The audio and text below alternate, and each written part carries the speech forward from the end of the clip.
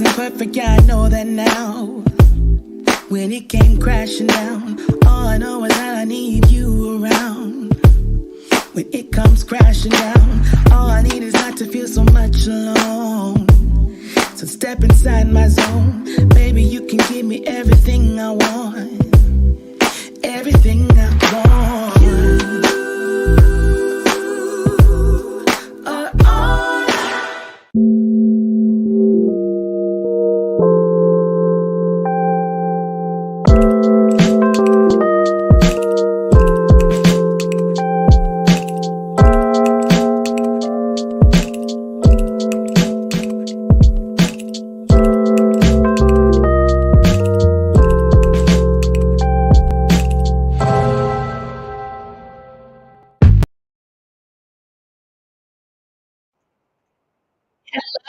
Hello, ladies. If you can hear the sound of my voice, please do drop a one in the chat. If you can hear the sound of my voice, drop one in the chat. I want to make sure you're with me. Because it's day two, y'all.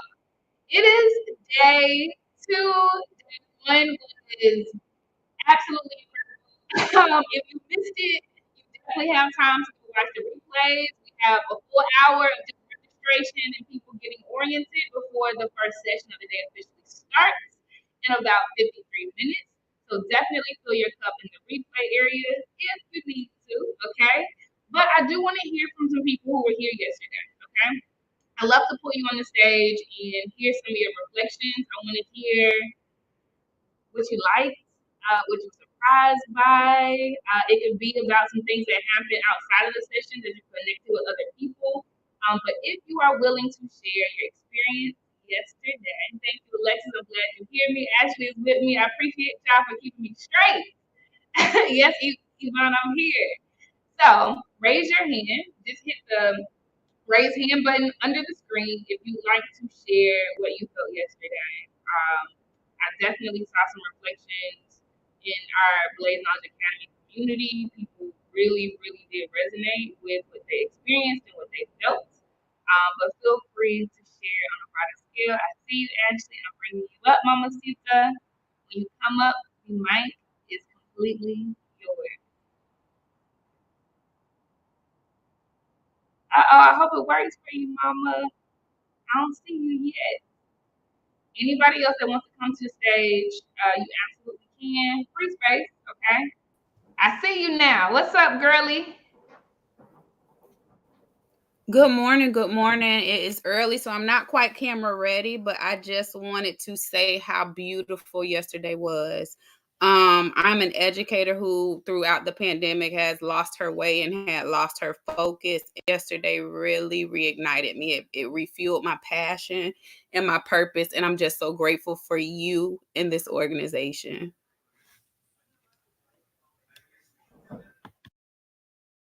Sis, Ashe, I appreciate you. And it really does resonate when you talk about the pandemic and being an educator. Like, one of our biggest clients today are in the education field because it was just so rattled and disrupted, man, by the pandemic and so much weight being put on teachers and educators and staff members and faculty who are already underappreciated. But that was the straw that broke the camel's back for sure. So I'm happy you are here. I'm happy that we could be a part of many solutions that you deserve, Ashley. Please keep rocking with us. And any feedback any of y'all have about how we can continue to make this better, definitely let us know. Love and light, Mama Sita. To you. Dope. If anybody else wants to share their reflections, this does not need to be perfect. You can literally have your scarf on. I know it's early morning time, and that's okay. But if you'd like to share your reflections, just hit the hand button under the screen. I'll bring you up. There are some people here right now who weren't here yesterday. Right now, they're gonna get theirs today. Every round goes higher every single time. We have 5 full days of this experience, but if you could just give them a glimpse, right, of what they're gonna experience, what they're going to be immersed in today, I think it will definitely go a long way. All right, Alexis, I'm bringing you up, Mama Sita. The mic is yours. Can We you can hear hear me? you. Okay. Yep. You. So definitely the journaling session was amazing for me. I recently had a really bad, I guess, friendship breakup, and um I kind of saw the parallels to the issues that I have with my mom in that relationship and in that, breakup, and how I'm just highly sensitive to people that choose other people over me. Like it it was a lot. And just starting off, I wanted to make sure that I was in a good place mentally before I started putting my all in my business. And I'm glad that I have this platform to be able to do that, like decompress and really address areas in my life mentally that I hadn't really thought I needed to. So that was good. Beautiful. You painted that picture perfectly, Alexis. Because it is scary, right? I think that's why we keep ourselves so busy, right? With doing and tasking to bury things. It is scary to sit down and unpack how a lot of what we do to others are the very things that we hated being done to ourselves. It's scary to think about how we're going to forgive ourselves. It's scary to think about how we're going to give ourselves grace, even while we're asking so many people for grace, right? And patience and acceptance and understanding. So I appreciate you for being honest enough and vocal enough to articulate what all of us felt yesterday. I'm sending you so much love and light, Mama, and I'm so happy you're part of this community. Thank you for being here. Dope, y'all. I'll keep watching the hand area. If anybody else wants to come up, we can have a third person come up and share their reflections. But for those who are new to the space, right, I want to help you get oriented, okay? Because as everybody that was here yesterday knows, this is your house. You should take up all of the space in here. I want you to be very, very, very comfortable. So I'm going to tell you about the functionality that is around here. You can play around with it during this hour because none of the sessions start until the top of the next hour. Okay. Number one, inside of the chat, there is a feed. Okay. And not only can you comment, you can reply to other people's messages directly inside of the chat. You can like messages. You can use GIFs. Yep. At the bottom left corner of your field where you can type messages, you can literally use GIFs. It's lit, okay? Yesterday we were showing out, especially during the DJ set. There will be another one today, okay? But that is there. Now, outside of the chat, inside of our session, there is a feed at the top right corner of your screen. And that feed can be seen by anybody anywhere in the platform. So let's say you go out to the lounge because you want to sit at table number 3 and chop it up with your new biz besties. You can do that, right? And if you want to communicate with everybody in the platform, just drop a message in the feed. You can say, hey, meet me at table number 3, right? Booth vendors, you'll see they really get it popping after the sessions end at 5 o'clock every single day of the summit. They're going to drop in announcements about them broadcasting live in their booth. They'll drop announcements about them playing music.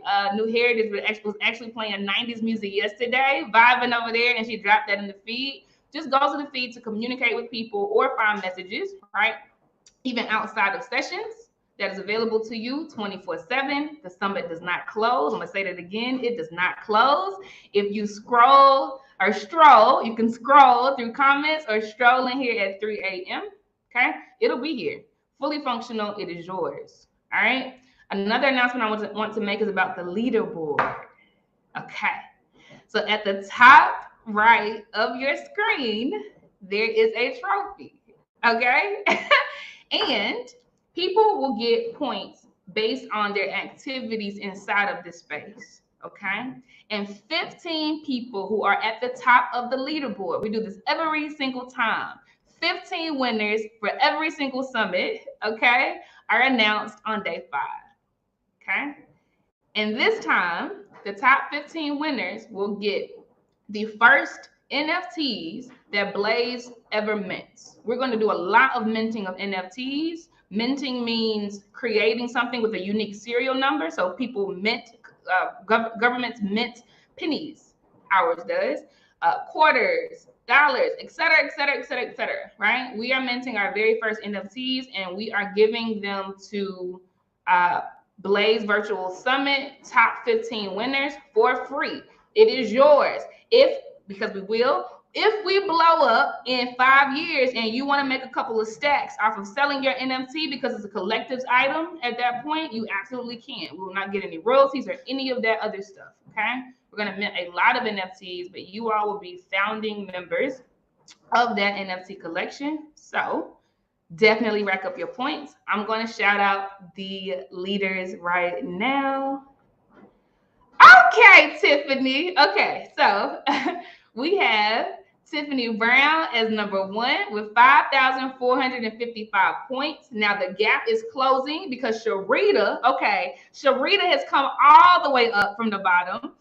She has 3,830 points. Winnie, come on, Winnie. Winnie is super dope, y'all. Connect with her in here.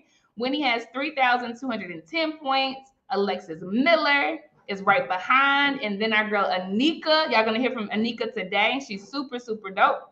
She has just under 3,000 points. And then she's followed by her twin, Anika Jones. Okay, Anika Leonard and Anika Jones are side by side. Super dope. Nicole Claire, Tiffany Blackstone. Tiffany has a booth out there. Y'all check her out. Yvonne Tate in number 9. And number 10 is Brianna Burton. Now, keep going. It's anybody's game. It's very, very early. So I will tell you how you accrue points. Okay? You accrue points by being active in here. Literally, no strings attached. I have nothing to do with it. This is called gamification. Okay, so you business owners, all of y'all, write that down. This is called gamification, where you incentivize the behaviors you want people to have by making it fun and exciting. Okay, so I am building leaders and accepting zero excuses, because I know when you pull up on somebody in their DMs, great things happen. I know that business deals are made over one-on-one conversations that were never meant to happen, and you write a deal on the back of a napkin, right? And so you get points for scheduling one-on-one meetings with your sister up in here. You can click somebody's picture. You can schedule a one-on-one Zoom meeting, or not even Zoom, a video meeting with them right inside the platform. You get points for that. You get points for dropping in the chat for any session, and every single session. You get points for that. You get points for using reactions under the screen. Let me hit a heart. That one heart, I just clicked that, right? You get points for that.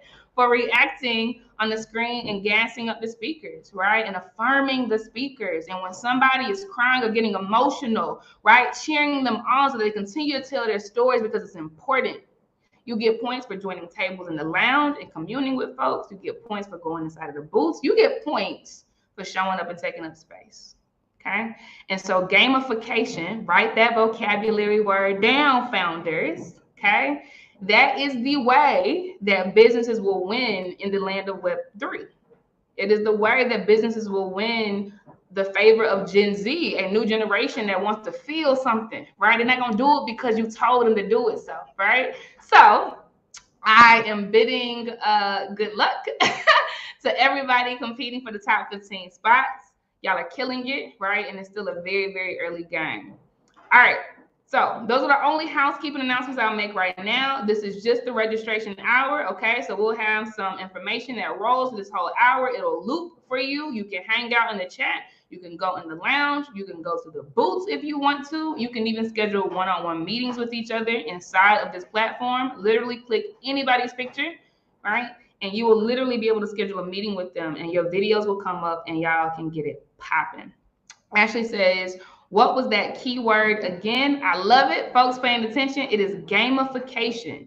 Gamification. Founders, I'm trying to tell you. Pay attention to this. Why should I pay attention to it, Casey? Because times change very, very quickly. Let's think about Blockbuster. Blockbuster thought they were 5-5, right? When they allowed people to rent movies, right, on VHS. And they allowed them to rent movies on DVD. They thought they were so fire that they thought they could stay still. Okay. Redbox came and made it more convenient for folks to grab a DVD on their way inside of a store doing something else. Blockbuster stayed the same.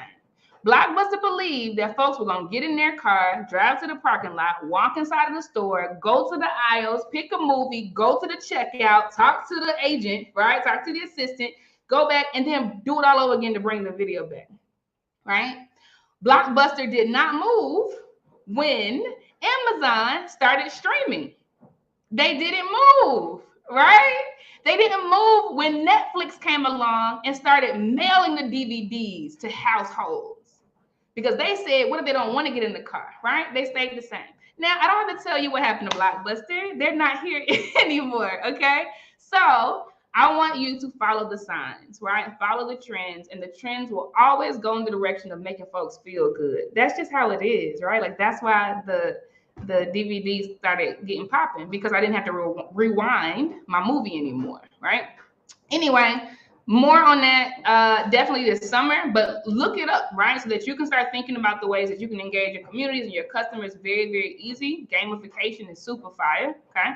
And that's all this leaderboard is, all right? Enough of that. I'm going to let y'all get back to it. I'm around if you need anything, so drop me some lines in the chat. People have been DMing me in the messages. I loved connecting with you. I mean that. So do not be shy. Take up all the space, and I'll let y'all get back to it. All right. Love and light.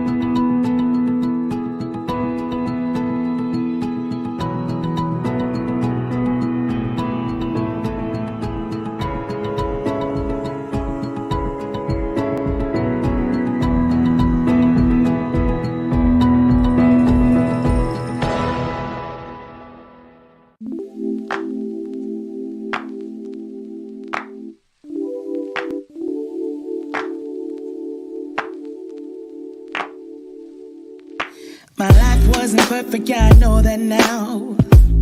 When it came crashing down, all I know is that I need you around. When it comes crashing down, all I need is not to feel so much alone. So step inside my zone, baby, you can give me everything I want.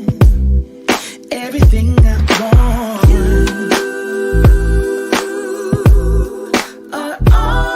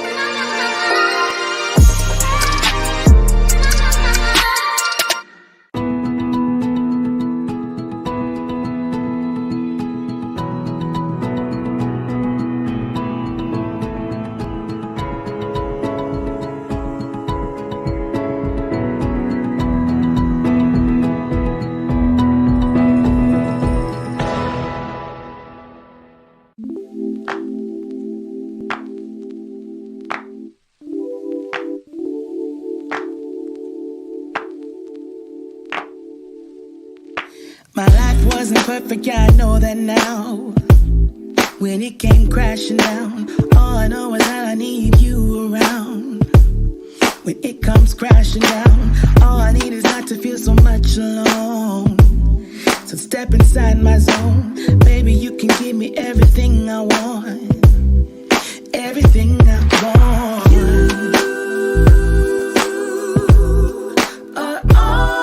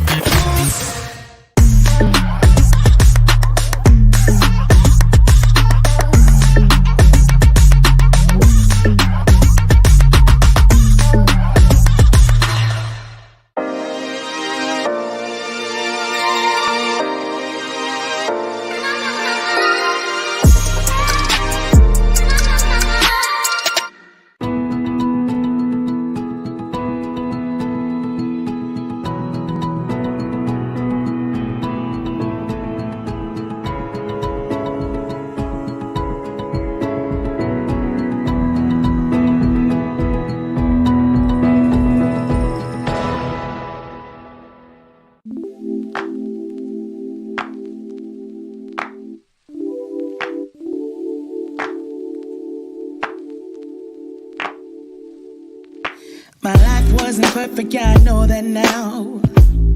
When it came crashing down, all I know is that I need you around. When it comes crashing down, all I need is not to feel so much alone. So step inside my zone, baby, you can give me everything I want. Everything I want. You are all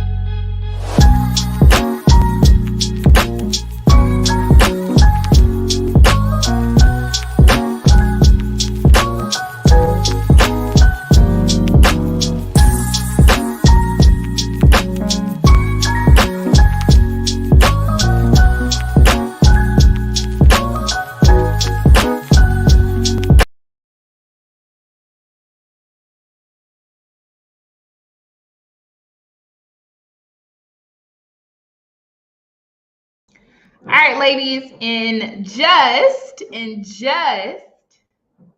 14 more minutes, we are starting with day one, the first session, which is weak ass advice from Shannon Coleman Siciliano. Okay, weak ass advice from Shannon Coleman Siciliano.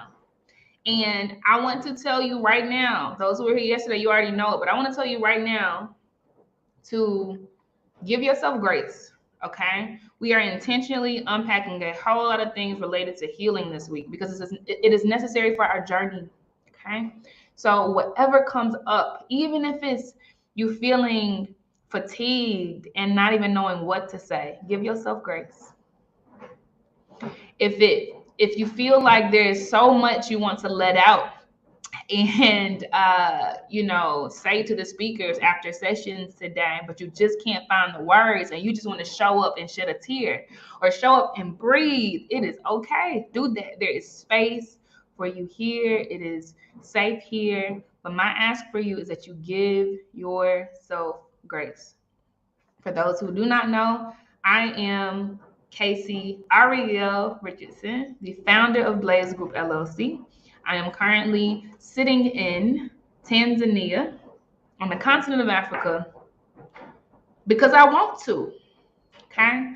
One thing that I chose for entrepreneurship for myself was living in freedom, uninhibited freedom, and believing that I was cold enough to design a business that lent itself to the lifestyle that I wanted, right? And so I live in Nairobi, Kenya. I just got to Tanzania about 3 weeks ago. I'm here for another 2 weeks. I'm headed to Bali after that. I'm going back to Kenya after that, right?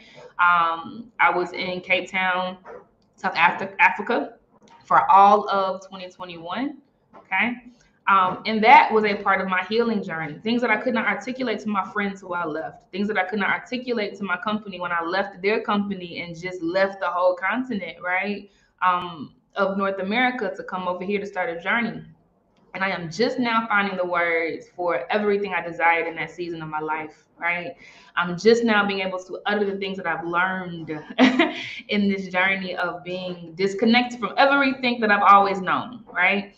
And so over the course of these 5 days, I want you all to give yourself grace and space, okay? You do not need to be perfect to come on this stage and respond to the speakers. You do not need to have fully fleshed out thoughts to write in the chat, but process it, sis. Okay. Even right now, I am so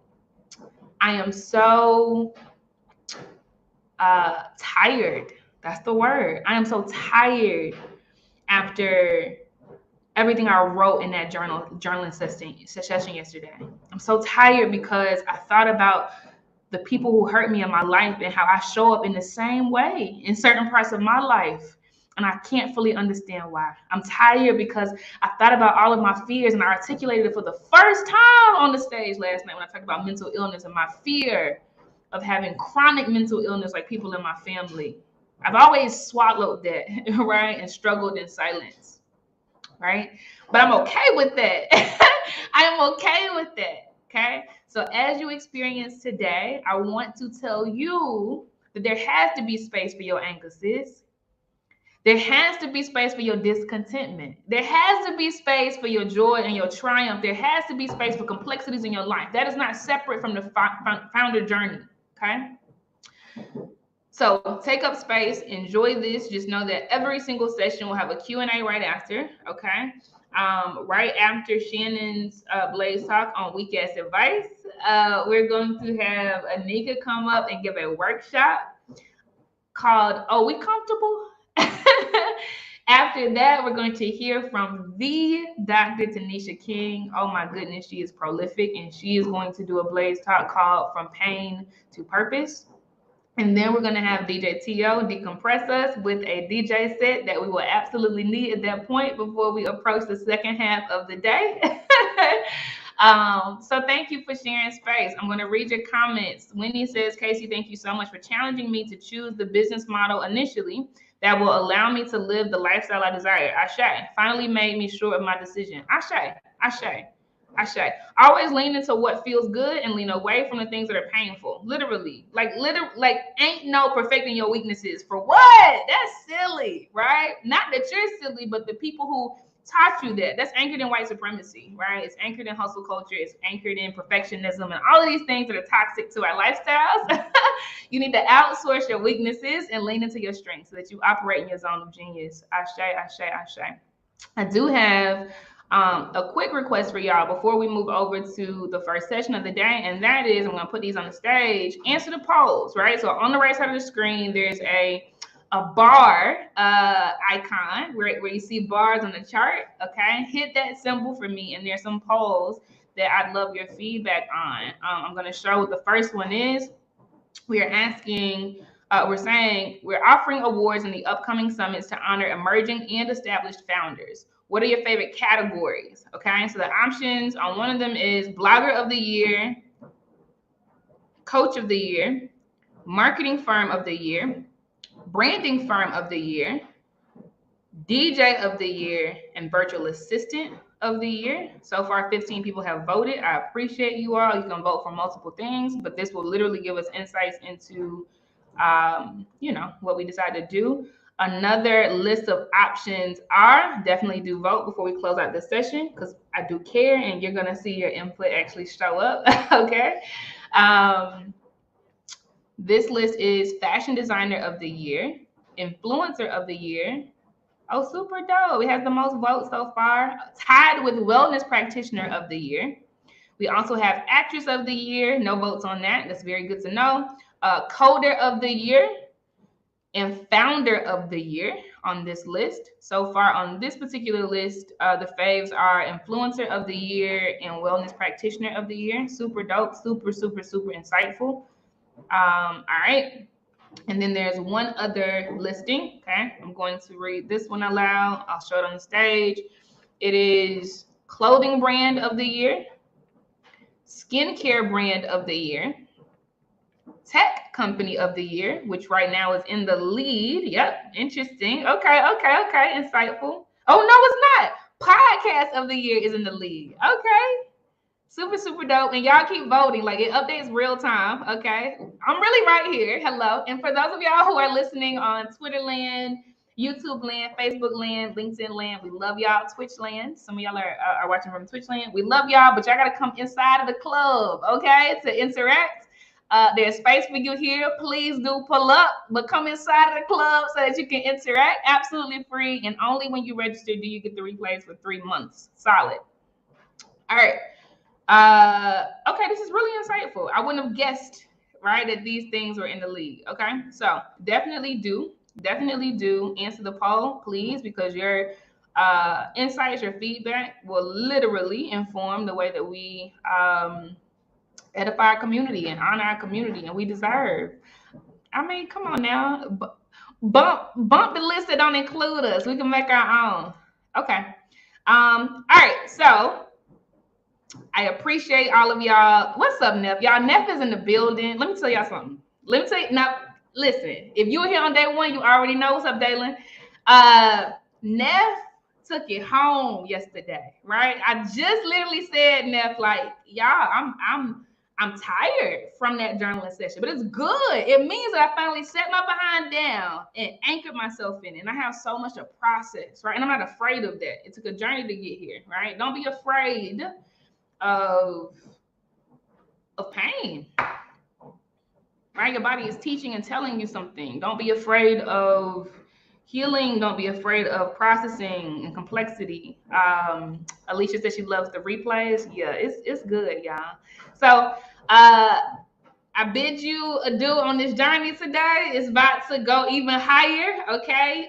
Just so you all know, for those of you for those of you who are juggling like your work day as well as this, just know, especially for those of y'all in corporate, okay, right after the DJ set, we have a panel discussion called Quiet Quitting and Black Women, huh? We have a session called Quiet Quitting and Black Women. So I would recommend that you pull up for that and get your strength, sis, and get your vocabulary for folks, sis, okay? We have Nicole Player talking about breaking the bias. Again, very, very relevant for all of us, but especially those, okay? Especially those who are navigating these spaces where we are often having to code switch, okay? Which you don't really have to do. And then Neff is going to close us off with another journal wind down session, appropriately called attachment, because we going there, because attachment is the vein of today. That's the vein we're in today. Every round will go higher. Every day will be different. Attachment is what we are unpacking at the end of today. So I'm gonna let the informational video roll, and then I will see you all at the top of the hour, okay? Over on the other side, where we're starting today with weak ass advice. Somebody had to say it, huh? It might as well be Shannon. Before I go, I'm gonna close the poll right now and just announce what these winners are, okay? Because I'm actually very, very interested. So let me close all three, and then I'll officially announce what won. Okay. So according to the tribe, the most desired awards are Podcast of the Year. Okay, got it. Tech Company of the Year, Skincare Brand of the Year. I'll go to the next one. Who won from this one? Wellness Practitioner of the Year. I agree. Founder of the Year. Did I not just say that? No, I didn't. Okay, Founder of the Year. I like that. And two more from this list. Coder of the Year. I agree. They're doing the Lord's work. Influencer of the Year. Ashe. Okay. And then from the third list, we have in the lead. Dang, this was basically tied across the board. So I'm gonna say all of them. Like the top one is Marketing Firm of the Year, but then it's literally 17% for the rest. So Blogger of the Year, Coach of the Year, Branding Firm of the Year, DJ of the Year didn't make it. Okay. And then Virtual Assistant of the Year. Yvonne, you kicked that off. Look, you manifested this. So okay, beautiful. So we will absolutely honor this feedback. And we look forward to getting that popping. All right. I will see y'all on the other side. I'll let the credits roll for a couple of more minutes. And then we are literally diving in. I am so excited. I hope you are too. All right, y'all. See you in a second.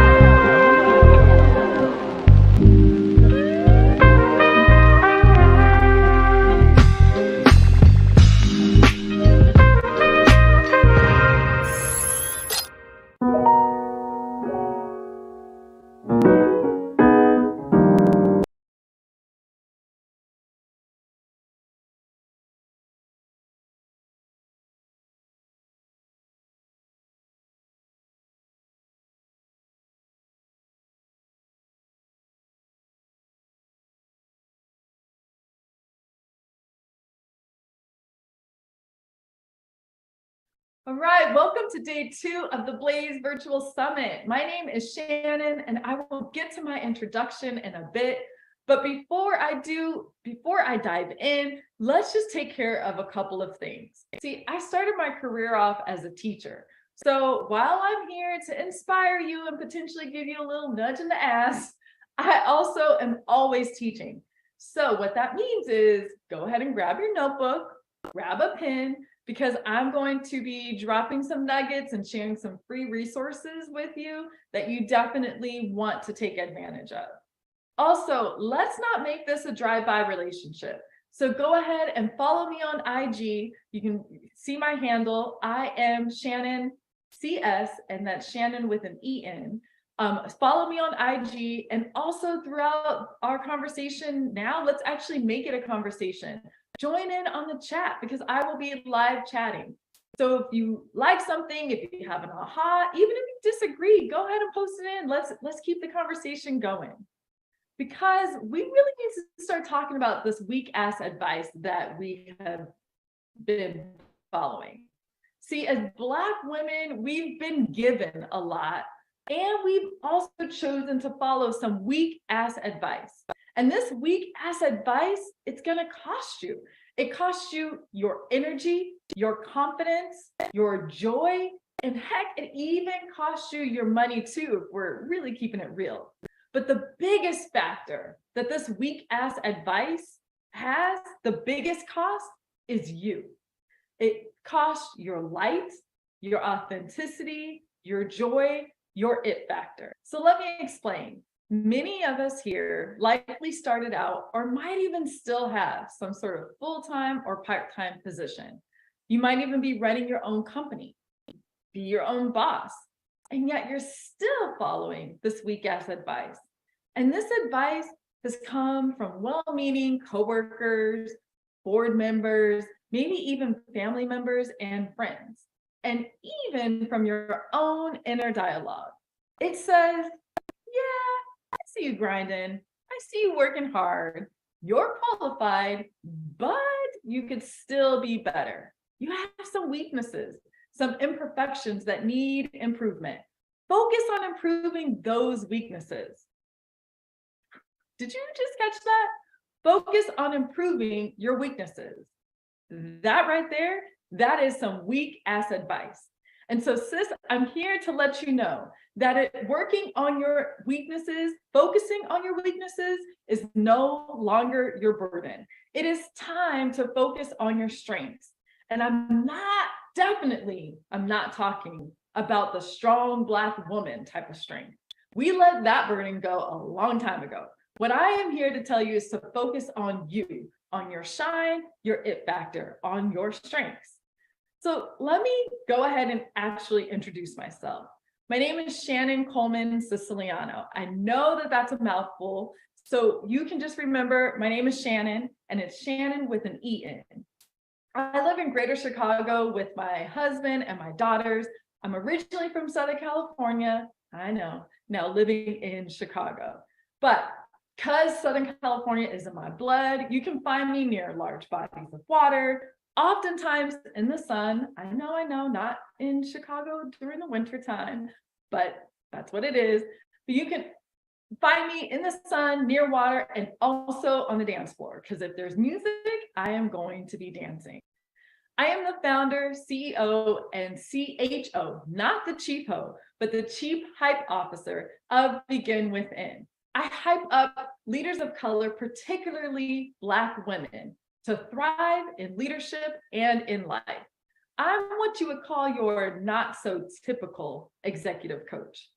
My career arc goes from classroom teacher to nonprofit management, community organizer and coalition builder, an executive director of a statewide campaign for education funding, and a consultant. In the course of my career, I've advocated for and won over $5 billion in education funding for state and local jurisdictions, primarily focused on urban education, because I believe that we need to support our kids. I've been featured in Black Enterprise on local and national newspapers, NPR, ABC Morning News, and I recently won the Peter Jennings Award for Civic Leadership. I am grateful for all of my experiences and achievements, and I am not disregarding any of those. I'm very proud of them, but I know that those came at a price. You see, I allowed the feedback of others to guide me, and also I allowed this weak ass advice to become my own self-talk. They began to determine who I was, what I stood for, and I just kept following more and more weak ass advice. But I felt justified in doing so because my work was in the spirit of community. See, I was continuously looking for gaps and holes and weaknesses within and doing everything that I could to fix them and fill them and level up. But the ultimate cost of doing that was that I ended up losing myself. So even with all of the success that was surrounding me, I felt lost. And I felt lost because, again, I had lost myself. So let me take you back to October 2014. See, up until that point, life had been a whirlwind. I was jumping from one action to another, and I had just come off of co-leading an exhilarating but exhausting multi-year campaign for $1 billion in school construction for Baltimore City schools. These schools hadn't been touched since the 1950s. Schools with broilers that didn't work, but yeah, they were full of passionate teachers and students who deserved way better. And along the way of that campaign, and even in other work that I was doing, I was told things like, you're too soft in meetings. You need to show up tougher, harder, put these politicians in their place, be angry. But y'all, I'm not an angry person. That doesn't come naturally. In fact, a strength of mine is relationship building. And that's what I was trying to do. But I was told that my way didn't fit the mold, the male mold, typically the white male mold. But I shifted and I tried to tweak myself. And then I jumped into motherhood for the first time. I really tried to soak in motherhood. And let's be real. Soaking in motherhood for someone like me, or maybe you and some of these overachievers out there, I know I'm not alone, right? But soaking in motherhood actually meant trying to enjoy all of the small moments while also thinking about, what am I not doing wrong? What can I do to level up? How can I do more? And this is all while barely sleeping, barely eating, hardly even showering. And so you start to see the parallels, right? What was happening in my professional world, I allowed to happen in my personal world. And then it also became the inner dialogue that I was having. I kept following weak ass advice. And now you layer on these parenting books who are telling me yet another area of weakness and another area of growth that I could have. And I just felt altogether that I wasn't adding up and I had lost my shine. And if you know, motherhood, especially for new mothers, can be a slap in the face of all the ways that you are inadequate and all the ways that you can focus on your weaknesses. So at this point, I had burdened myself with so much focus on lack, on my weaknesses, that I lost who I really was. So back to October 2014, I put my toddler to bed and I walked downstairs through a dark house. Now it was dark and eerily silent because my husband was also on the road traveling. And I walked into our den, our dimly lit den. I sat in the corner of our couch and I was numb. Really, I was actually depressed, but didn't know it at the time. So what's the thing that you do when you're feeling completely numb? Well, I mind-numbingly reach for my phone to mind-numbingly scroll Facebook. So the only thing that is lighting up my face is the blue tinged light from the screen that was shining on my face. And I just scrolled. I scrolled, hit a like, scrolled some more, maybe rolled my eyes once or twice. You know how we do. Then I kept scrolling. And all of a sudden, my thumb stopped. My girlfriend had put a post that read, if you want to find balance in ambition and acceptance, if you seek authenticity and joy, please sign up for this mastermind program. Wait a second. Ambition, acceptance, authenticity, and joy. These were all things that I had lost at this point, especially my joy. I had lost my it factor. I had lost my shine and what made me me. And so those words on the screen, on the Facebook post, gave me the jolt that I needed to stop my thumb. And thank goodness I had enough sense to apply to this mastermind. And the reason why is because joining that mastermind planted the seed in me to become a coach, because I realized that coaching is a way to help others completely transform their lives and step back into their power. And so I entered coaching with you, with us, Black women in mind. See, we don't need to lose ourselves in the work. We don't need to lose ourselves in life. And we definitely don't need to keep following the weak ass advice of society or of well-meaning friends, colleagues, and family members who are focused on our deficits. And so I want to ensure that other Black women, that other leaders of color don't find themselves balled up on the corner of the couch feeling lost, because it's costing us. It's costing our health, our confidence, our joy, our money, and ourselves. As Black women, we can be bombarded with a whole bunch of weak ass advice that makes us feel like we are not good enough. Like we need to constantly focus on areas of growth. See, here are some situations that I've seen play out with my clients when they choose to focus on weak ass advice and focus on their deficits and begin to dim their light.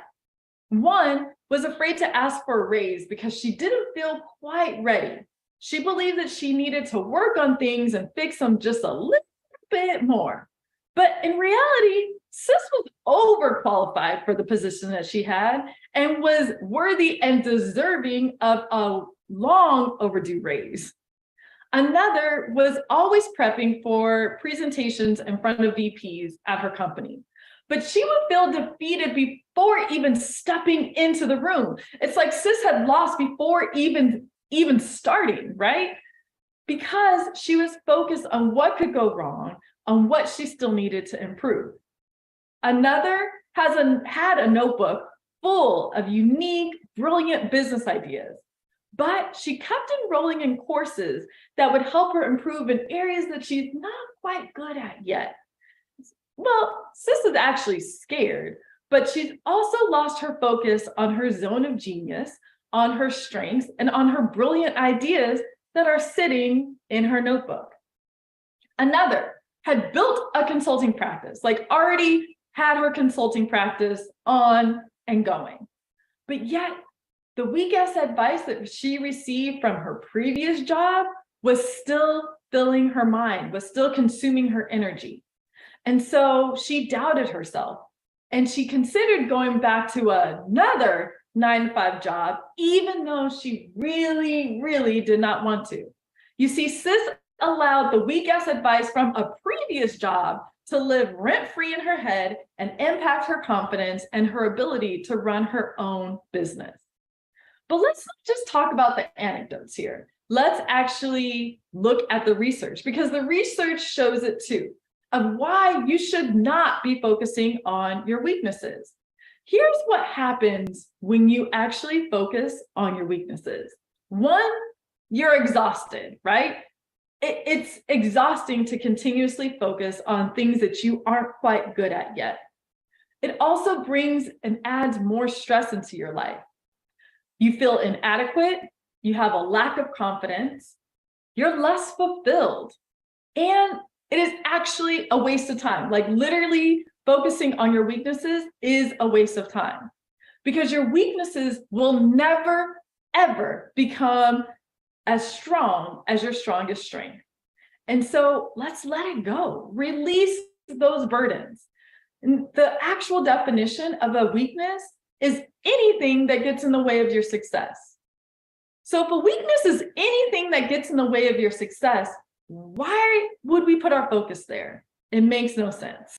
I'm done talking about weaknesses, because focusing on your weaknesses is some weak ass advice. And go ahead, repeat it after me. Focusing on your weaknesses is some, yes, weak ass advice. And we're releasing that burden right here, right now. It is time to move on. So let's focus on your strengths. The research shows that when you focus on your strengths, when you focus on things that you do well, you are more confident, you are self-aware, you are productive, but not just productive for productivity's sake. You are productive with ease. And Black women, come on, we need more ease in our life.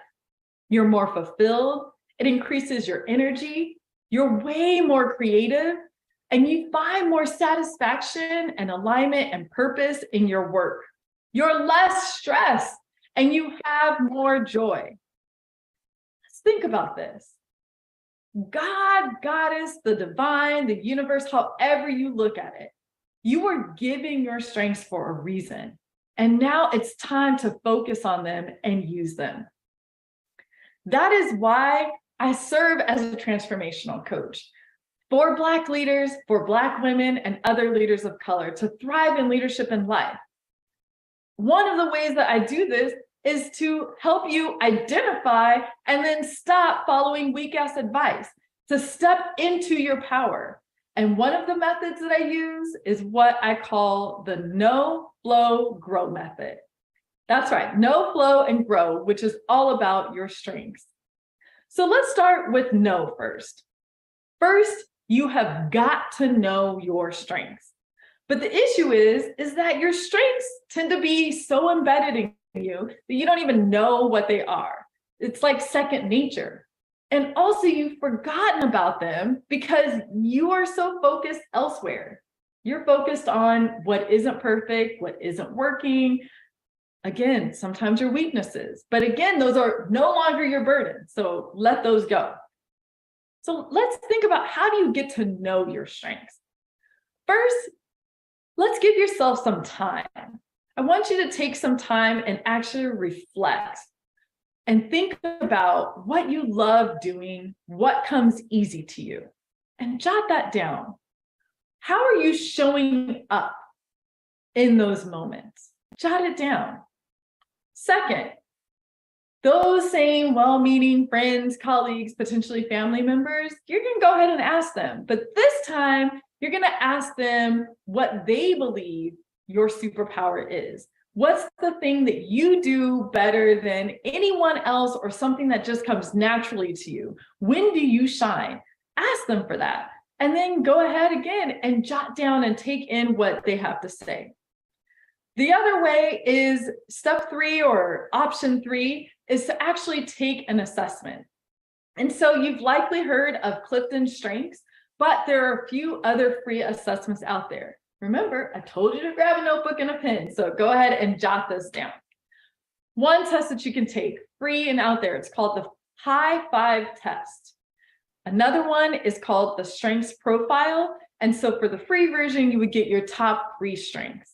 And then when you click the link and you follow the NoFlow guide, I will have another resource that's linked that is scientifically backed. It gives you all sorts of goodies. So go ahead and click that link and you can get that assessment as well. But once you get the assessments, and once you get the feedback from family members, I want you to sit with it and look at the list and identify and list your top 5. And then think of key phrases, or if you've taken the assessment, go ahead and highlight key phrases that really, really resonate with you. And that's going to be your strength and how you actually show up using that strength. The whole idea here is that you're going to know your strengths, but then you're also going to own them. They are yours, and no one else can take these strengths away from you. So now that you know your strength, the next thing to do is to be in the flow. So know and flow. Think back to when you were a kid. You naturally did things that you were pretty good at. And when you were a kid and you were doing things that you loved to do and you were naturally good at, you lost track of time. Now, kids really don't have a sense of time at any moment, but you definitely lost track of time when you were doing things that you love. And so we're going to get back to that. Just because you're an adult now does not mean that you can't step back into that flow, step back into those moments where you lose track of time. So I want you to think about that. When have you been in the flow? What roles or responsibilities in your personal life or in your professional life allowed you to shine? How are you showing up in that moment? What were you doing? Who are you doing it with? Who is around you? And as you reflect here, I want you to bring as much clarity as possible. The reason why is because this then becomes your zone and your community of genius, because what you do and who you do it with are important. We want to get you back into the flow. The final thing, so you know, flow, and now we've got to grow. So we want to grow the amount of time that you are actually in the flow. And so determine ways that you can actually boost your strengths and live in your zone of genius. One way that I suggest for you is to start each day in your strength. So if your strength is, if you're a learner, if it's intellection, then spend 20 minutes, heck, spend 5 minutes actually embracing that strength. Go ahead and read an article or sign up for an online course. And, it's self-paced. So, start taking some of the classes, in the morning and doing some of the work, for 5 or 20 minutes. Get in your zone of genius at the beginning of your day. Another way to grow your strengths again is by those top 5 that I said you were going to write down. Go ahead, put them on a sticky note, put them on your computer, put it in your workstation, put it on the screen of on your phone so that you are reminded what your zone of genius is. And the thing is that when you find yourself thinking about your weaknesses, I want you to move back to thinking about your strengths.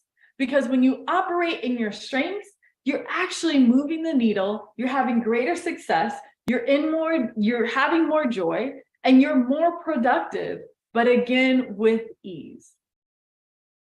So let's go back and check on our sisters to see what happened after they focused on their strengths, got hyped up, and remembered their it factor. So Sis, who was afraid to ask for a raise, she ended up asking for a 25% raise. She got 20, not 25%, but she got 20, which is way more than she was going to get by keeping her mouth shut. Sis, who was defeated before even presenting to the VPs, she remembered her strengths, she led with them, she even visualized a different scenario where she was rocking it, and she since nailed every presentation since. In fact, she's been asked to lead another group within the company because the leadership noticed her shine. The Sis who had a notebook full of amazing business ideas, she actually launched her website, and her first product is going to hit the market in Q1 of 2023. Sis, who considered ditching her consulting practice, instead magnified her strengths. And by March of this year, so earlier this year in March, she had a client and a revenue pipeline confirmed that was going to take her through June of 2023. So see, Sis, stop following weak-ass advice by focusing so much of your time and your energy on your weaknesses. That is no longer your burden. I want you to come back to you. Come back to your light. Come back to your it factor. Know, flow, and grow your strengths, because you deserve a life of joy and you deserve a life of ease. And living out your strengths, living within your zone of genius is going to do that. So let's keep this momentum going. Again, click that link, download the No Flow Grow chart so that you can start reflecting on what makes you tick on your strengths, and let's get it going. Also, the assessments that I mentioned are going to be linked in that document. Again, follow me on IG and share what are the top 3 strengths that you have. And then if this really spoke to you and you're ready to release the burden of weaknesses, if you need a hype woman or an accountability partner in your corner, then reach out to me and we can establish a coaching relationship with you or with your team.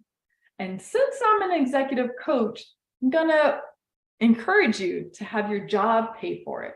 Now we got to go out of here in style. And so my girl Lizzo, she would say that your strengths are your light, your it factor, that it's really your juice. So let's get after it then. And if the haters are gonna hate, because they might, then you can just blame it on your juice.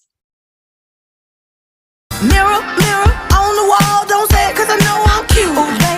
Louis down to my drawers, LV all on my shoes. Oh, baby. I be dripping so much sauce, got a bit looking like Grey Goose. Oh, baby. Lit up like a crystal ball, that's cool, baby, so is you, that's how I roll. If I'm shining, everybody gonna shine. Yeah, I'm gold. I was born like this, don't even gotta try. Now you know. I like shouting, make it better over time. Now you know.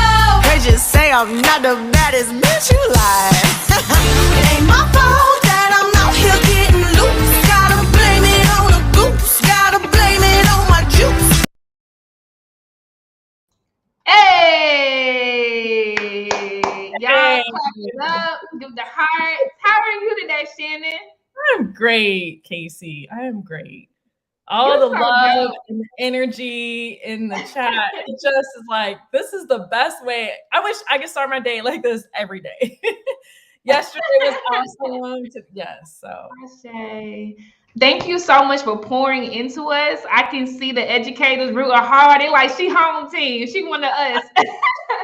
So I'm going to get right to the question, Shannon, so that folks have time to hear from you, because we have 3 minutes until the top of the next one. So I'm going to put Winnie's question on stage first. She asks, she says, I've spent If I spend a lifetime masking from my family and friends, do you think they'll still accurately identify my strengths?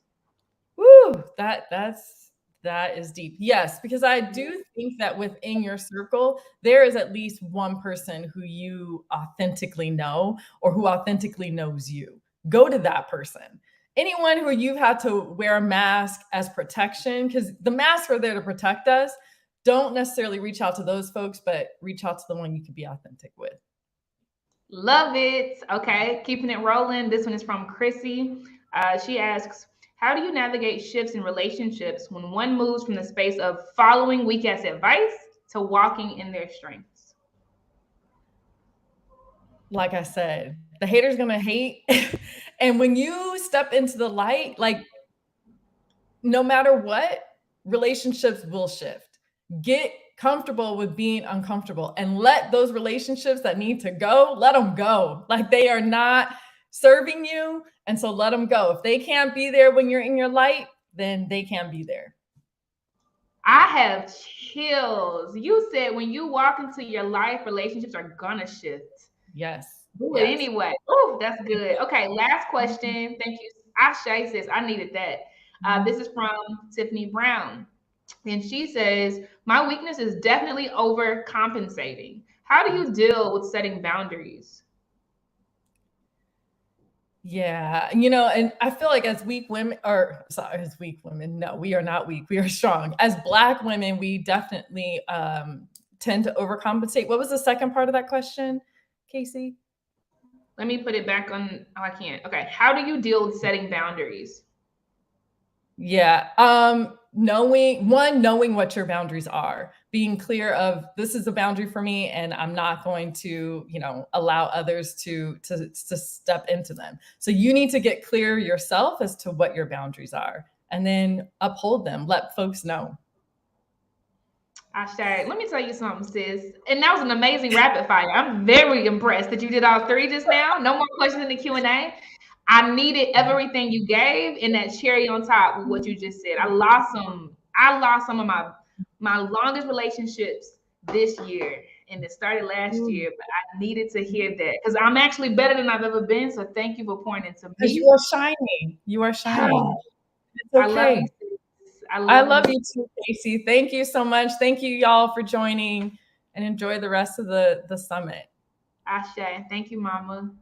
All right, y'all. We are now going into a workshop. Get your pens and your papers ready because workshops are always methodical, step-by-step approaches to things. This is coming from Anika Leonard, and it is called Are We Comfortable? I'll see y'all on the other side. Peace.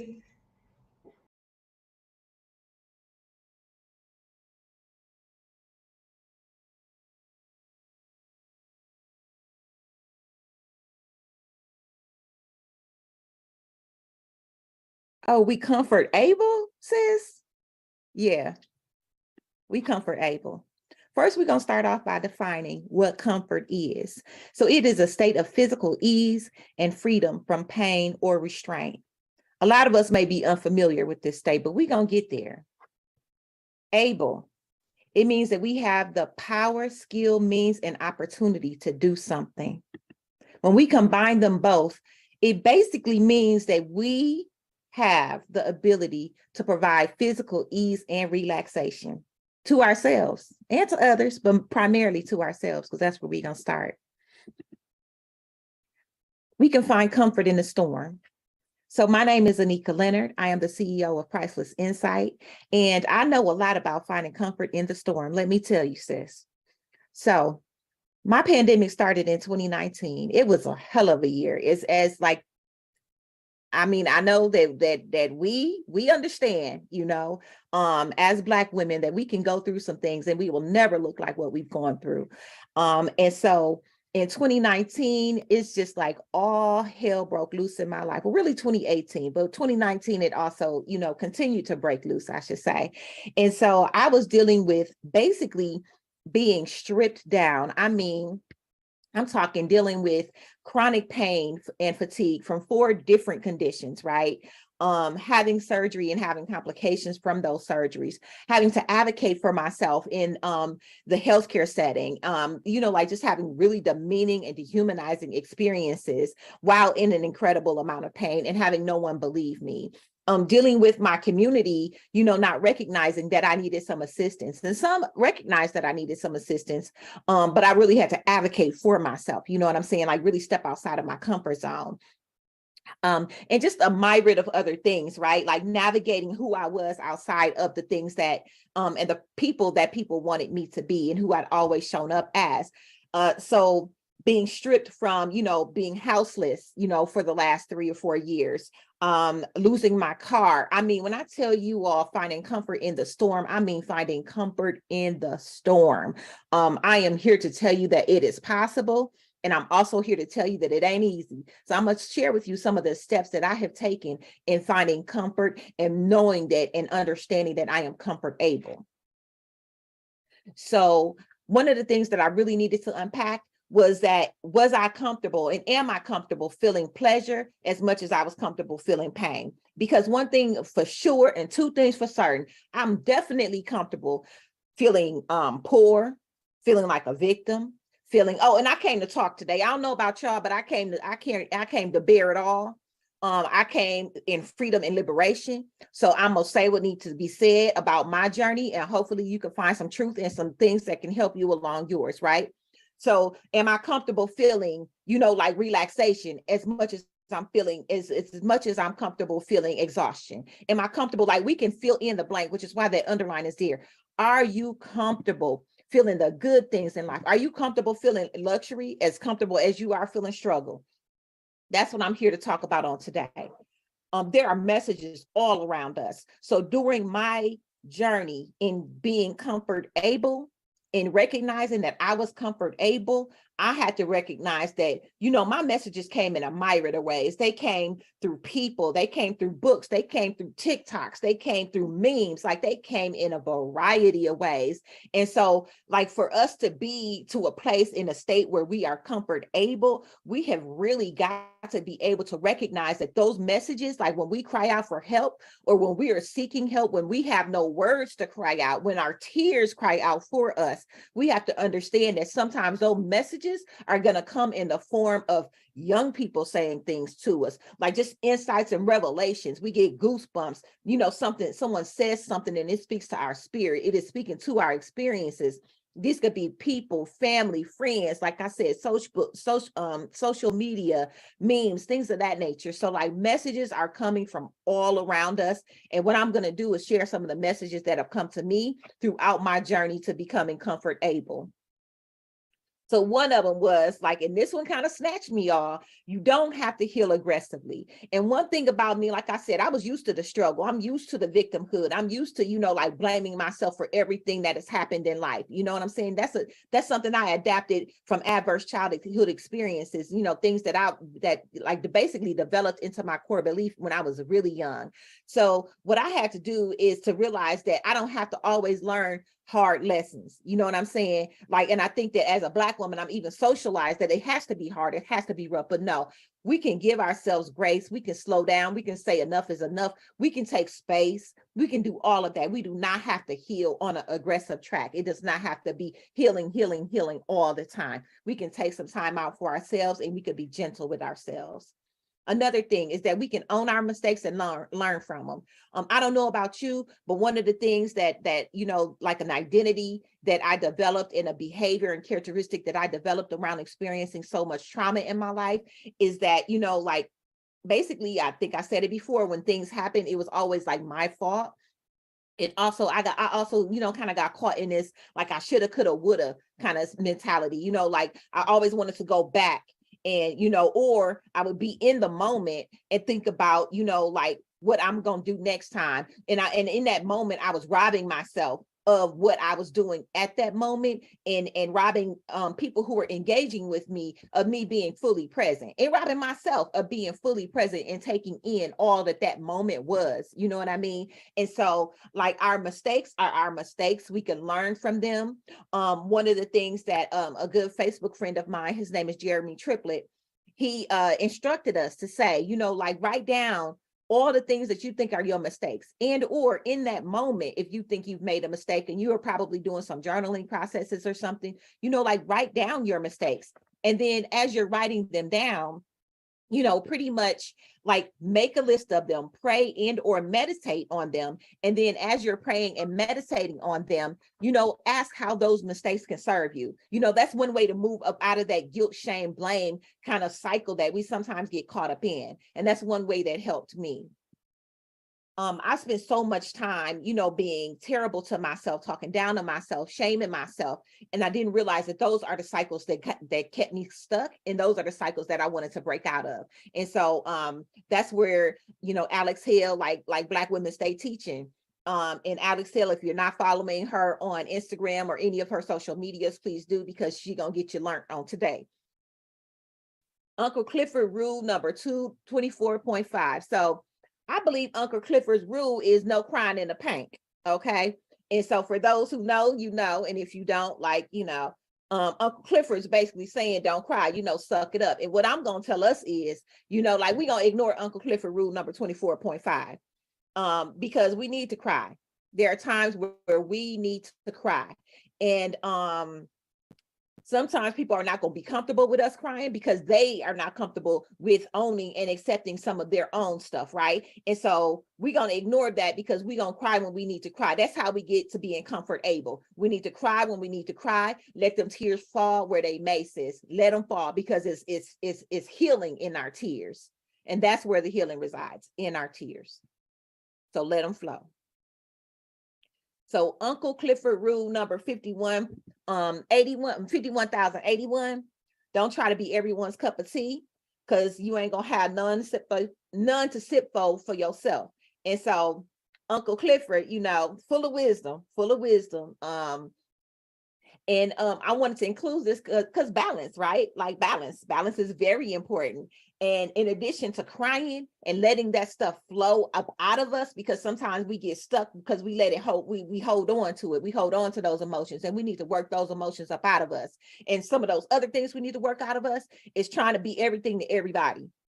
And I know we got that bad sometimes, and it's so ingrained in us that we don't even realize that it's like, like we're operating out of that belief that we need to be everything to everybody. No, we need to first and foremost show up for ourselves. That's how we get to the ability to be comfortable, showing up for ourselves first and realizing that everybody is not going to like us, and we're going to have to be comfortable with everyone not liking us. Don't forget about our sisters, okay? We have a community that we can ask for help. And if we find that our community is not responsive to our needs, we can always seek out additional community members. Like I know I found some of my tribe in this Blaze network. I hope that you are able to find some of yours too. Reach out. Don't be afraid to reach out and make those connections with folks, right? Like we have no idea what's waiting for us on the other side, because a lot of times in this entrepreneurship journey, we are doing things that have never been done in our families, in our friendship circles, and sometimes when that happens, you end up losing some people along the way. But know that nothing that you have lost is going to just stay lost. Like you would be replaced, it would be replaced tenfold. You know what I mean? And so always on your path to being comfortable, remember your sisters, bring them along with you, and find new ones along the way. And so who are you outside of other people's expectations? In the work that I do, there's this exercise that when basically I work with young people. And so in this exercise, it is asking, who are you? And you ask, who are you? Repeatedly until you get to the meat and the root of who you are. And so most times when people start this exercise, they talk about who they are outside of themselves, right? I am a mother, I am a sister, I am a granddaughter, I am a daughter, like all of these things, right? And then it takes some time for us to get to the root of who we really are. You know what I'm saying? Outside of other people's roles and or expectations. I'm expected to be a mother, you know what I'm saying? But it's my responsibility to let my children know that I'm a woman first, that I am a person first, that I am a Nika first. Before I am your daughter, before I am your mother, I am me. And so it's to get comfortable, I had to unpack who I was to everybody else to get to who I am for me and who I'm supposed to show up in this world as, and what gifts I'm supposed to restore and to behold to the world. So I don't know about y'all, but these memes be snatching my whole entire life. They be coming in. Like I said, these messages be coming in. And so I was in a place where I was trying to, like basically double back on some behaviors that I had, because I was really, basically trying to make people feel comfortable, make people feel safe, which I have a tendency to do, because I want everybody to be comfortable, right? But sometimes we have to be okay with people not being okay. And especially when it's time for us to make our boundaries, to set our boundaries. People are not going to be they are not always going to be comfortable. We got to be okay with that. People, sometimes we're going to have difficult conversations with people. We're going to have to be okay with that. Sometimes we have to realize that our own happiness is our priority, and other people are going to have to be okay with that. So with that said, don't be the one or the two, sis. Don't be the one or the two. Set them firm boundaries. You hear me? Firm boundaries, because in your journey to being comfortable, you're gonna have to let people know that they can't be number one in your life, because you're number one. That was very, very difficult for me to do with my mother, to do with my sisters and my siblings. You know what I mean? Like, it's very difficult. But don't be the one or the two, sis. Don't let them play in your face, because they will try it. They will try it. They will try it. They will try manipulation. They will try mind games. They will try any and everything possible to get you back into a place where you are serving and meeting their needs. Don't be the one or the two, sis. Don't be the one or the two.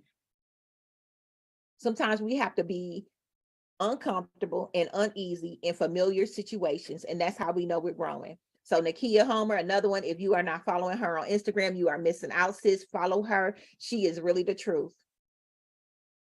And then we got to affirm ourselves, period. Like, affirm ourselves, because sometimes we're not going to have cheerleaders. I don't know about you all, but I really had to celebrate myself a lot. And in celebrating myself, I had to recognize that, I had to get to a point where I realized that I needed to celebrate myself, that I'm always not going to be celebrated by people outside of me. You know what I'm saying? And so to stay encouraged, that encouragement was going to have to come from me. That celebration was going to have to come from somewhere deep inside, because everybody ain't going to know what it took for you to get there. You all don't know the backstory of what it took for me to get here to this Blaze workshop. You know what I'm saying? So I'm celebrating myself in this moment, because it took a lot to get here. So one of my affirmations is that it can happen for me, and I deserve it. Period. Like, I deserve to be on this stage. That's it. That's all. So another step that I took in becoming comfortable is like knowing that I had to learn some things, and that I learned some things through socialization of being a Black girl in America. I've learned some things through surviving adverse experiences. I've learned some things through surviving trauma. I've learned some things through surviving, and I'm gonna name it, surviving sexual assault as a child, surviving date rape in college, surviving, you hear me? I've learned some things, and I've had to unlearn some things. I've had to unlearn. And then in the process of unlearning, you got to replace that with information, with new information. You got to integrate that information that you've learned and unlearned into your current everyday experiences. And so in this whole process, it gets messy, sis. It gets messy. It feels like you're stagnant. It feels like you're not going anywhere or doing anything, in the places that you're not where you think you should be, but you are exactly where you need to be, sis, and just keep going. Keep going. That's how to just keep swimming, like little Finding Nemo. Just keep swimming. Sometimes we don't recognize people pleasing, right? So like accepting the blame for being accepting the blame to keep the peace. That's people pleasing. That's not being nice. That's not like we are basically halting people's growth and development by accepting blame. Like, they need to learn their lessons just like we need to learn our lessons. We all need to grow and evolve, learn, unlearn, relearn. You know what I mean? And we can't be codependent, and we can't block people's learning process. And that's one of the things that I learned about myself, like how I was blocking other people's learning processes. And then how I was, basically, being passive and not really standing up for myself, because I didn't want to be an issue. I didn't want to be, like too much trouble to people. Another one of the things that I learned in, like surviving trauma. And so We need to make sure that we are not mistaking nice for people-pleasing behaviors. And when we start recognizing these people-pleasing behaviors, start integrating that recognition within our day-to-day interactions and experiences, right? So making sure that we are, like seeing it when it comes up. And if we just so happen to fall back into those people-pleasing behaviors, making sure that the next time that we're doing a little better. It's a step-by-step process, because most of these things, like I'm 44 years old, people-pleasing is ingrained in me. Okay, it is ingrained. And so it's going to take a little time for it to, for me to pull up the roots of it. And so making sure that I give myself grace for the times that it shows up. So anything that I accept about myself cannot be used to diminish me. So I had to accept that I had some ugliness inside of me, y'all. I had to accept that I had some pettiness inside of me, y'all. I can only fully step into the light, fully step into the fullness of who I am if I accept all of who I am, which means the ugliness, which means, like I said, the pettiness, which is the, like, oh, I'm going to get you back, or I'm going to read you, or, all of it. I'm going to pull up, because even in my 44, even in just as recently as last year, like my pull-up game is strong. It is what it is. I had to accept the roots of that pull-up game. You know what I'm saying? It stemmed in trauma. It stemmed in me hurting and wanting other people to hurt because I was hurting, right? And that's really all it is. So now when I say pull-up game, my pull-up game is a little different. Like I pull up with healing, I pull up with hope, I pull up with grace, I pull up with integrity. You know what I'm saying? And because I was able to accept those other parts of me that weren't healed, I can now fully step into those other parts. And so when somebody brings up the stuff that I wasn't healed on, when those days that I showed up when I wasn't my best self, I can say, yeah, but I changed that.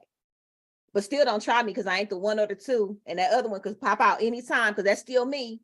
That's still me, and she still serves her purpose. So I ain't gonna deny her, but I'm also gonna make sure that like everything that I'm doing, all of my moves I'm stepping in integrity, and I'm stepping in who I'm meant to be. You know what I'm saying? And I'm being a role model.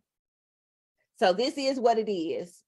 So this is, like if you know, and this is for intimate relationships. This is for friendships. This is for institutions that, are trying to take advantage of us. This is basically us stepping to our freedom and making sure that we are, free of anything that will block us from being our best self.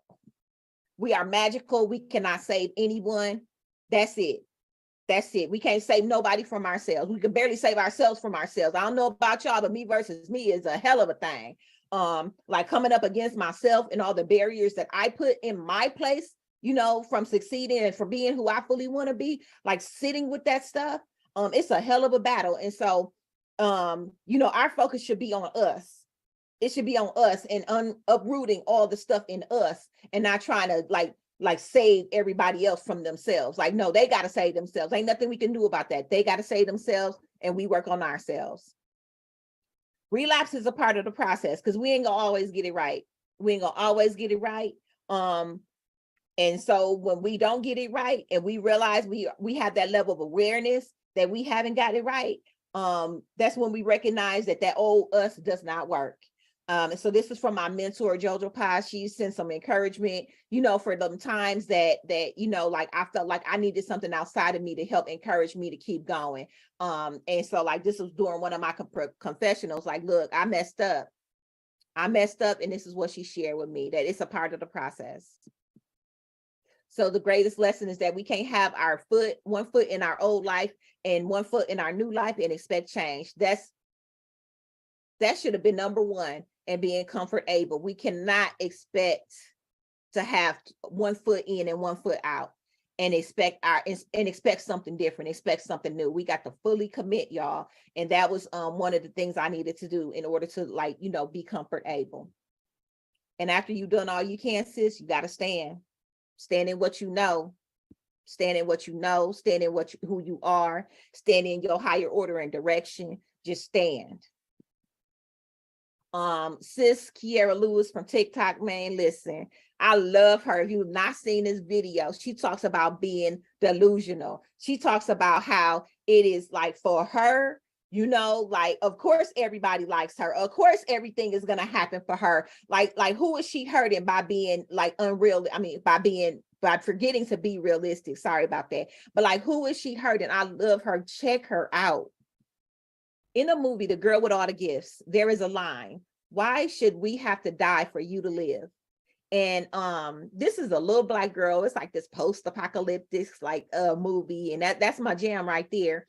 But this a little Black girl who said this, and when she said it, I felt it in my spirit, because it's like it translates across so many things for me. It translates across me and my relationship with my parents. Why should I have to die to live up to who you want me to be?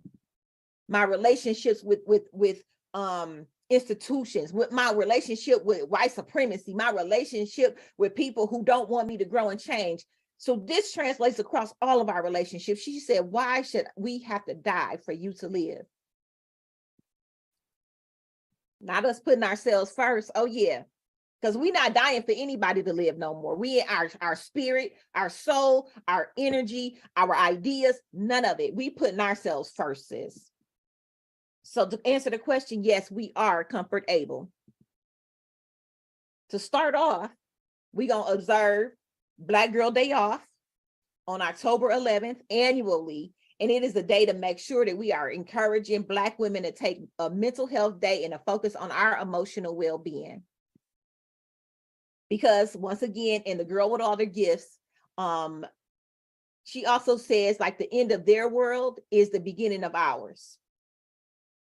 So she basically let them know, like, and I don't want to spoil it, so I'm not going to say, you know, a lot about it, but she basically let them know that, like, just because, like, you are dying off, or who, you know, like, we're not sacrificing ourselves, period. That's really what it is. We're not sacrificing ourselves. And just because your world is changing, just because I'm not showing up who you want me to be anymore, does not mean that the world is ending.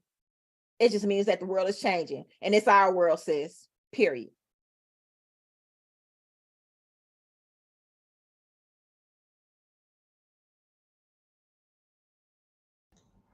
Listen, when I say shook, I am shook. Anika, hit the hand below the screen, mama. I'm gonna bring you up. I see you. I'm bringing you up right now. My God. My God. What's up, Anika? What's up, sis? Like, I did not want to breathe. I didn't want to miss anything. Like Anika. Casey. I'm about to get full in a minute. I gotta tell y'all something. I met Anika at Winter 2021 Summit in the chat, the same platform, the same chat y'all using before we had the gifts. Shawty was super active. My first time meeting her, she was super active, and she kept talking about how everything she received was right on time, and it was snatching her edges, et cetera, et cetera, et cetera. And Anika set up a one-on-one video call with me. And she looked at me and she said, sis, because of this, I got out of bed today. I did my hair today. And I knew it. I'm Black. I know what that means. I know what that means. I know what it means when you can't get out of bed, when you don't want to look at yourself in the mirror, when you that done. And a year later, to the day, she's here pointing to us, pointing to me. Is that real? This is the power of our fellowship. This is church, as far as I'm concerned. And I got a whole lot of church hurt. This is church. Yvonne is the usher at the door, guiding folk where they need to go, because she dropped them links fast. Every reference I've been given here today, Yvonne got the links. Neff gives the benediction at the end of the day, unpacking it all and making sure we can leave it at the altar. Hear me. This is church. We got neighbors in the pews that we recognize because y'all keep showing up in the chat. Anika is the youth pastor, making it plain, bringing the intersections of popular culture so that you understand timeless wisdom in ways that are easy for you to digest. This is church. Sis, I love you. I love you. I love you. And I'm so proud of you for getting out of bed. I'm so proud of you for doing your hair. I'm so proud of you for getting on the stage. Keep going. All right. That's it. We got to keep going. But the good thing is, y'all, we have 32 minutes for this Q&A. So put your questions in the section, in the chat. Raise your hand if you want to come on stage as y'all are queuing your stuff up. Anika, anything you want to say right now? I've told you a million times, I talked in my workshop about the messages that come to you. So I was crying out to God, y'all. I was literally crying out like, God, I can't do this. When I said I've been homeless since 2019, I have not had my own space. And I'm still stripped down. I'm still being stripped down. But sis, when I tell you my sisters have kept me in that chat, I met some sisters who have literally kept me in that chat. And during the summit, I was going through some medical stuff. I had no idea what was going on. I was just scared. I was losing so much weight, y'all. I was scared. And in that chat, I said, I need y'all to pray for me right now. Because I felt like I didn't know what was happening. I felt like I was going to pass out. I didn't know if it was going to be the last time I woke up. And my sister prayed for me in that moment, and I felt better. And I felt that same way. That February, end up being hospitalized, end up having all kind of stuff going on. But in that moment, I know my sister saved my life. In that moment, it was meant for me to find my sisters. And I will always I will always give free advertisement because Casey is real. Casey is authentic. Casey means it when she says, like, I have been able to pick up the phone and call Casey. During that summit, I found out that I got up my largest grant to be able to do the work that I do in the community. Casey coached me through that. I went through the Blaze Business Intensive. I got prepared for that. I was able to come to the table and speak the language that the funders and that everybody was speaking. I was prepared for that. So when I will always go hard for Blaze, always. Hands down. And I put and spin a block for Blaze and for y'all. You literally just did. You spit on our head. You spit the block. Shout it. Listen, you got us together. You gathered us. I love you deep, Anika. So proud of you. I love you too. All right. So we got some questions. I already love it. Oh, I got chills. Okay, so first question is from Ashley. And she says, Anika, all caps, what would you tell your younger self? Woo. So I see this is a common theme. I don't know if that's Ashley just asking that question. I know it was asked yesterday. I would tell Anika that it's okay to cry and to have your emotions because I was always told that I was too sensitive. I would tell Anika that it was something wrong with the environment, that it wasn't me, it was the environment.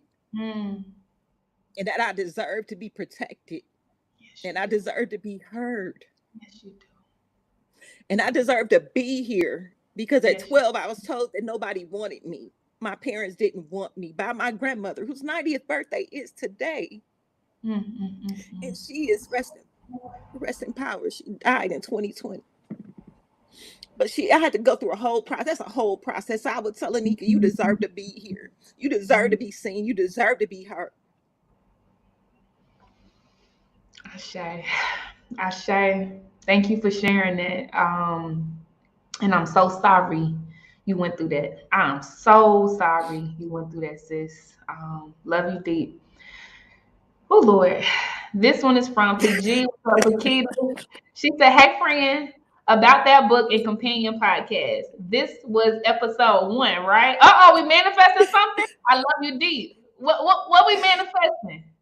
Listen, Paquita been on my butt.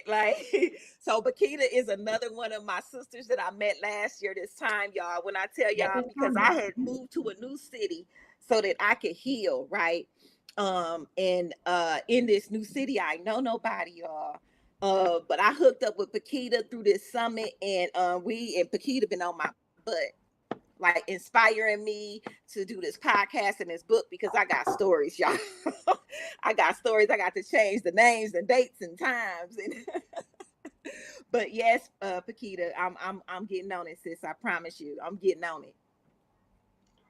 I love this. And y'all, Pakita was a speaker. Yeah, I'm telling y'all, this is family right here. Pakita was on the stage. Anika was in the chat. And here we listen. Okay. All right, Chandrell, I'm bringing you up to the stage. I hope you camera ready, Mama Sita. I think you actually said, how do I get my video accepted? You did right, sis. You did right. I'm about to hit the button right now.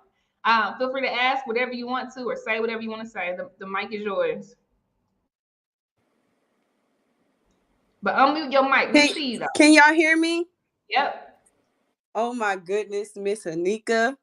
I want to tell you, I don't know what God doing right now, but it's as if he just get like, I've been like, you know how you just feel like you like nobody has ever had the same experience, but every single thing that you have said, I have experienced.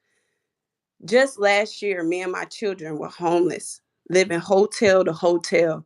When I tell you I felt so hopeless, like to the point where I'm like, did I do something wrong? You know what I mean? Like Right. I feel like I'm a good person. I know I do the right things, but did I do something wrong? You know, I reflected back on my life, but Miss Anika, I don't know, like I just feel like I know everything happens at the right time, but like your life is my life. And I'm 29 years old, and I would definitely aspire for us to get together, and I feel like we can really relate, and you can be my coach through this thing. You know, I'm still processing, you know what I mean? I've dealt with so much rejection, and even to the point where I've still to this day sometimes I'm looking in the mirror and like, man, like I'm not who I used to be. You know what I mean? I feel like I lost myself in the midst of my storm, but I need to get my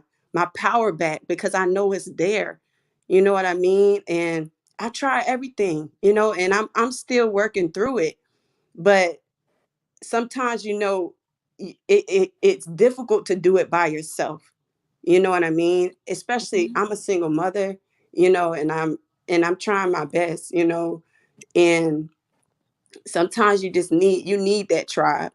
And I'm so appreciative of this whole platform. Like it's really changing my life. Like just the fact that it came across my timeline, it's never ceasing to amaze me. Everything that I'm hearing is like, this is exactly what I need to hear, like to give me that encouragement. And I started my business while I was in the hotel with my kids. And this year I was like kind of like ready to give up on it. But this right here just was like, ain't no way I can give up on my business, because this is like, this is the turning point right here. You know what I mean? So I just want to say thank you, Miss Anika, and for sharing your story and letting me know that I'm not the only one who go through these type of things. And you know, if I can see other women overcome it, then I know that I can too. And I really appreciate that. And I would love for us to get together, and whatever it may be, whether it's just, you know, coaching or you just being my accountability partner, whatever it may be, I just will really appreciate that. I really would. Listen, I'm open.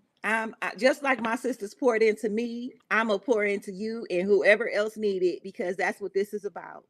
So thank you for being like, for your vulnerability and coming to the stage and saying that, and we got you.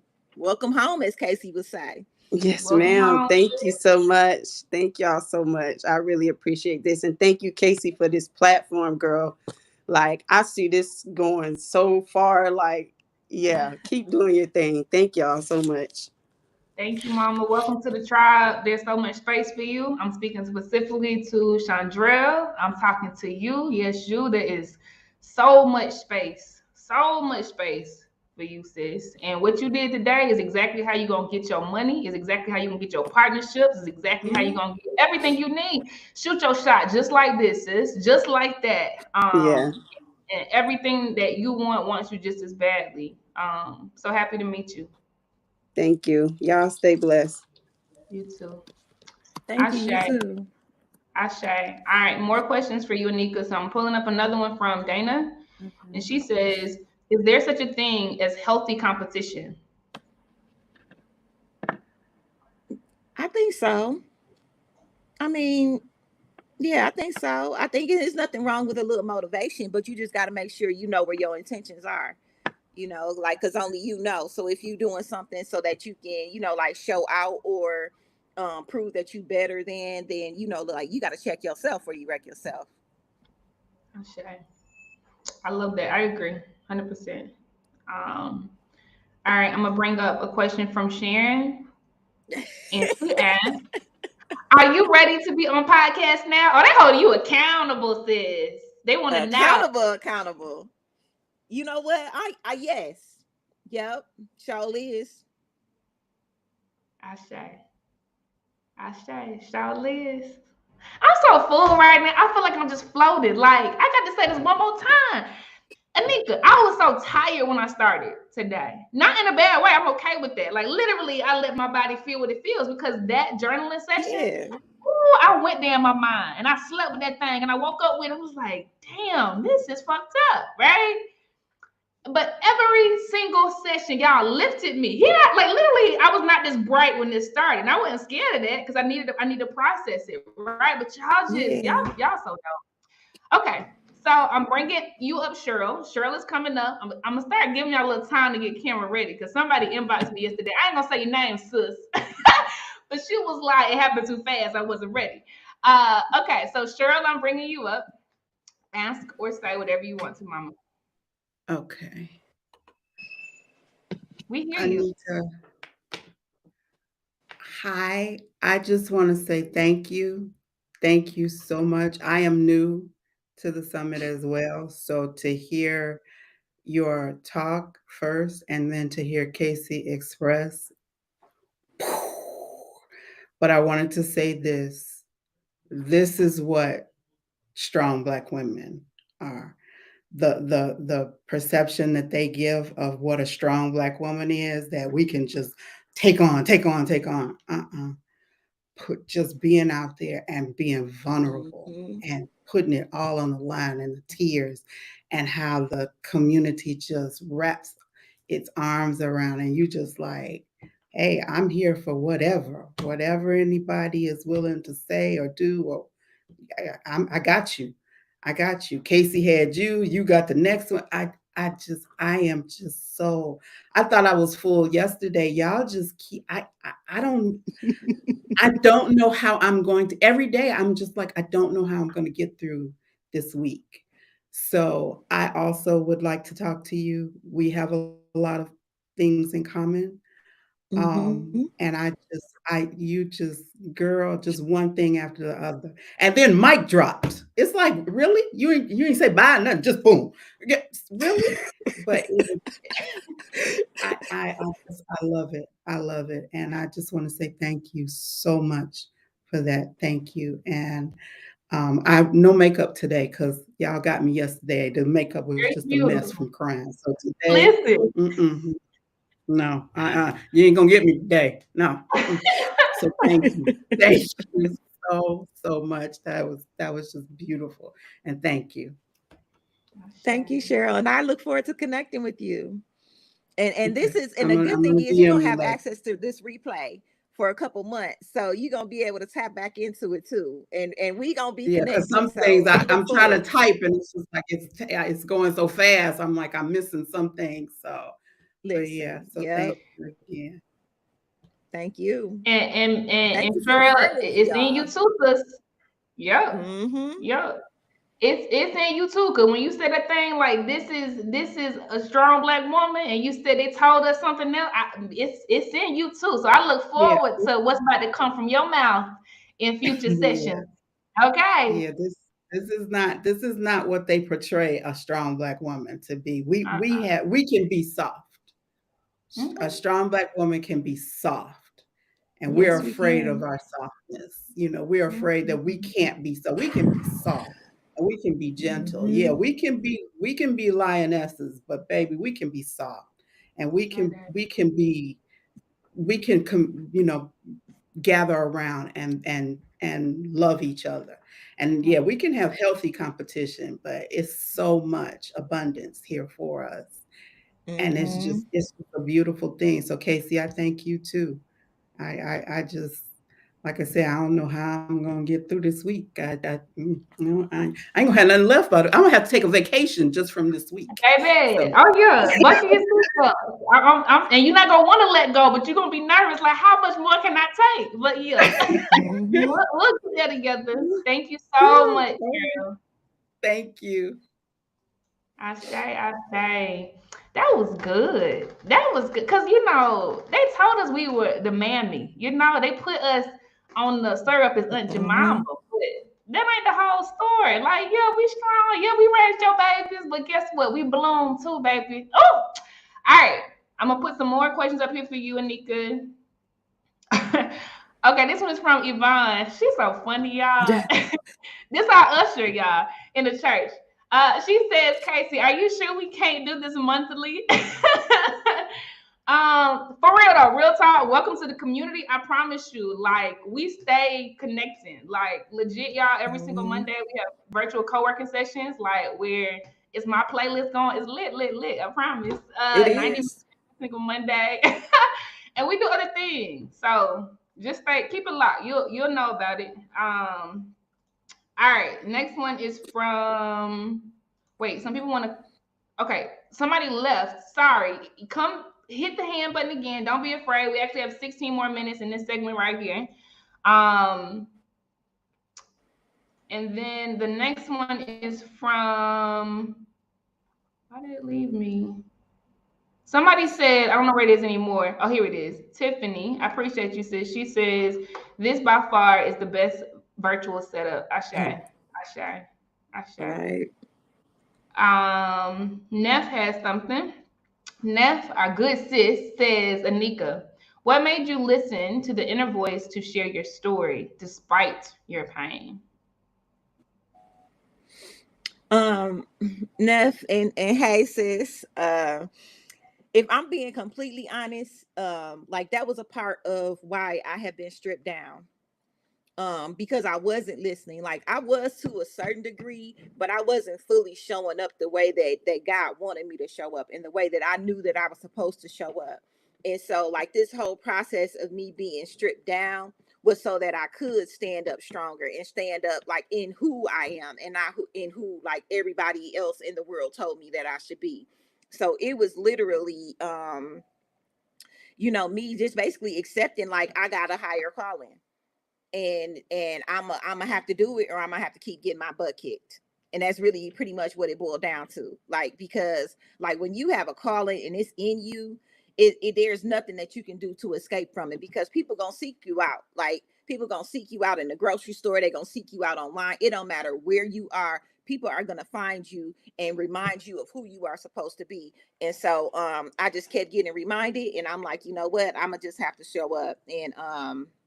And yeah, that's pretty much what it was. It was like I kept getting reminded, and I was like, okay, I'm gonna have to just do this, because I don't want no more reminders, and I don't want no more hard lessons. So thank you for your question, Nev. Anika, and that wraps the questions and the hands up. Thank Anika, you. you dropped so many bars during your session. I'm gonna be chewing on that, baby. Woo woo! For weeks at a time. You dropped so many bars, Anika. So thank you for the wisdom that you poured into us. I already knew you were brilliant, right? And I already was thrilled that you seemed to be operating in your zone of genius. But to experience the youth pastor today, I know them girls love you to pieces. I mean, my God, I love that you are working with the youth. Like you are, and women, right, who have gone through pain. But the way you package this thing, like you are it. You are the answer. Like You are everything. And I'm convinced that the revolution will be televised. I'm just convinced of that. Like everything we doing and putting out into the world, like, man, can't nobody touch this here. So you are the revolution, sis. I give you so many flowers. Thank you so much for showing up for us. And I love you. Deep, deep, deep. Keep going. Thank you so much. And thank you for a platform to show up fully, you know, like where else can I quote Uncle Clifford Rule number 24.5? You know, like, thank you. Thank you for this space and this platform, Casey, for real.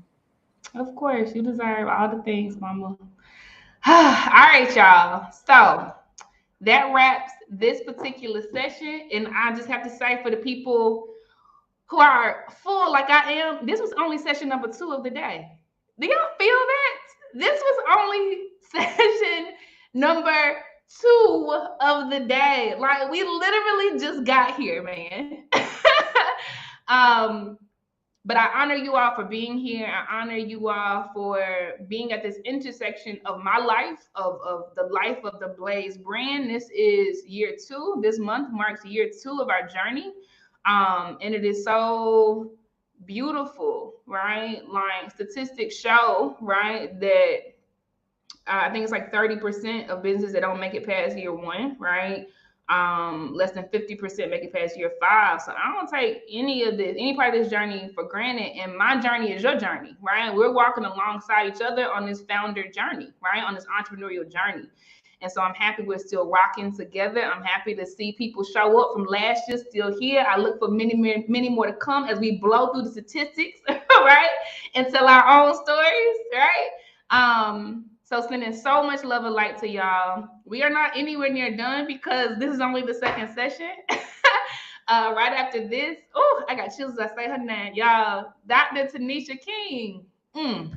My God. This woman is incredible. Okay. She is about to do a Blaze Talk for us right before the DJ set. Okay. DJ T.O. is coming back to spin on the 1s and 2s. DJ T.O. has been with us since the summit has begun as well. She's super, super dope. And she is transitioning into being our resident DJ for Blaze. Because I can't put no dates on nothing right now, but because Blaze will take up physical space. So we're going to do some things in Cape Town. We're going to do some things in Nairobi. We're going to do some things in Tanzania. We're going to do some things in Nigeria. We're going to do some things in Chicago. We're going to do some things in Brooklyn. We're going to do some things in Charlotte. We're going to do some things in Atlanta. I'm not done. We're going to do some things in DC. We're going to do some things in Houston. We're going to do some things in Oakland. Big ups to Oakland. I heal so much in Oakland. And we're going to do some things in Chicago. Okay. And our resident DJ is going to pull up with us. Okay. Now that's at the end of the journey. I'm just telling y'all where we're going. We family up in here, right? But I don't take any of these intersections for granted, right? She is committed to seeing us grow as much as we are committed to seeing her grow.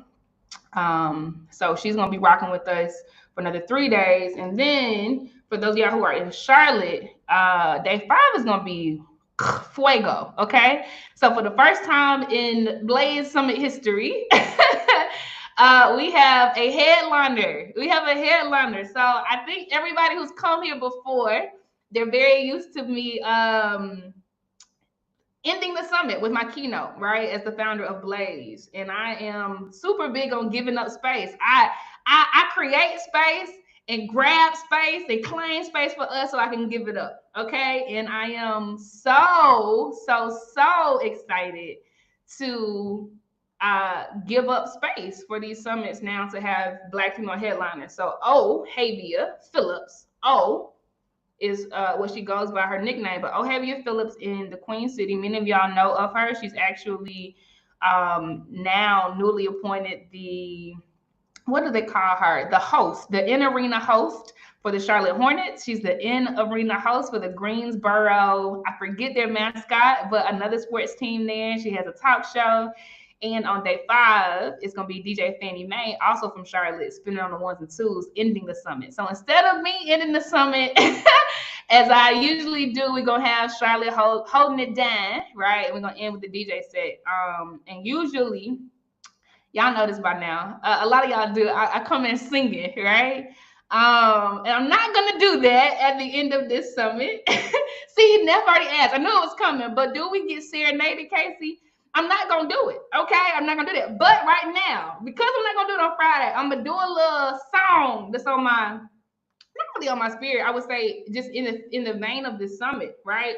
No longer my burden, because as people share their stories, I think about mine. I can't help but to. We are so interconnected. It's wild and beautiful and bigger than us. It is heavenly. It is majestic. And this song really resonates with where I was in my life, man. When I was struggling and when I was masking my pain and when I was pushing it down and when I was running from a whole bunch of things, not trying to heal, right? But trying to step on top of all of that shit, right? Try to run on the side of all of that shit and not being willing to go through it. And then I broke, okay? And then I broke. And so this song came out in the year of my breaking in 2016. Solange came out with A Seat at the Table. My God. Oh, my God. And it told my story.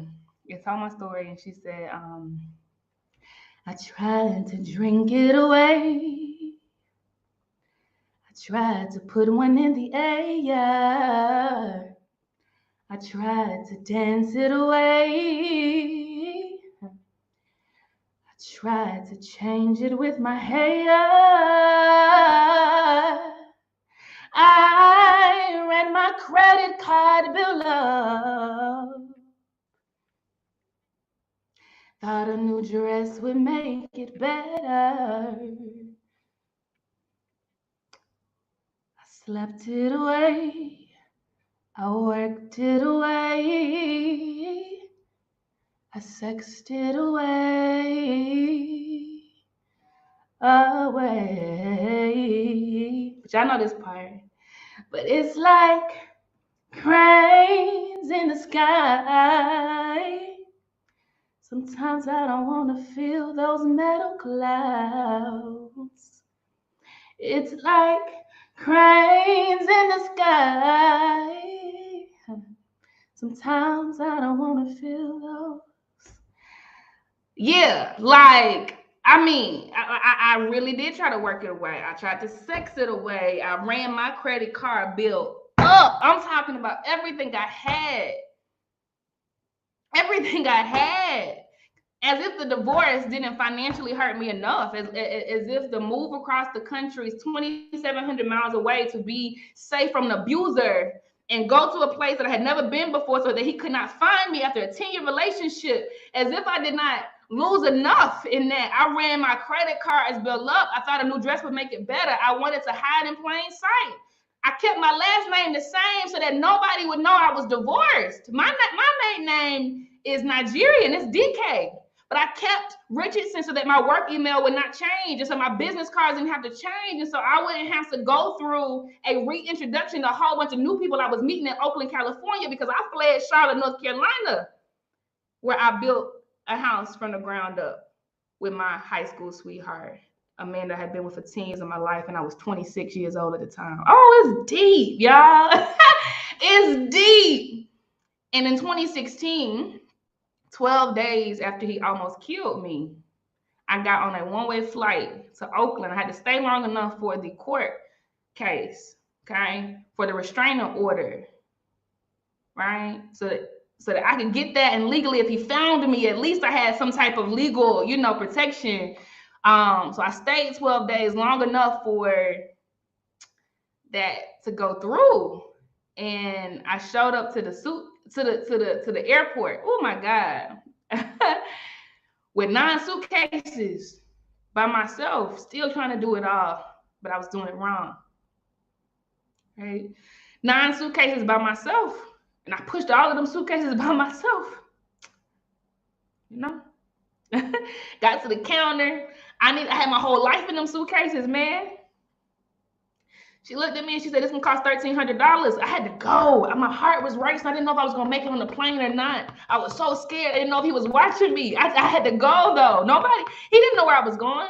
All of my friends there, I couldn't tell him where I was going because he would have found me." She said, "This will be $1,300. I took out cash because I didn't want him to trace what I was doing." And I got on that plane as Casey Richardson. I got off of that plane as Casey Richardson. I stayed as Casey Richardson so that I could hide in plain sight. Right? And I didn't tell anybody what happened to me. Man, I partied hard every single day of the week because I had that much pain to numb. I drank it away. Most nights, I couldn't get enough wine because I had so much I needed to numb. But nobody knew I was the best dancer out there, bruh. They knew it, shot it from the South, because I came there and that thing would be banging in the dance floor. Nobody knew I was divorced, right? Or not even divorced yet. Nobody knew I had fled, right? And I was freshly abused. Nobody knew I had PTSD, right? And then a little over, about a year later, it's almost a year to the day, actually, I broke. I broke, I crumbled. Somebody in the chat I was with, I had so many friends by that time, and they asked, what was the one decision you're most proud of? And I responded in the chat honestly, more honest than I'd ever been with them. And I said, leaving after he hit me the first time. And everybody, they said, what? And that's the day I told them, I left a marriage. He almost killed me. I got on a one-way flight. I wasn't supposed to be here. I had to find a job when I got here. Right? I had to sleep on a couch until I could get enough money to pay a deposit for an apartment. Right? That's the first time telling that story. And I broke after that. I broke, y'all. I was out of work for 4 months. And I, for the first time, stopped doing it by myself, right? So I had a therapist, I had a psychiatrist, man, I had a whole gang of folk around me for the first time in my life, and it changed everything. I was in Oakland, California. Here I am today. And the second move wasn't even scary. That's when I came to the continent, right? Because I learned, as Candace Drew said, that she would tell her little girl, her younger self, I learned that I could do hard things. I learned that I could do hard things. I thrived out there, man. And I'm thriving here on the continent. So I'm not speaking or singing on Friday. But I wanted to share a piece, a sliver, right, of what this means to me. I love y'all for real. Shouts out to y'all killing it on the leaderboard. I got to go. We going to the next session. It's from Dr. Tanisha King. She is amazing. And this is called From Pain to Purpose. I'll see you on the other side. Peace.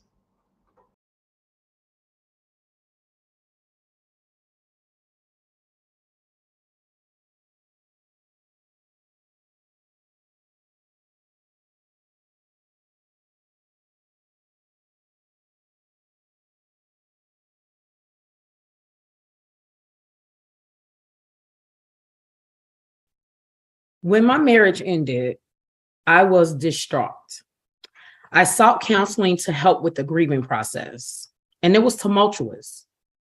During the intake meeting of that initial counseling session, I described the nature of my relationship, and the therapist said it was an illusion. Wow, the reality, right? That I've been involved in a 20-year relationship, 12 years married, and it was barely real. Not only was it barely real, following the meeting, she sent along some resources, one of which was the Power and Control Wheel. Yikes. Here I am, a six-figure earner with a master's in social work, where I am trained in cognitive behavioral therapy. And I was a counselor for survivors and perpetrators of domestic violence. And I had been given the Power and Control Wheel. It was humbling, to say the least. We have been living a perfect lie. As I reflect, my ex-husband had never been at ease. Small aggressive behaviors over the years, from knocking food out of my hands for seemingly no reason at all, and definitely not due to a reaction to something I'd done to him. He did this in front of my friend. I now know and recognize that he only was attempting to embarrass me and assert himself as the one in power in front of my people.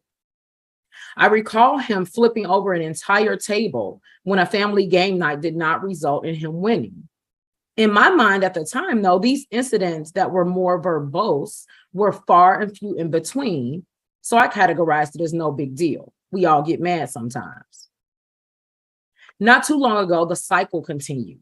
When his anger grew, he throws insults, one after another. But this time it was different. While the words stung, they didn't sting as hard as they used to. There was an awakening happening within me. I was seeing what had been going on and the true reality of my relationship. I was having the same feelings and reflections I had before around an annual blow up, is what I called it. But there was something different this time. I realized I'd grown to know what would come next. I could predict his next move and behavior, what he would say next, how long the silent treatment would last. And as predicted, when I challenged his logic with my truth, he decided that we shouldn't talk anymore tonight. And then, of course, I was met with the silent treatment. This time, the silent treatment lasted longer. After the first night, same night that we had the argument, I chose to greet him as I normally would. And this was a pattern in the relationship where he would get angry and I would attempt to fix it. And I would attempt to be the people pleaser. And I came to greet him with a kiss in the morning upon awakening, kind of brushing it under the rug, sweeping it under the rug, just trying to make up and ignore the issues that were there. However, I was met with a turn of the head for my lips only to meet his cheek. This is called emotional abuse, withdrawing affection. On day 3 of the silent treatment, I didn't try to give any affection. So for about 5 to 7 days, we only greeted each other with a cordial good morning and good night. And again, as predicted, when he was ready, he abruptly decided that it was time to talk. And just as it had happened twice before, at least, he said that divorce would be the only option and that we needed to focus on being the best co-parents we could be. Once again, I agreed. But this time I was way less emotional. I was already done the year before and was really just trying to give more grace and another second chance. But this time I was done for sure. I had finally decided that I had enough. The year prior, when I thought I was really done, I was so exhausted. I had already named my pain more than once, sharing with him that I felt like this was emotional abuse, but had also held on to hope that that time would be different. The last night of our argument, before we decided to officially split ways, time had stood still, and I heard a whisper from God. He can't go where I'm taking you. My therapist called that trauma. I called it what Sarah Jakes Roberts does, which was a word from God. Then a few days later, all at once, memories of subtle comments made to me well before that argument played in my mind like a highlight reel. And those memories demonstrated a high level of disrespect, jealousy, resentment, bitterness, all of which I was oblivious to or was blatantly attempting to ignore to keep the lie alive. Others in my family and friend circle would hint a little bit at things not being normal with us and or his treatment being questionable, all of which I ignored because I still hadn't completely accepted the reality of my situation. I was devastated to come to the conclusion that I am indeed a survivor of domestic violence. The silent treatment isn't the only way an emotional and verbal abuser attacks their victim. They are manipulative and many times very subtle. And I liken it to the research I've done on microaggressions, which are subtle forms of racism and subtle forms of other oppressive behavior from privileged groups. And typically they come in as compliments. For instance, you speak so well, you're so articulate. I've gotten that said a lot to me, but mostly from white people who tend to not share that same compliment with other people that look like them. So the underlying assumption is that you had some stereotypes about how I show up into spaces, that maybe I'm not supposed to be articulate. Maybe I'm not supposed to speak well because I'm a Black woman. And so these same tactics are used with emotional and verbal abusers, and they are really subtle. My abuser said things like, "How does it feel to know nobody likes you?" But just really in a playful way. It wasn't in an angry tone, but those type of words, language, and statements and phrases over time can really erode at someone's self-esteem, their self-confidence, especially when it comes from someone you love. He also said things like, "I almost forgot you had a PhD." Okay. So really random, not even in an argument, nothing else would be going on. And those are some of the statements and phrases that he would casually throw around. But it gets worse. When pregnant with our second child, I unknowingly had gallstones. So while I was 8 months along, I'm constantly vomiting after eating dairy. And I really wasn't associating it with what I was eating at the time. I just knew I was sick more than usual. And at 8 months, you figure that the vomiting would stop, right? That's usually earlier on in pregnancy. And one time I was, on my knees in front of the toilet, upset and frustrated. So I started crying because I'm emotional, I'm pregnant, I'm upset that this is still a thing that's happening during this pregnancy this time. And while I'm on bended knees over the toilet, he walks by, glares at me and said, "Are you crying?" And made a face at me as if it was super ridiculous of me to have any emotion related to my situation at the time. He typically said more direct things during a blow up, and every time in between was more of those subtle things that came all year long. That's like once or twice a year, he would go on a tirade to share his disdain for me and how that this relationship just wasn't working for him, that we should co-parent, etc. During those initial times, I would often be distraught and shed tears and be really confused about what was happening. And more than once during those times, he said, "I don't care about your tears." Once I had an accident while hanging out with friends. I was cut near an artery and needed multiple stitches. One of the friends called him to ask if he wanted to meet us at the hospital and come be with me. She offered to care for our children in his absence. And he responds, "No, I'm good." So just a total lack of care and concern relative to your partner, your significant other. He often had me questioning the reality of my own experiences because he would choose to change the narrative and tell me I wasn't seeing or hearing what I saw and heard, attempting really to cause an over-reliance on his judgment, getting me over time to trust him over myself. I noticed far later in our marriage that his opinion counted to me more than my own. For instance, when it came to something as simple as clothing, I had been groomed by him to question my choices due to his constant criticism of my clothing, my speech, my chosen profession. When I ran for political office, which I won twice, he said, "You think they're gonna let you win over a white man?" They did. Or my hard work got me there. He would often gaslight me by baiting me into arguments about societal issues that I was most passionate about. And, to try to argue how wrong I was about it. He'd say, "You just a girl from 39th that used to have rumors about her, right?" Just to knock me down a couple of pegs or to try. Another time he told me not to get him anything for Christmas. When I did so anyway, he demanded that I showed him where I hid it, and then he returned the item.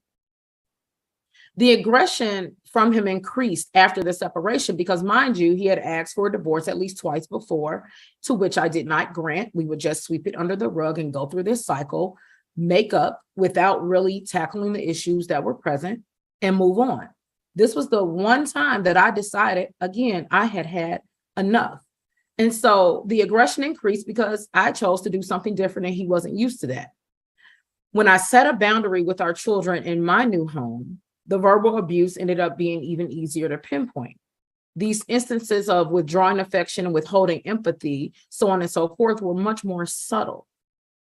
But there were other times when I was delivering our third child. Instead of being in the laboring tub with me, I did a water birth with her. Instead of holding my hand or even giving me words of encouragement as I labored with no medication, he sat in the corner of the room on his cell phone the entire time. Instead of greeting me at the end of a theater performance where I shared the upbringing of my life and my story in my neighborhood on the south side of Chicago, he left after my set and placed a bouquet of flowers on the seat of the car for me to find later. Did not choose to stay and greet me after. When I was planning the celebration of my PhD completion, because I'm the first in my family in a lot of things, and that was important for me to celebrate, he became angry that I had planned the party, told me that I was selfish, and asked when I had ever thought of anyone else but myself. As I recall then, I begged him to attend the party and the graduation ceremony because he told me that he'd been here for the entire step of the journey, so why did he need to come? A friend recently asked what was the worst thing he had ever done. And it took me a while to think of something because for me, it was a culmination of all of these things I've shared with you today, where I felt such a high level of betrayal. As I thought more, the worst thing had to be our disagreement over my last pregnancy. Y'all, I've been pregnant 7 times, a little fertile, just a little bit. So I've been pregnant 7 times, 3 beautiful, talented, intelligent, and strong-willed living children, 2 miscarriages, 1 ectopic pregnancy, and 1 abortion. Now, it's important to note that before the last 2 pregnancies, which resulted in the ectopic and the abortion, my tubes were tied. So when the last pregnancy happened, it certainly was a surprise. And of course, as many women do, I felt torn, right? And had moved with plans without much thought of having the child. Even though deep down, I felt done with having kids and wanted to focus on raising the 3 that we had. I wanted to focus on my career, my consulting, my speaking, right? Having 2 pregnancies after getting your tubes tied, though, makes you think a little bit harder to consider actually having the baby. So I wanted to take my time to figure out what I really wanted to do and not make a rash decision. My abuser, however, was adamant about having an abortion. He lectured me, once again calling me selfish for even considering keeping the child. He gave me the silent treatment again and berated me, and I mean berated me about the decision if I chose to keep it. Of course, this enhanced my stress, especially when he threatened divorce again. Everything was always my fault. He projected his insecurities and reality onto me. He never physically hit me, but I experienced multiple incidents of trauma and was diagnosed with anxiety and PTSD as a direct result of my relationship. Would you have thought that about me after reading my bio or just by looking at my headshot? Maybe not. But the fact of the matter is that domestic violence is broad and touches many people, regardless of socioeconomic status or educational attainment. When we think of people involved in intimate partner violence, we often think of women who come from lower socioeconomic status. And we also tend to think of folks we don't know, right? That these issues are not close to home. When in fact, statistics show that 1 in 4 women and 1 in 9 men experience severe intimate partner physical violence, interpartner contact, sexual violence, stalking, so on and so forth. For emotional abuse specifically, prevalence rates were high as well, averaging around 80%. 40% of women and 32% of men reported expressive regression. 41% of women and 43% of men reported coercive control in their relationships. I married young, I was 24 and a little bit still wet behind the ears, had not experienced life in the way that I've now experienced life. I had childhood trauma that resulted in me being a people pleaser and wanting to not disrupt, wanting to make sure everyone is happy. And that resulted in my choice to remain in this relationship for so long. We were high school sweethearts. And so from 17 years old to 37, all I knew was this person. And I had been working since I was 12 years old and adopted this notion that I had to be everything to everyone. And that resulted in this superwoman persona, which many Black women adopt. And this mentality played a huge role in my marriage. I was choosing to put myself last, right? It has been expected of us, specifically as Black women since slavery, to be strong, which is often to our detriment. And it's taught us to ignore, disrespect, and take the abuse because we can handle it. We got it. Due to the stigma of domestic violence, I was almost silent about the reality of my marriage.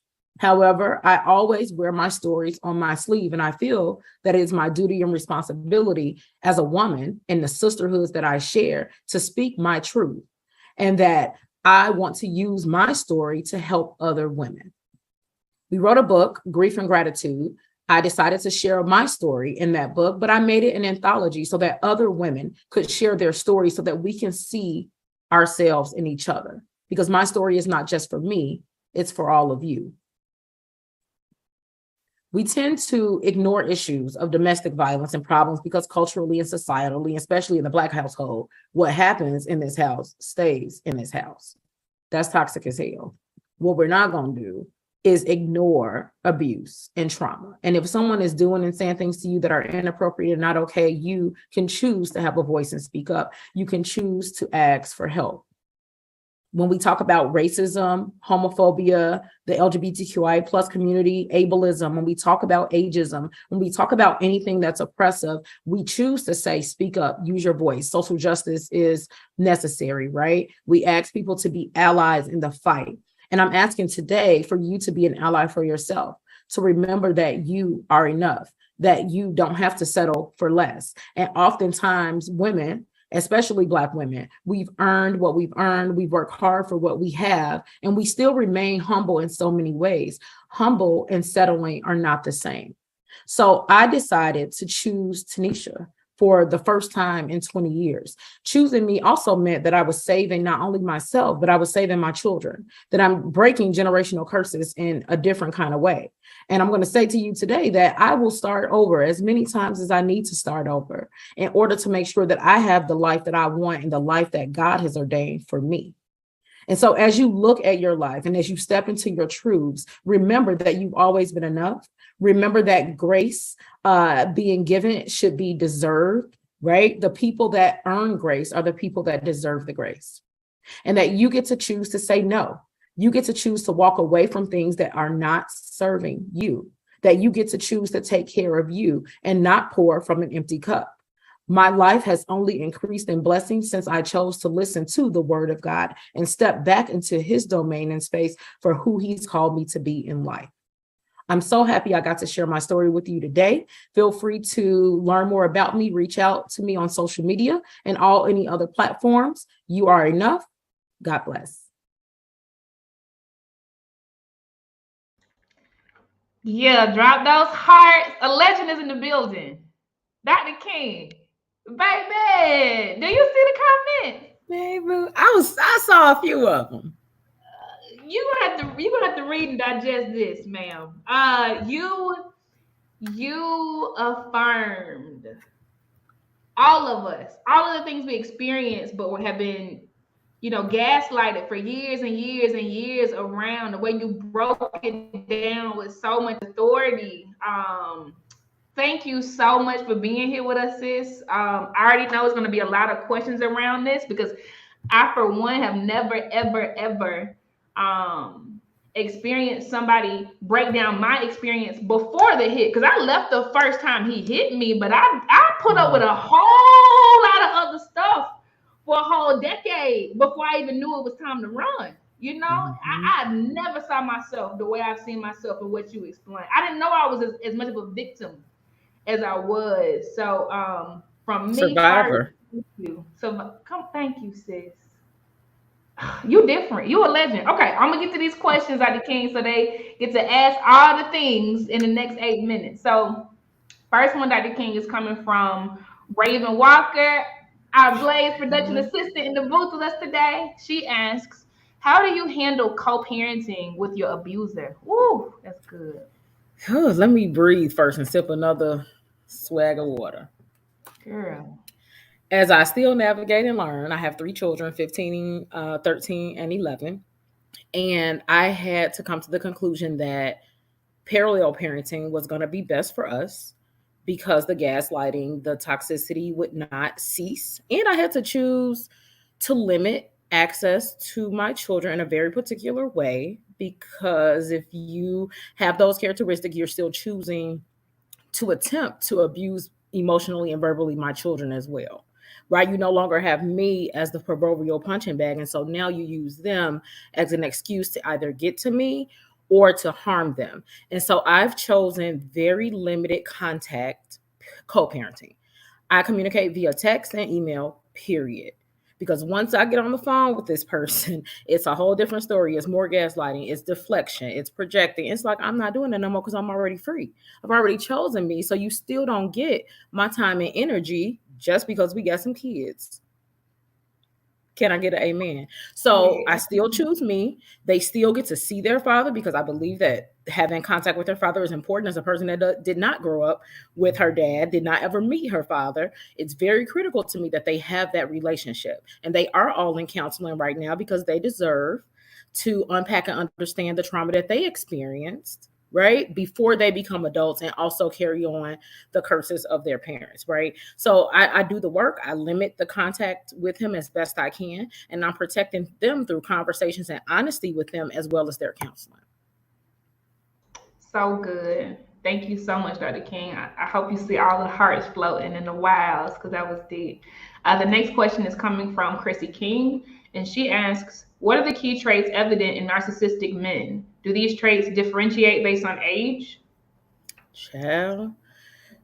So I don't think so in terms of the age. I went into a rabbit hole, y'all, right? So after you actually get a name of what you're experiencing and actually accept what you're going through, you go into a rabbit hole. And I'm a researcher already, right? So I'm digging deep, I'm Googling, I'm reading books, and I didn't notice any difference in age, but the characteristics are very much the same, right? So it's rooted in childhood trauma and it's rooted in fight mode, right? You have fight, flight, fawn, freeze, people please, right? So it's all in the same square of trauma.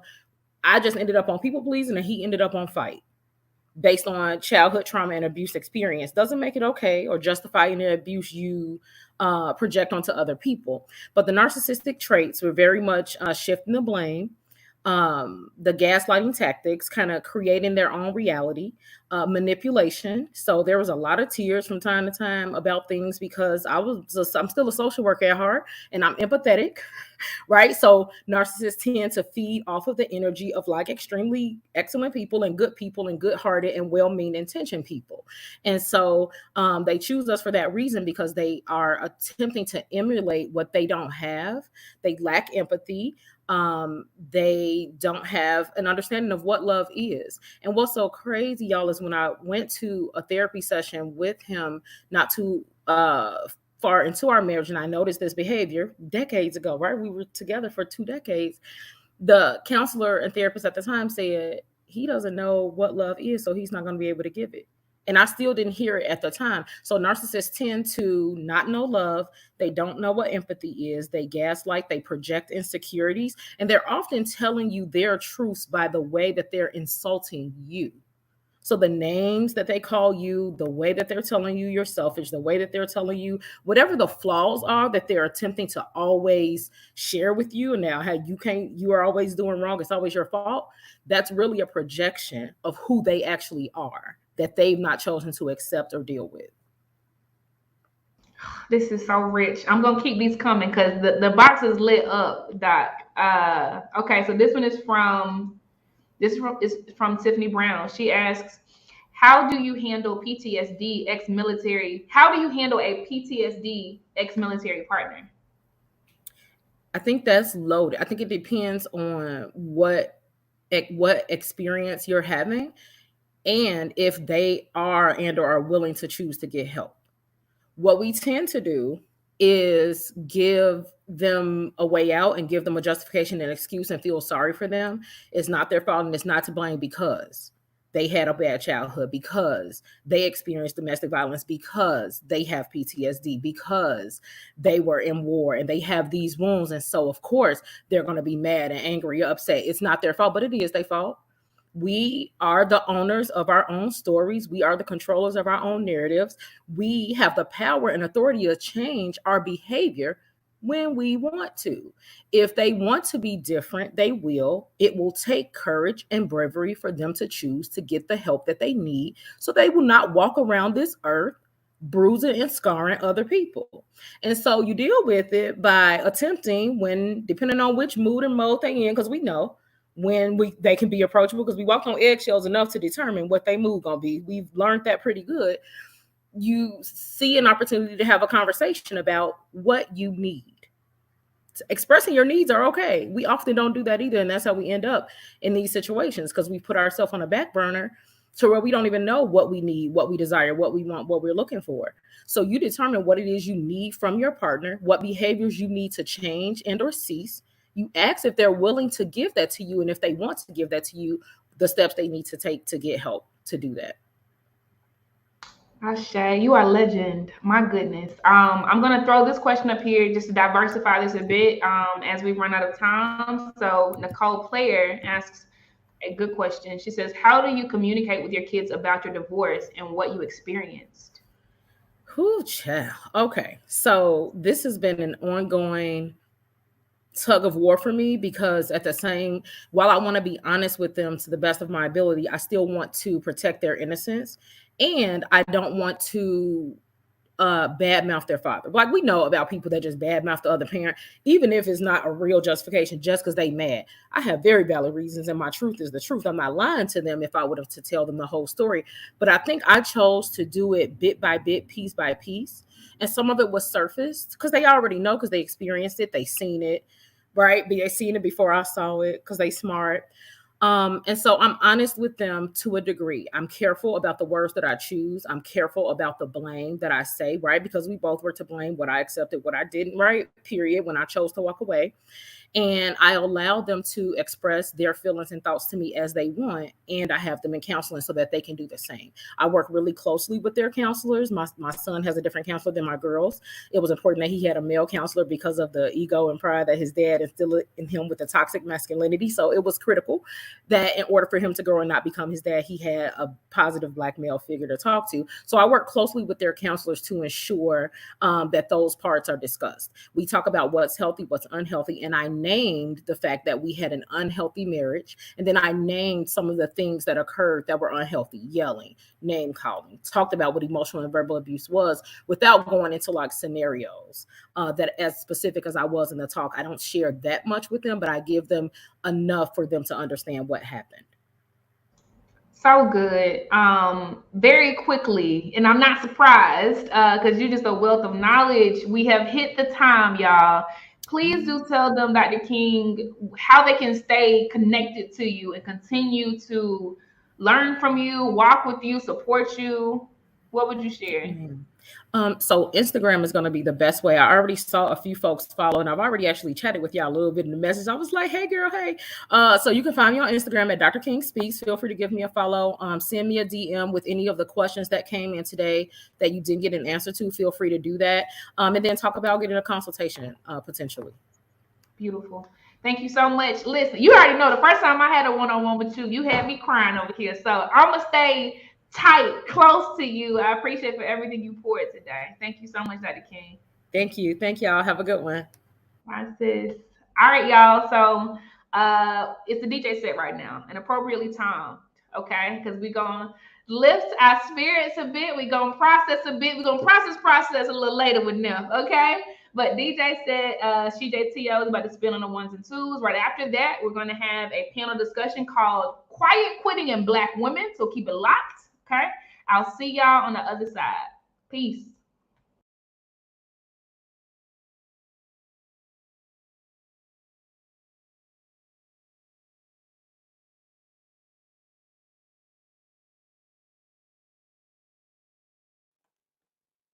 DJ T.O. She's so dope.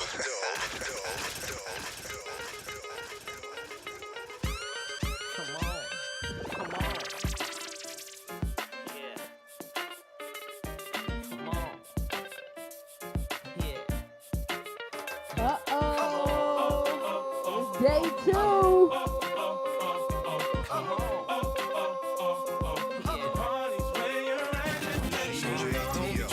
See us in the club, just show a little love, represent your side like me. Round here, if you slip, you catch a hot one. One shot, then a couple of them down one. Belvedere in the rear of the club, pulled up on dubs, and we about to go and buy the bar up. So for sure we ain't playing, hang with no lames, walk insane. Hey, where the party at? Girls is on the way where the Bacardi at. Yes, we do. Models and models talking all of that. You know I can't forget about my love. Where the party at? And all my girls.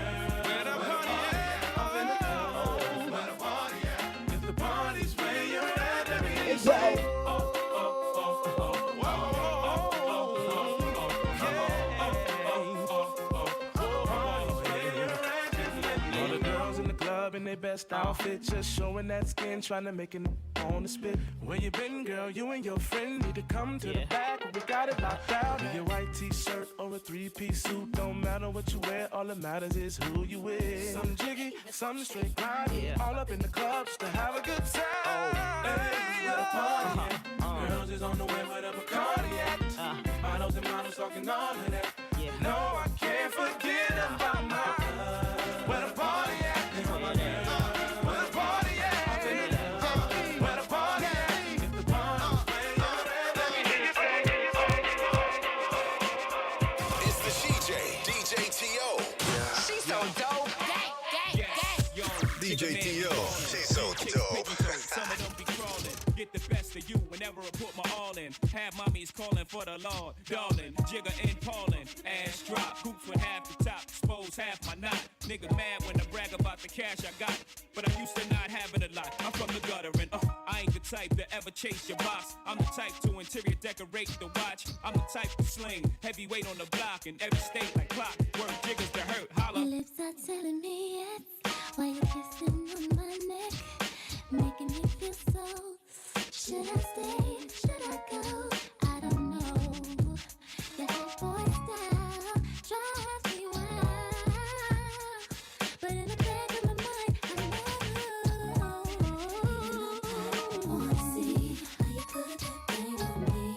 I can't let you pass on me, even though I wanna see. Vibe with me. Put that thing on me.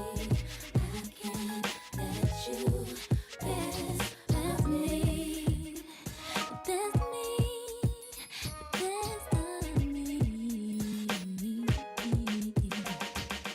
Conversation like what? Big thoughts got you stuck.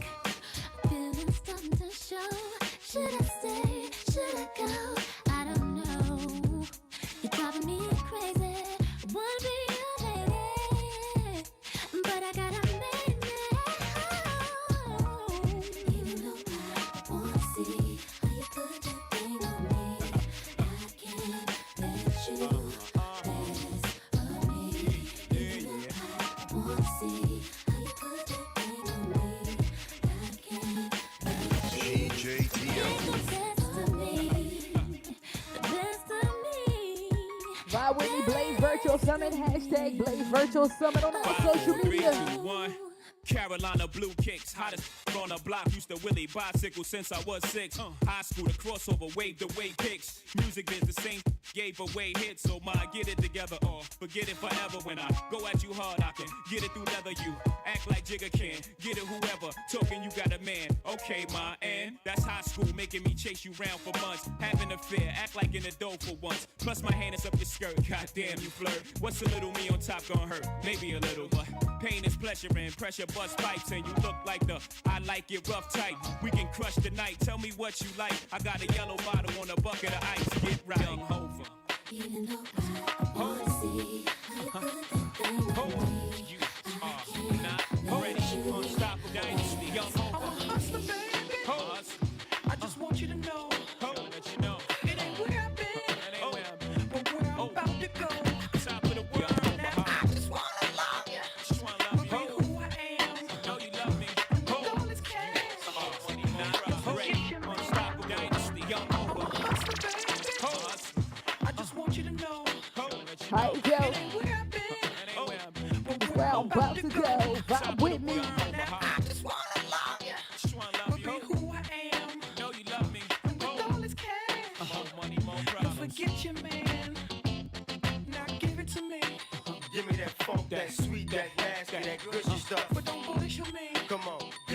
funk, that sweet, that nasty, that gushy stuff. When the Remy's in the system, ain't no telling when I fuck 'em, will I diss 'em. That's what they be yelling. I'm a pimp by blood, not relation. Y'all be chasing, I replace them, huh? Drunk on Chris, mommy on E. Can't keep a little model hands off me. Both in the club, singing off key. Hi, Joe. It gets better, ordered another round. It's about to go down. Got 6 model chicks, 6 bottles of Chris. 4 velvet airs, got weed everywhere. What do you say? Me, you, and your Chloe glasses. Go somewhere private where we could discuss fashion like Prada blouse, What Gucci you bra, say? okay, Filth Mon jeans. Take that off. Give it to me. Give me that funk, that sweet, that nasty, that gushy stuff. Don't punish me. Come on, give me that funk, that sweet, that nasty, that gushy stuff. Give it to me. Give me that funk, that sweet, that nasty, that gushy stuff. But don't punish me. Mama, give me that funk, that sweet, that nasty, that gushy stuff. Yeah, save the narrative, you saving it for marriage. Let's keep it real, man, you saving it for carriage. You wanna see how far I'ma go, how much I'ma spend, but you already know. Zip zero, stingy with the Niro. Might buy you Chris, but that about it. Might light your wrist, but that about it. I might wipe you and buy you nice whip, mom, but you really gotta ride nice. Know how to work your hips and your hands priceless. Profess your love the hove and I never let you down. Get you bling like the Neptune sound. Okay, hot hole, too hot to hold. Ladies love me long time like Tupac soul. Only way to roll, jiggering 2 ladies, I'm too cold. Motorola 2-way page, come on, give it to me. Give me that funk, that sweet, that nasty, that gushy stuff. But don't punish me. Come on, give me that funk, that sweet, that nasty, that gushy stuff. Give it to me. Give me that funk, that sweet, that nasty, that gushy stuff. But don't punish me. Mama, give me that funk, that sweet, that nasty, that gushy stuff. It's the CJ, DJ T.O. She's so dope. Baby girl, you know my situation. And sometimes I know you get impatient, but you don't put on a show to get ovations. Take it to court and go through litigations. And I respect your gangster. Treat you like a princess and put some on your neck to thank you. She's my pinch hitter. When the starting lineup ain't playing right, I come off the bench with her. It might sound like I'm gassing ya, but it takes time to get from the backseat to the passenger. We've been creeping and sneaking just to keep it from leaking. We so deep in our freaking and we don't sleep on the weekend. Wifey's a little bit uptight. Wonder why I keep coming home in the middle of the night. It'll be alright. If y'all bump heads, it'll be a fight. But I said it'll be alright. Come on. I really wanna be with you. Wanna be real with you. I can't leave you alone. And I know I'm living wrong, but I can't let you go. You're the one I want in my life. Already got a wife. Can't leave you alone. And I know I'm living wrong. Ride with me. Take it back. You ain't never step out of line or get out of pocket. So I made sure canary sit out your locket to protect you. I get out and cock it, and you know the barrel of my big enough to spit out a rocket. Oh, you gon' play dumb if cops do come through. I gotta keep the top up if my drop do come through. But I know the boutiques and shops you run through, so I cop her one and cop you one too. You always get a daily page, weekly ring. Plus you ain't too shy to do them freaky things. I ain't gotta put a band on your finger. I worry about you telling the whole world I'm your man while I'm Springer. At first you was something I denied, something I would slide just to do something in the ride. But shorty, it's something you provide, cause the entree ain't as good without something on the side, you know. I really wanna be with you. Wanna be real with you. I can't leave you alone. And I know I'm living wrong, but I can't let you go. You're the one I want in my life. Already got a wife. Can't leave you alone. And I know I'm living wrong, but I can't let you go. What's poppin'? Happy Tuesday. I go by the name of DJ T.O. The LSCJ. Hashtag she's so dope. Listen, you got a request, talk to me. You see the hashtag Blaze Virtual Summit. Tap in with me, and of course at CJ T.O.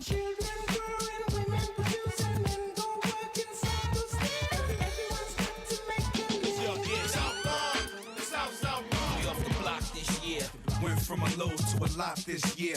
Everybody mad at the rocks that I wear. I know where I'm going and I know where I'm from. You hear locks in the air. Yeah, we at the airport out. D block from the block where everybody Air Forced out. With a new white tee, you fresh. Nothing phony with us. Make the money, get the mansion, bring the homies with us. By the rocks that I got, I'm still Jenny from the block. Used to have a little, now I have a lot. No matter where I go, I know where I came from. Don't be fooled by the rocks that I got. I'm still Jenny from the block. Used to have a little, now I have a lot. No matter where I go, I know where I came from. From the living color the movie scripts, to all my six, to J-Lo, to this headline clips. I stay grounded as the amounts roll in. I'm real, I thought I told ya. I'm real, even on no bruh. That's just me. Nothing phony, don't hate on me. What you get is what you see. Don't be fooled by the rocks that I got. I'm still Jenny from the block. Used to have a little, now I have a lot. No matter where I go, I know where I came from. Don't be fooled by the rocks that I got. I'm still Jenny from the block. Used to have a little, now I have a lot. No matter where I go, I know where I came from. I'm down to earth like this, rocking this business. I've grown up so much, I'm in control and loving it. Rumors got me laughing, kid. I love my life and my public. Put God first and can't forget to stay real. To me, it's like breathing. Don't be fooled by the rocks that I got. I'm still Jenny from the block. Used to have a little, now I have a lot. No matter where I go, I know where I came from. Don't be fooled by the rocks that I got. I'm still Jenny from the block. Used to have a little, now I have a lot. No matter where I go, I know where I came from. We gonna turn up today. It is Tuesday. We gonna throw it back and turn up at the same time, man. These just dope vibes only. You got a request, SCJTO, and of course, use that hashtag Blaze Virtual Summit. Even if you don't got a request, let us know you rocking with us.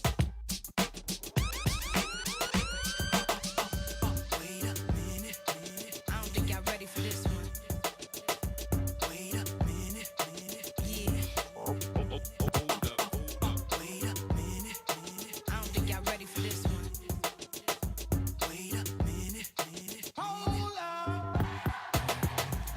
Oh, wait a minute. Wait a minute. Oh, wait a minute. Wait a minute. Hey, hey. Remember this one? Girl, wait a minute. Oh, wait a minute. Wait a minute. Oh, wait a minute. Wait a minute. Hey, hey. Wait a minute. Working all day and now it's on. Pull up and don't pay and the line is long. Girls in the club, they wanna ice grilling his thugs. I wanna dump. Is it 'cause I'm a shine? Major ice. I'm talking about blind ya, Vegas lights. Never on the scene without my team. Cali, sticky green. It's on and poppin'. The DJ's rockin'. Chickens is watching. It's on tonight. You had a long day, yo. But the sham by the caseloads. Pocket full of pesos. It's on tonight. Oh, wait a minute. Wait a minute. Oh, wait a minute. Wait a minute. Hey, hey. Girl, wait a minute.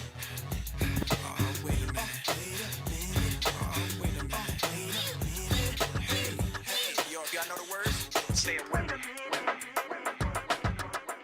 It's the CJ, DJ T.O. She's so dope.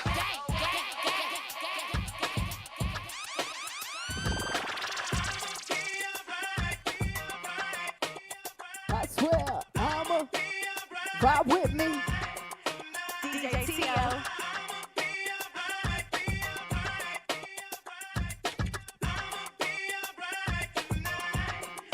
You don't have to call. It's okay, girl. 'Cause I'ma be alright tonight. You don't have to call. It's okay, girl. 'Cause I'ma be alright tonight. Situation will arise in our lives, but you gotta be smart about it. Celebration with the guys. I sacrificed 'cause I knew you could not sleep without it. Meanwhile, I loved you. You were my girl. You see, but the world of you. But you're so steady, baby. It's okay, girl. 'Cause I'ma be alright tonight. You don't have to call. It's okay, girl. 'Cause I'ma be alright tonight.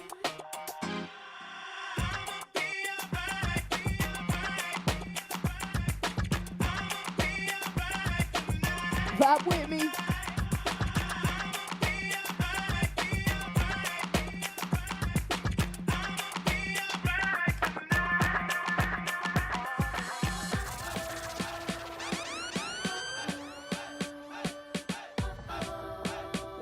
Tuesday, man. We gonna turn up. Vibe with me. Honestly, if I tell what you wanna know, love, there ain't another. Don't want no other lover. I put nothing above ya. I kick 'em to the gutter. You try to shake me, wound up loving me crazy now. Look at us lately and tell 'em who's your lady. I never thought you'd be the one, make me shine brighter than the sun. There ain't no ups and downs, no winning outs. You're here right now. If you want me to stay, I'll never leave. If you want me to stay, we'll always be. If you want me to stay, love endlessly.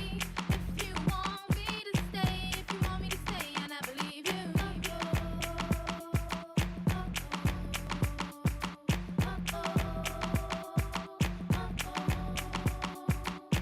Now you're loving that. We're happy, it's a fact. Can nothing hold us back? We got this in the bag. There ain't no maybes, no question. Love you daily now. Look at us lately and tell 'em who's your lady. I never thought you'd be the one, make me shine brighter than the sun. There ain't no ups and downs, no winning outs. You're here right now. If you want me to stay, I'll never leave. If you want me to stay, we'll always be. If you want me to stay, love endlessly. If you want me to stay, and I believe you.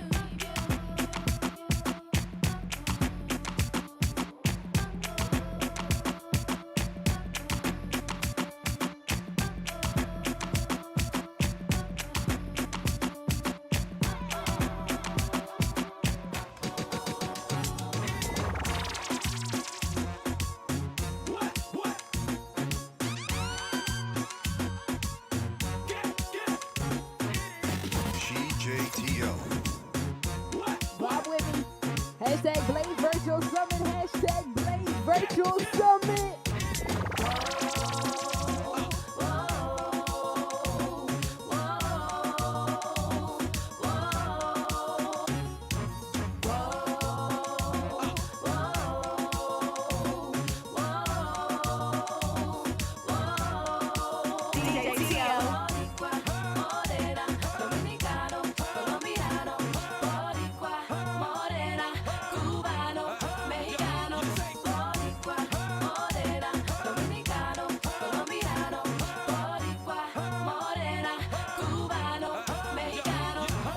This is what they want. They want reggaeton. What? They want reggaeton. Esto lo que quieren, toma reggaetón. Toma reggaetón. You see, I know we kick my story. I always kick it. When I bone shorty, I slap culo and this again. Soy el tema estrella cuando canto lo que dicen. Una nalgada en el culo, ella grita. You see, a body got a rap for his own. And me for Aldo, San Juan, Bayamón. Soy del campo, Santiago, tabaco y ron. Allá en Puerto Rico con Bacardi y limón. And this is all that. You can tell Spanky on it. The remix to the remix with Yankee on it. Esto es un mofongo, un shimmy con nori on it. Un reggaetón con Don Star and Big Mato on it.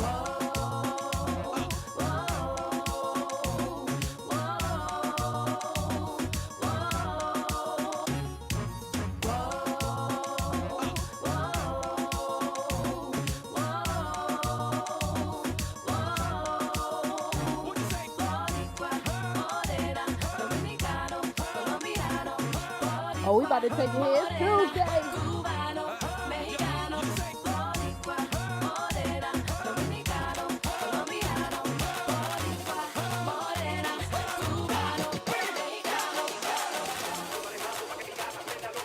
DJ T.O. She's so dope.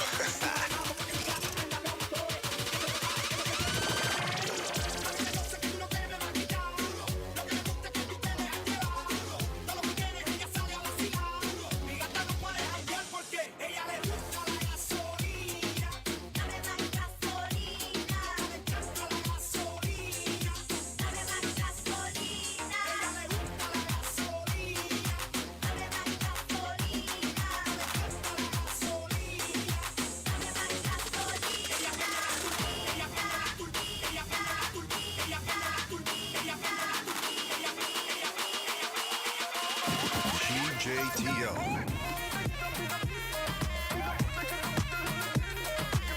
Rob with me. I'm just having fun right now. Happy Tuesday. Hashtag Blaze Virtual Summit.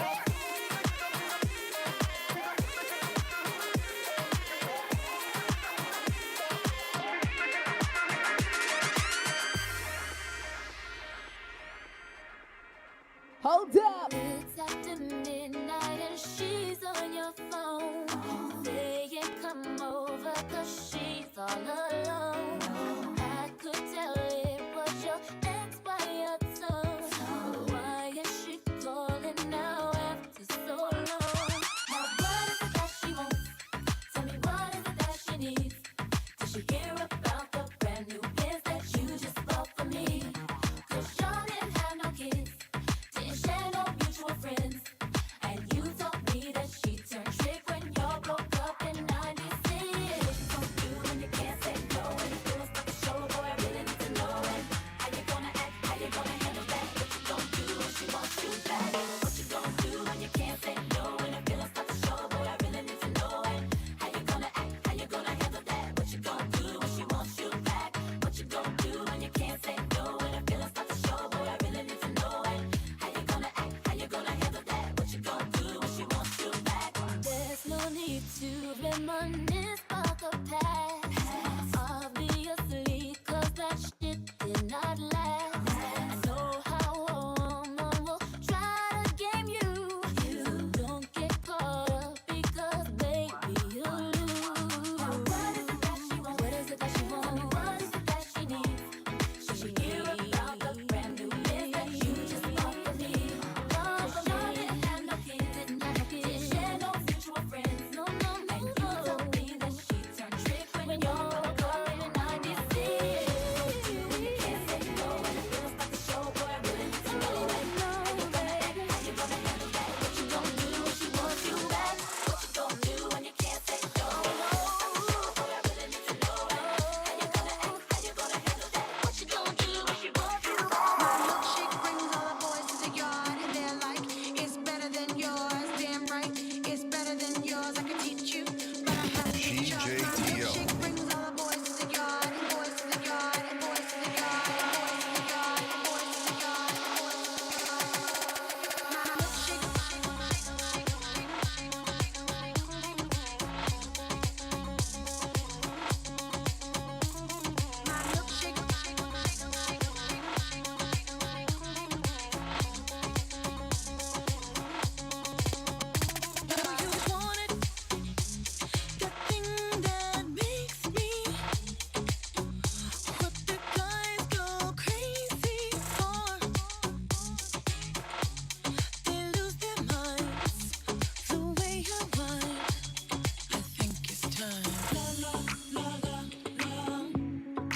Warm it up, la la la la la.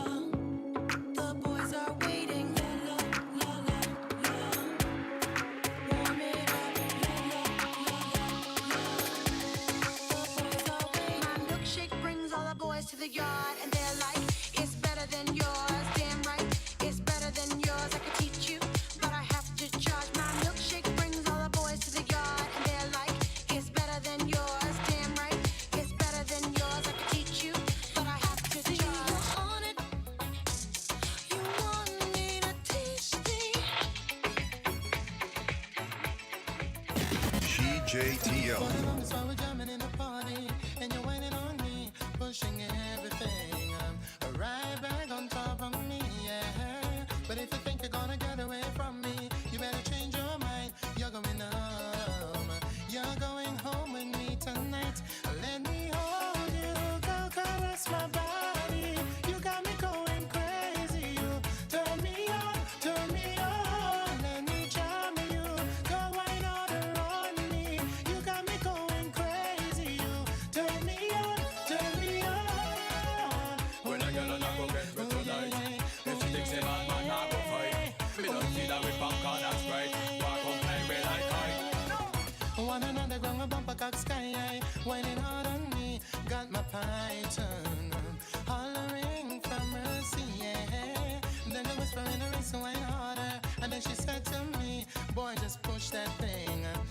push it harder back on me.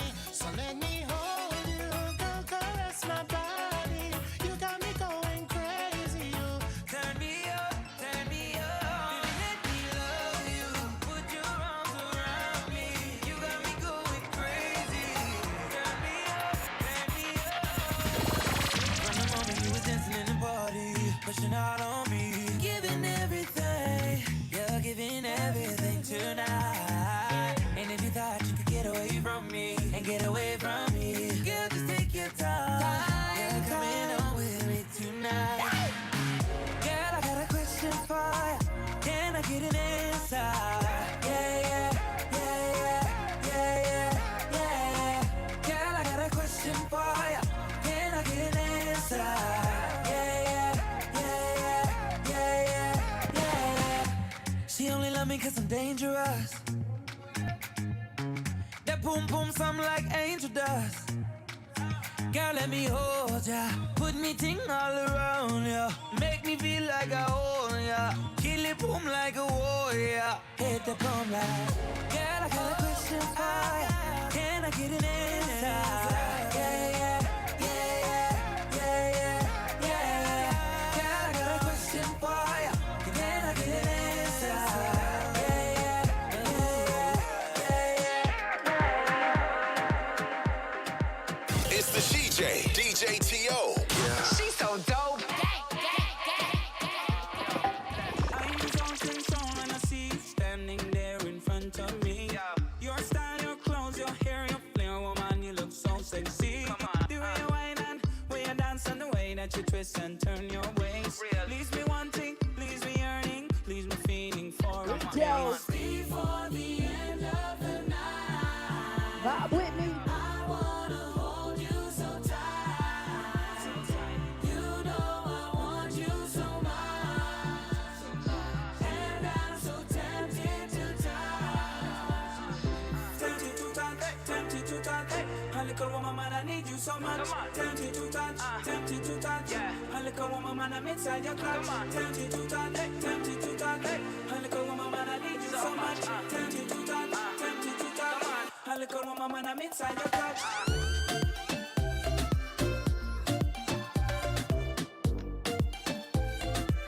A little woman, man, I'm inside your clutch.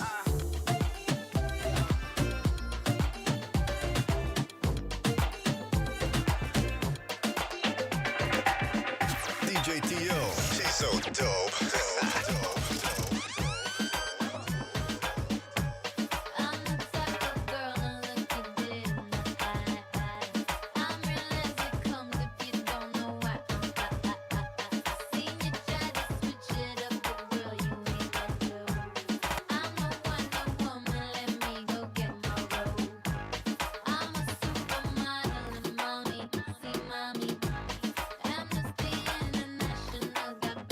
To my talk on love, love my and my ex in the video go promiscuous. My style is ridiculous, ridiculous. See us in the club, but we like to feel nice. See us on the floor, we'll be watching all night. We get up with the body. Wanna see you with the body. When the boys in the party, everybody put up their hands.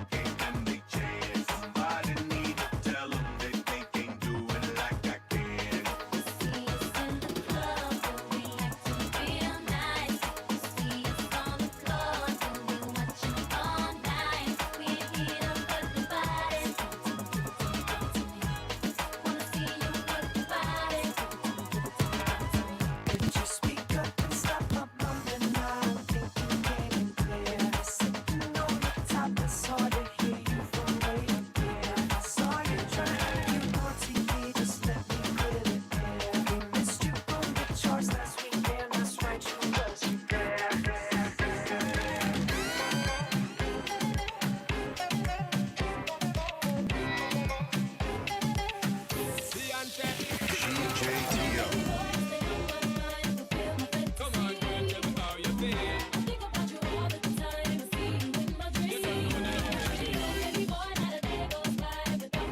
Come on, girl, tell me what's the deal.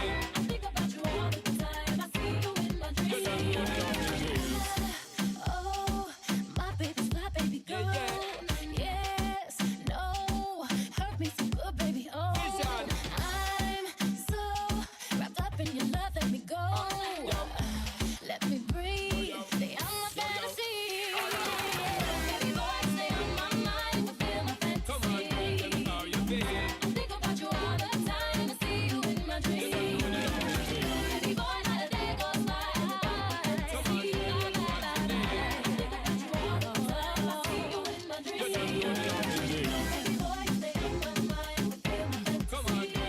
you feel.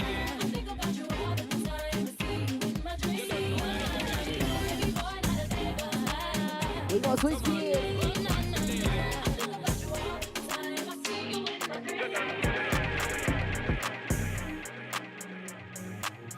You're now in the mix with DJ T.O.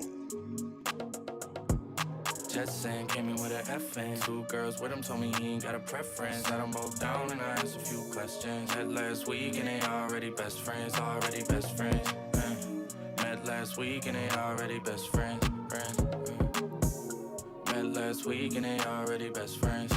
She's a Georgia State freshman. Told her I'ma pull up at your place at 10. Girl, you look good, I would risk everything. Make me forget what safe sex is. I'ma finish right now if I don't take breaths in. I recommend you don't listen to your friends. It ain't been the same since they stepped in. 25 deep in the same section. I'm on fire, you off hand. Tell me this ain't something that you do often. I can't say the same, so use caution. Just saying, came in with an FN. Two girls with him told me he ain't got a preference. Had them both down and I asked a few questions. Met last week and they already best friends. Already best friends. Met last week and they already best friends. Met last week and they already best friends. Two at a time laying in my bed. One at the top and the other giving. Girl on girl, I love the taste. You can run around, I love the chase. If you need a break cause you thirsty, don't trip cause I know you're burning up. She said she love me but she want her 11-11. Baby, make a wishing, I'ma do what you want. Ain't no more intermission, I'm tryna see what you want. Just saying, came in with an FN. Two girls with him told me he ain't got a preference. Had them both down and I asked a few questions. Met last week and they already best friends. Already best friends. Met last week and they already best friends. Met last week and they already best friends.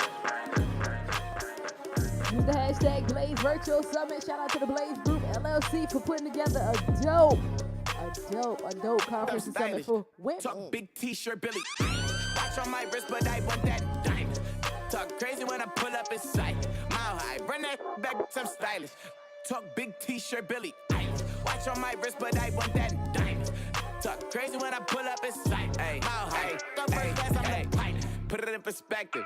I got everything I wanted and some extra. I am not the type of turning into a detective. Got two on my own phone, barely even checked them. Uber eats the food, I don't call, I just text them. Cashed out on bail, my little got invested. This out my Lexus, no backseat, so no besties. I checked it, no guesses, so don't text. Hey, 2 pistols, 30s in the clip, these are Kimbos. Open hand, smack him in his mid, I'm Kimbo.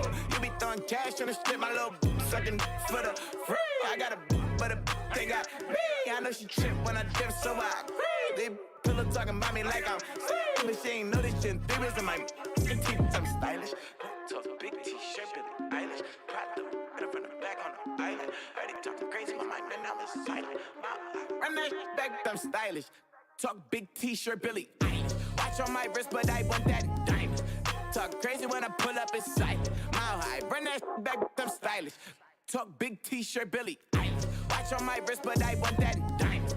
Talk crazy when I pull up in sight. Mile high, go first class, I'm the pilot.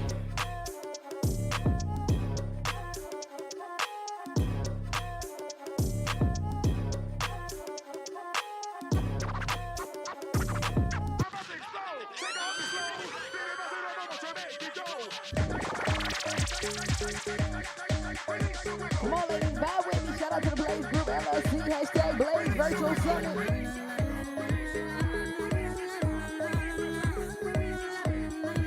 I guarantee you won't.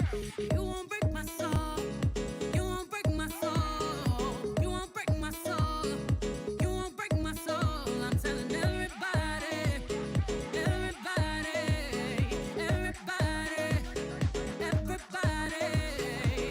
Now I just fell in love, and I just quit my job. I'm gonna find no drive. Damn, they work me so damn hard. Work by 9, then off past 5. And they work my nerves, that's why I cannot sleep at night. Motivation, I'm looking for a new foundation, yeah. And I'm on that new vibration. I'm building my own foundation, yeah. Hold up, oh baby, baby, you won't break my soul. You won't break my soul. You won't break my soul. You won't break my soul. I tell everybody, nah, nah, everybody, everybody, everybody. Release your anger, release your mind, release your job, release the time, release your trade, release the stress, release the love, forget the rest. I'ma lay down my head, 'cause I lost my mind. B is back and I'm sleeping real good at night. The queens in the front and the doms in the back. Ain't taking no flicks, but the whole click snap. There's a whole lot of people in the house trying to smoke with the yak in your mouth. And we back outside. You said you outside, but you ain't that outside. Worldwide hoodie with the mask outside. In case you forgot how we act outside. Motivation. I done found me a new foundation, yeah. Checking my new salvation. And I'ma build my own foundation, yeah. Now, baby, baby, you won't break my soul. You won't break my soul. You won't break my soul. You won't break my soul. And I'm telling everybody, everybody, everybody, everybody, yeah. You don't see it, you won't see it, that we all know. Break my soul. You don't think it, you won't be it, that love ain't yours. Break my soul. Trying to fake it never makes it, that we all know. Break my soul. Have the stress and I'll take less, I'll justify love. DJ T.O. She's so dope. All of this winning, I've been losing my mind. Oh, hold on, don't try to slow me down. Hold on, don't try to slow me down, slow me down. And now to make a fool for it. You gon' need a natural when I lose the boy. Ratchet, you a tool, the boy. Mama say I'm tripping, daddy say I'm tripping. Mouth talking dirty, but my lips so clean. I'm a body like a bumper car sticker. Better make it smile when you see that bitch pull up. Money don't make me happy, and a fella can't make me fancy. You smiling for a whole nother reason. It's all smiles through all 4 seasons. Shining, shining, shining, yeah. All of this winning, I've been losing my mind. Oh, hold on, don't try to slow me down. Hold on, don't try to slow me down, slow me down. Yeah, I dropped the top out the coupe. They try to get at me, ooh. They say I'm sweet just like you. Yeah. Say yeah. Said everything, yeah. Petty, I've been winning steady. Yes, all up on your grill, the boy. Popping off at the mouth, thought, yeah, boy. Came out 97, winning 20 years, boy. All is good, I don't feel bad for it. Yeah, when you see me smile, you can't be mad at it. Yeah, money don't make me happy, and a fella can't make me fancy. We smiling for a whole other reason. It's all smiles through all 4 seasons. Shining, yeah. All of this winning, I've been losing my mind. Oh, hold on, don't try to slow me down. Hold on, don't try to slow me down, slow me down. All of this winning. Shout out to my ladies out there winning.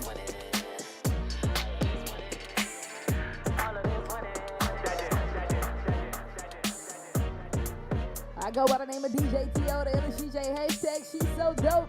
Hit me on Instagram, Twitter, Facebook, all that at SheJTO. And of course, use the hashtag Blaze Virtual Summit. Vibe with me. First off, mind your business. Bad every day like Christmas. Attitude on you pay me. It take more than a Bentley to date. Got me. I don't trust him. If he ain't got more than me, can't got me. I don't trust him. If he ain't got more than me, can't. Ooh, I love when they chase me. Good luck if you trying to replace me. 220 on the dash like Stacy. And yeah, that fine, but he moved too jank. Got me. I don't trust him. If he don't got more than me, I can't. If he don't got what I need, I duck him. I don't pop like a pea, I bust him. Bad gon' shop, no gimmicks. Brand new drop top, not renting. And every time a start, I finish. If it ain't money in the text, don't send it. First off, mind your business. Bad every day like Christmas. Attitude on you pay me. It take more than a Bentley today. Got me. I don't trust him. If he ain't got more than me, can't. Got me. I don't trust him. If he ain't got more than me, can't. Please got me what up. Lying on that little you ain't touch none. Daddy caught me the lamb, did this big one. How y'all getting on a reach, ain't getting some. Tight, fat, wet, no smell. I be buying Birkins like them on sale. He be in the field, but he ain't in the NFL. Got back my way before the BBL. He's twice my age, but I ain't half his paid. If he ain't getting more than me, then he ain't getting no play. Only business that I mind is the one that pay. My kids gon' have they way. First off, mind your business. Bad every day like Christmas. Attitude on you pay me. It take more than a Bentley today. Got me. I don't trust him. If he ain't got more than me, can't. Got me. I don't trust him. If he ain't got more than me, can't. SheJTO.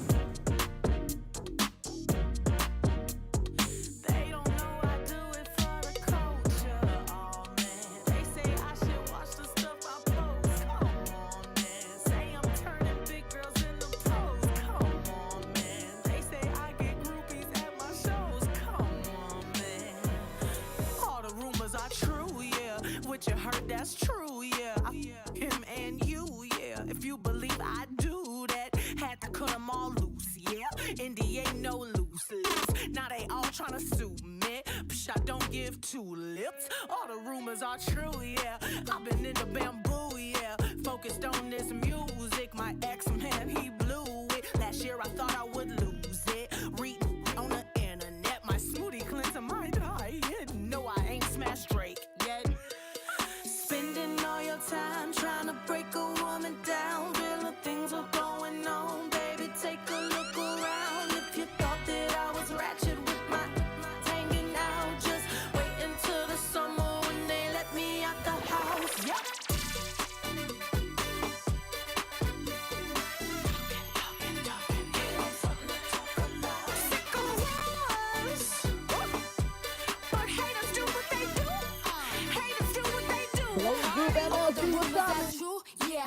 Yeah, fake bulls, yeah. Made $1 million at suits, yeah. Yeah, be running with fake news, yeah. Cardi and poppin', no, that's the machine. Nobody listen, they buying them streams. They even posted on blogs overseas. And lying a language I can't even read. The f do this look, I'm a bronze to some pop hits. Used to pop off when they pop hits. But I'm calmed down and I'm locked in. And my records live in the top 10. Let's go.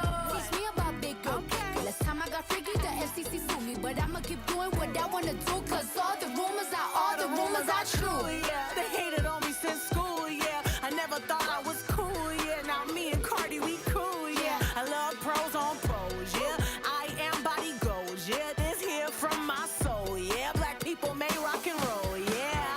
Why you spending all your time trying to break a woman down? Real things are going on, baby, take a look around. If you thought that I was ratchet with my hanging out, just wait until the summer when they let me out the house. Yeah.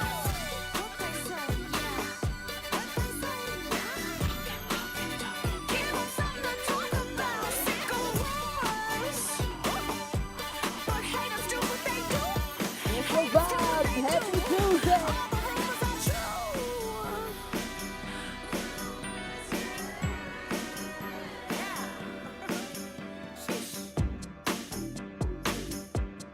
DJTO. She's so dope.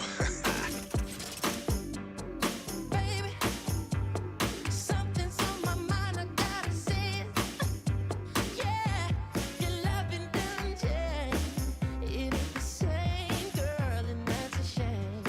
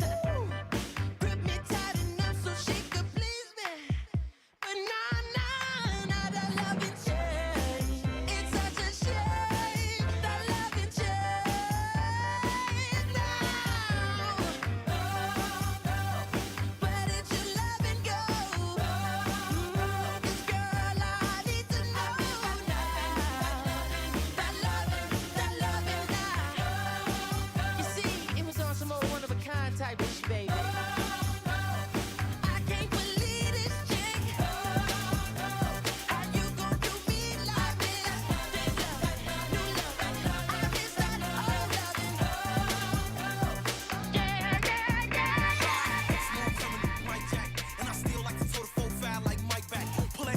Just to make a statement, he gon' need a body bag or a knapsack. He'll fold under pressure. I can tell from his posture, man, he ain't really like that. Mama told me I don't care if you scared, go in for the kill. If they try, you better fight back. We'll beat his if he try to throw the folks up. What's all that you was saying like you was so tough? They gon' have to carry your mans if he approach us. Creeping in that glizzy of blam when we get close up. Rich gangsta, my gun match the color of my cop. Any sudden movement, this go far. Better have him hug and I law. I'm the GOAT, I'm a thug, I'm a star. Youngin' trying to clear a crowd with the heat. When you rhyme, better keep it 40 cal by the seat. He was making wrong till they found him deceased. There's a whole lot of evil woman around in the streets. So you better look both ways, make your soul shake. Demon standing in the doorway. Tell me, honey, are you okay? Screaming out, no way. Tell me, honey, are you okay? Still on that bullshit, MJ.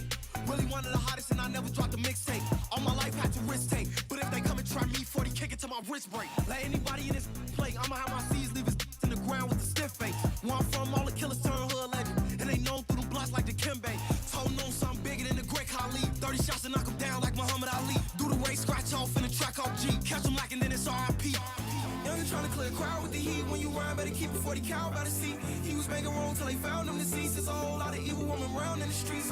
So you better look both ways, make your soul shake. Demon standing in the doorway. Tell me, honey, are you okay? Screaming out, no way. Tell me, honey, are you okay?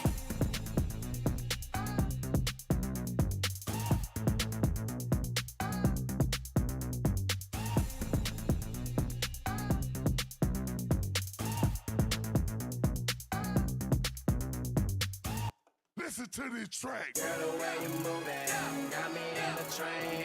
DJ, turn me up. Ladies, this your thing. Girl, the way you moving got me in the train. DJ, turn me up. Ladies, this your thing. Girl, the way you moving got me in the train. DJ, turn me up. Shout out to my ladies. Ladies, this your thing. Shout out to the Blaze Group LLC for putting on the dope shimmy for black female entrepreneurs. Wait, no, let's go.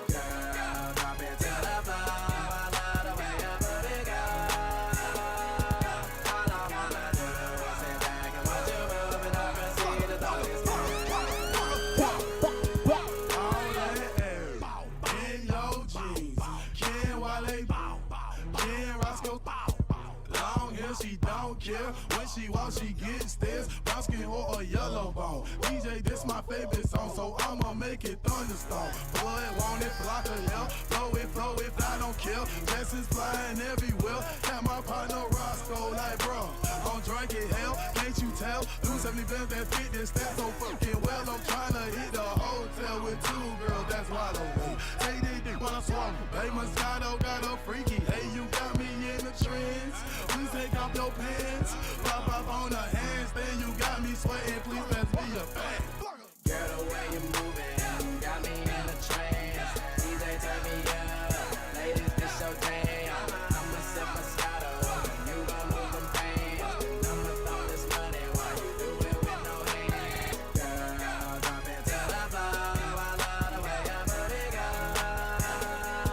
All I wanna do is sit back and watch you move, and I'ma see the thought is She said, look, ma, no hands. She said, look, ma, no hands and no darling. I don't dance, and I'm with Roscoe, I'm with Walker. I think I deserve a chance. I'm a bad motherfucker, going at some motherfuckers, a young handsome motherfucker. I sling that, just nunchuck 'em. And who you with? And what's your name? And you not hip, boo, I'm Wale. And that DC shit I rap all day. And my eyes red 'cause I all that. Don't blow my high, let me shine. Drum on the beat, let me take my time. Look, one beat, we can take it outside. Fuck what, bro? These ain't mine. Is you out your mind? You out your league? I sweat no, they wear out weeds, wear out tracks. Let me do my thing. I got 16 for this Roscoe thing, but I'm almost done. Let me get back to it. Whole lot of in the low backwood. Whole lot of money, big tip I would. I put on the train, little engine could. Hold up. Girl, the way you moving got me in the trance. DJ, turn me up. Ladies, this your thing. I'ma sip Moscato. You gon' move them pants. I'ma throw this money while you do it with no hands. Girl, drop it to the floor. I love the way your booty go. All I wanna do is sit back and watch you move, and I'ma We gotta let this one ride. We gon' let this this one ride. Roscoe Day. Yo, R-O-S-C-O, we missed it. Shawty put it on me. Please. I be going ham. Shorty upgrade from bologna. Please. Them niggas tipping good, girl, but I can make you flush. Cause I walk around with pockets that are bigger than my bust. Whoa. Rain, go away. That's what all my haters say. My pocket's stuck on overload. My rain never evaporates. No need to elaborate. Most of these ducks exaggerate. But I'ma get money every day. Stunting ducks might get a chance after me. Bitch, I'm ballin' like I'm coming off a free throw. Skip the head of the game, no cheat code. Lambo, Roscoe, no street code. And your booty got me lost like Nemo. Go on and do your dance. Right now. And I'ma throw this money while you do it with no hands. Go. Girl, the way you're moving got me in a trance. DJ, turn me up. Ladies, this your jam. I'ma sip a Moscato and you gon' lose them pants. And I'ma throw this money while you do it with no hands. Girl, drop it to the floor, all the way up to the girl.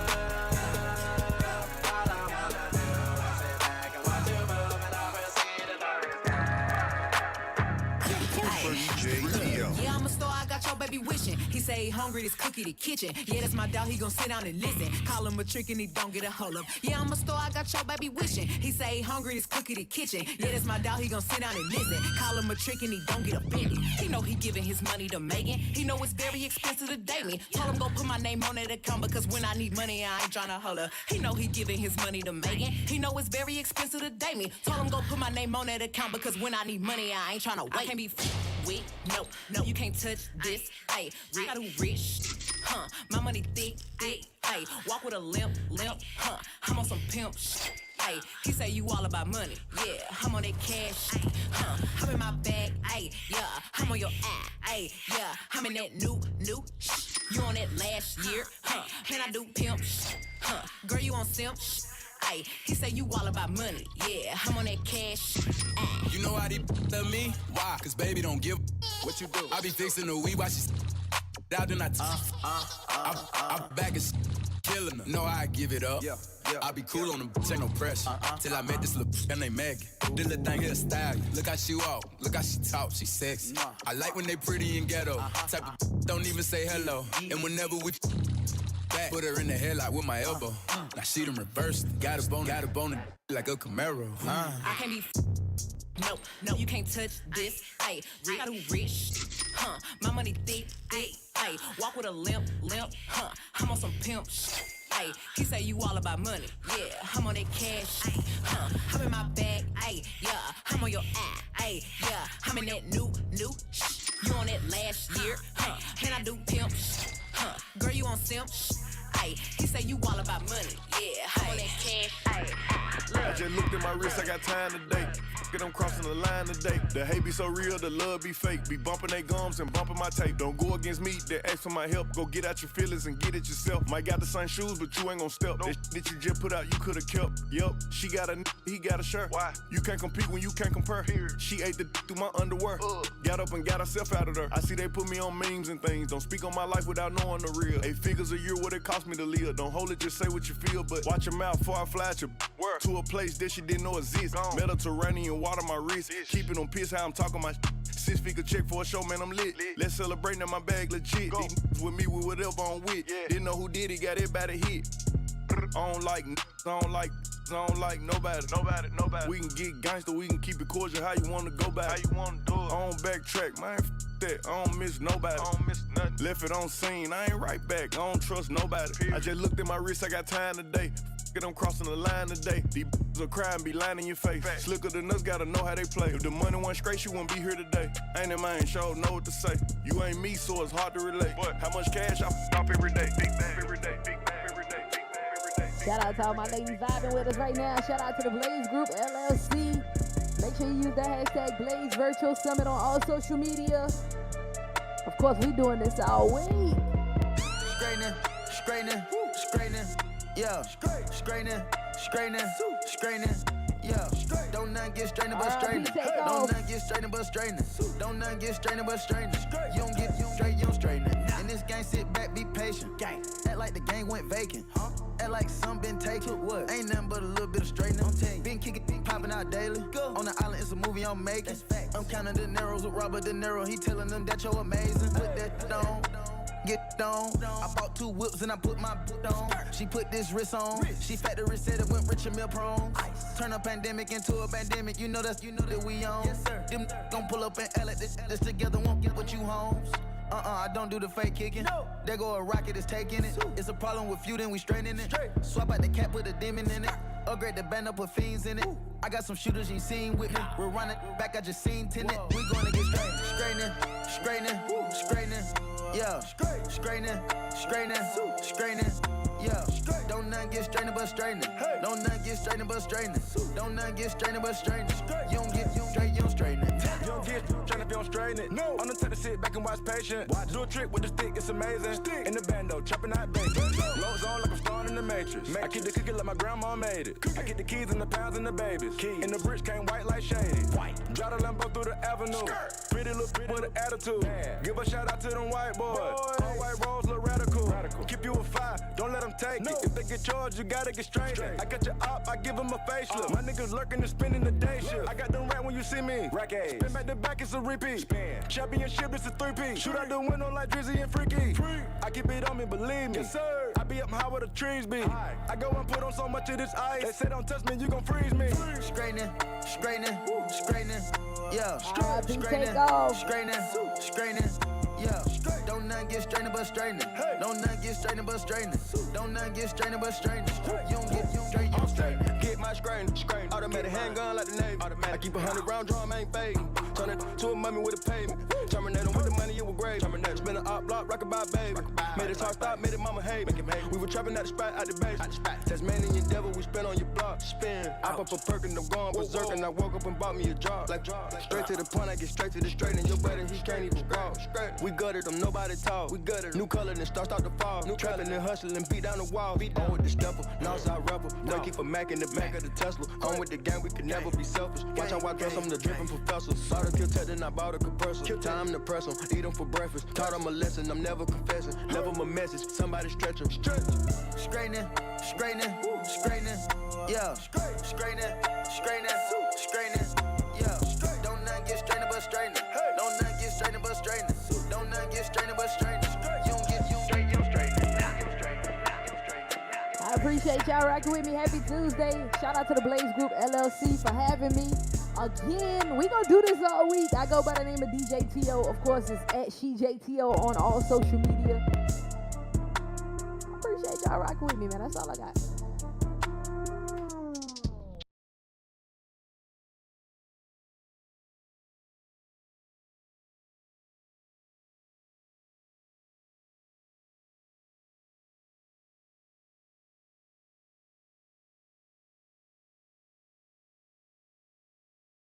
What's up, Black women all across the world? It's day 2 of the Blaze Virtual Summit, Winter 2022, and y'all keep it popping. I am so excited that everybody is here, especially for this conversation, quiet quitting and Black women. Because they haven't inserted us yet, but Black women are entering the chat today. We have the perfect voices and thought leaders on this conversation. So I'm going to go ahead and let them introduce themselves before we get into some things. I want to start with you, Kayla. Can you please share a bit about your background, your business, and your passion today?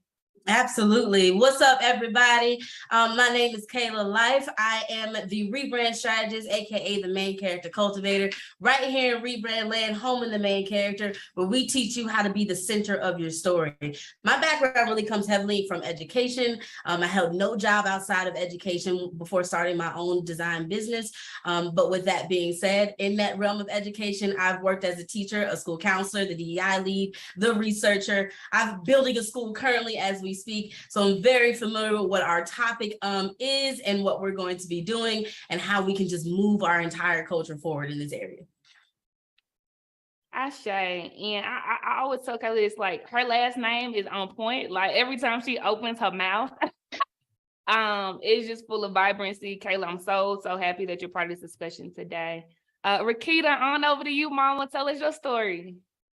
Yeah, my name is Rakita Franklin. I am the founder and CEO of Sonnet Consulting, where I help diverse leaders with communication and active listening skills for genuine collaboration with their staff to really just build better teams.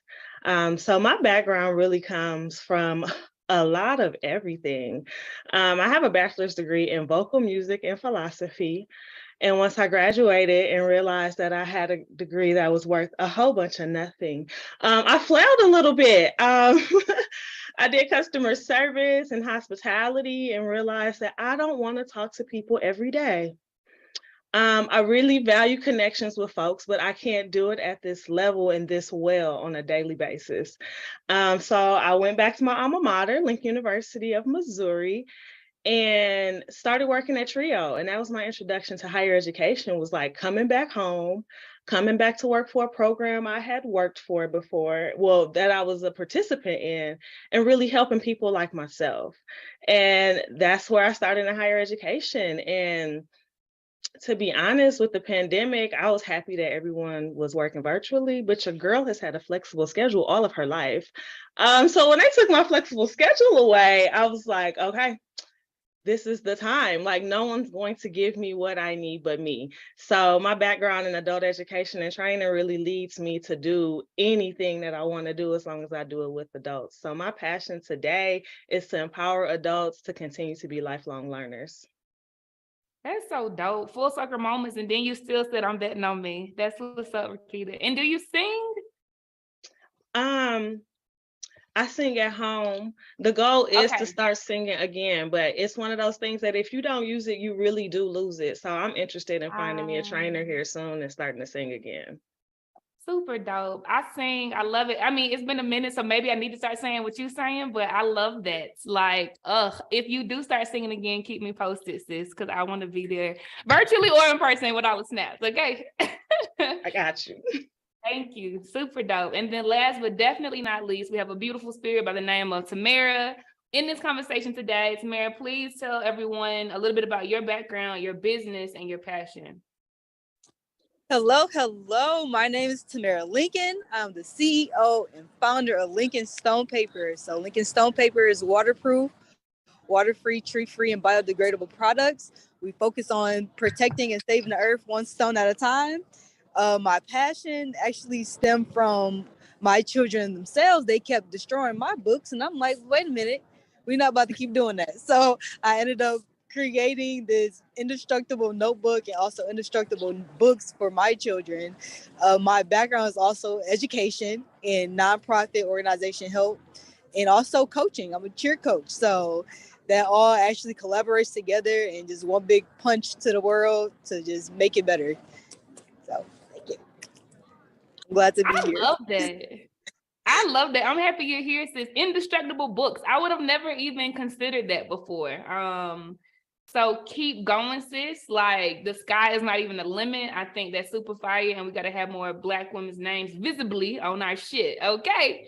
Dope. Well, it's time to get into it. Okay. I'm so excited about this conversation because of all the things our elders told us about what we had to do and how we had to show up and the way the world worked, right? And I'm excited that these thought leaders are on the discussion today to say whatever it is, right? None of this is pre-planned, right? To say whatever it is they feel about this concept, but I want to make sure that we're all speaking the same language. So quickly, I'll define what quiet quitting is, okay?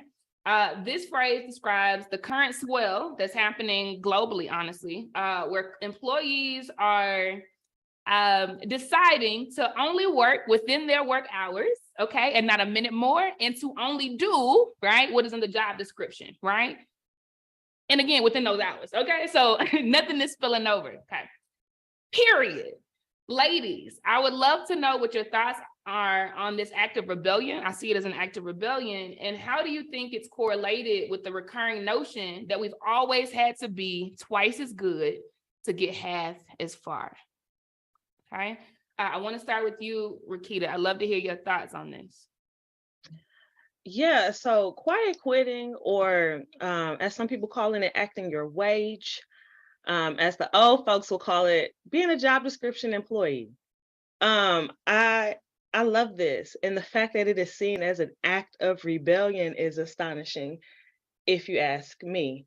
I've always been a job description employee, and the times that I decided not to do that and I decided to go above and beyond, I was never compensated. Never compensated, and for me, never acknowledged. So for me, work is what it is. It's a contract.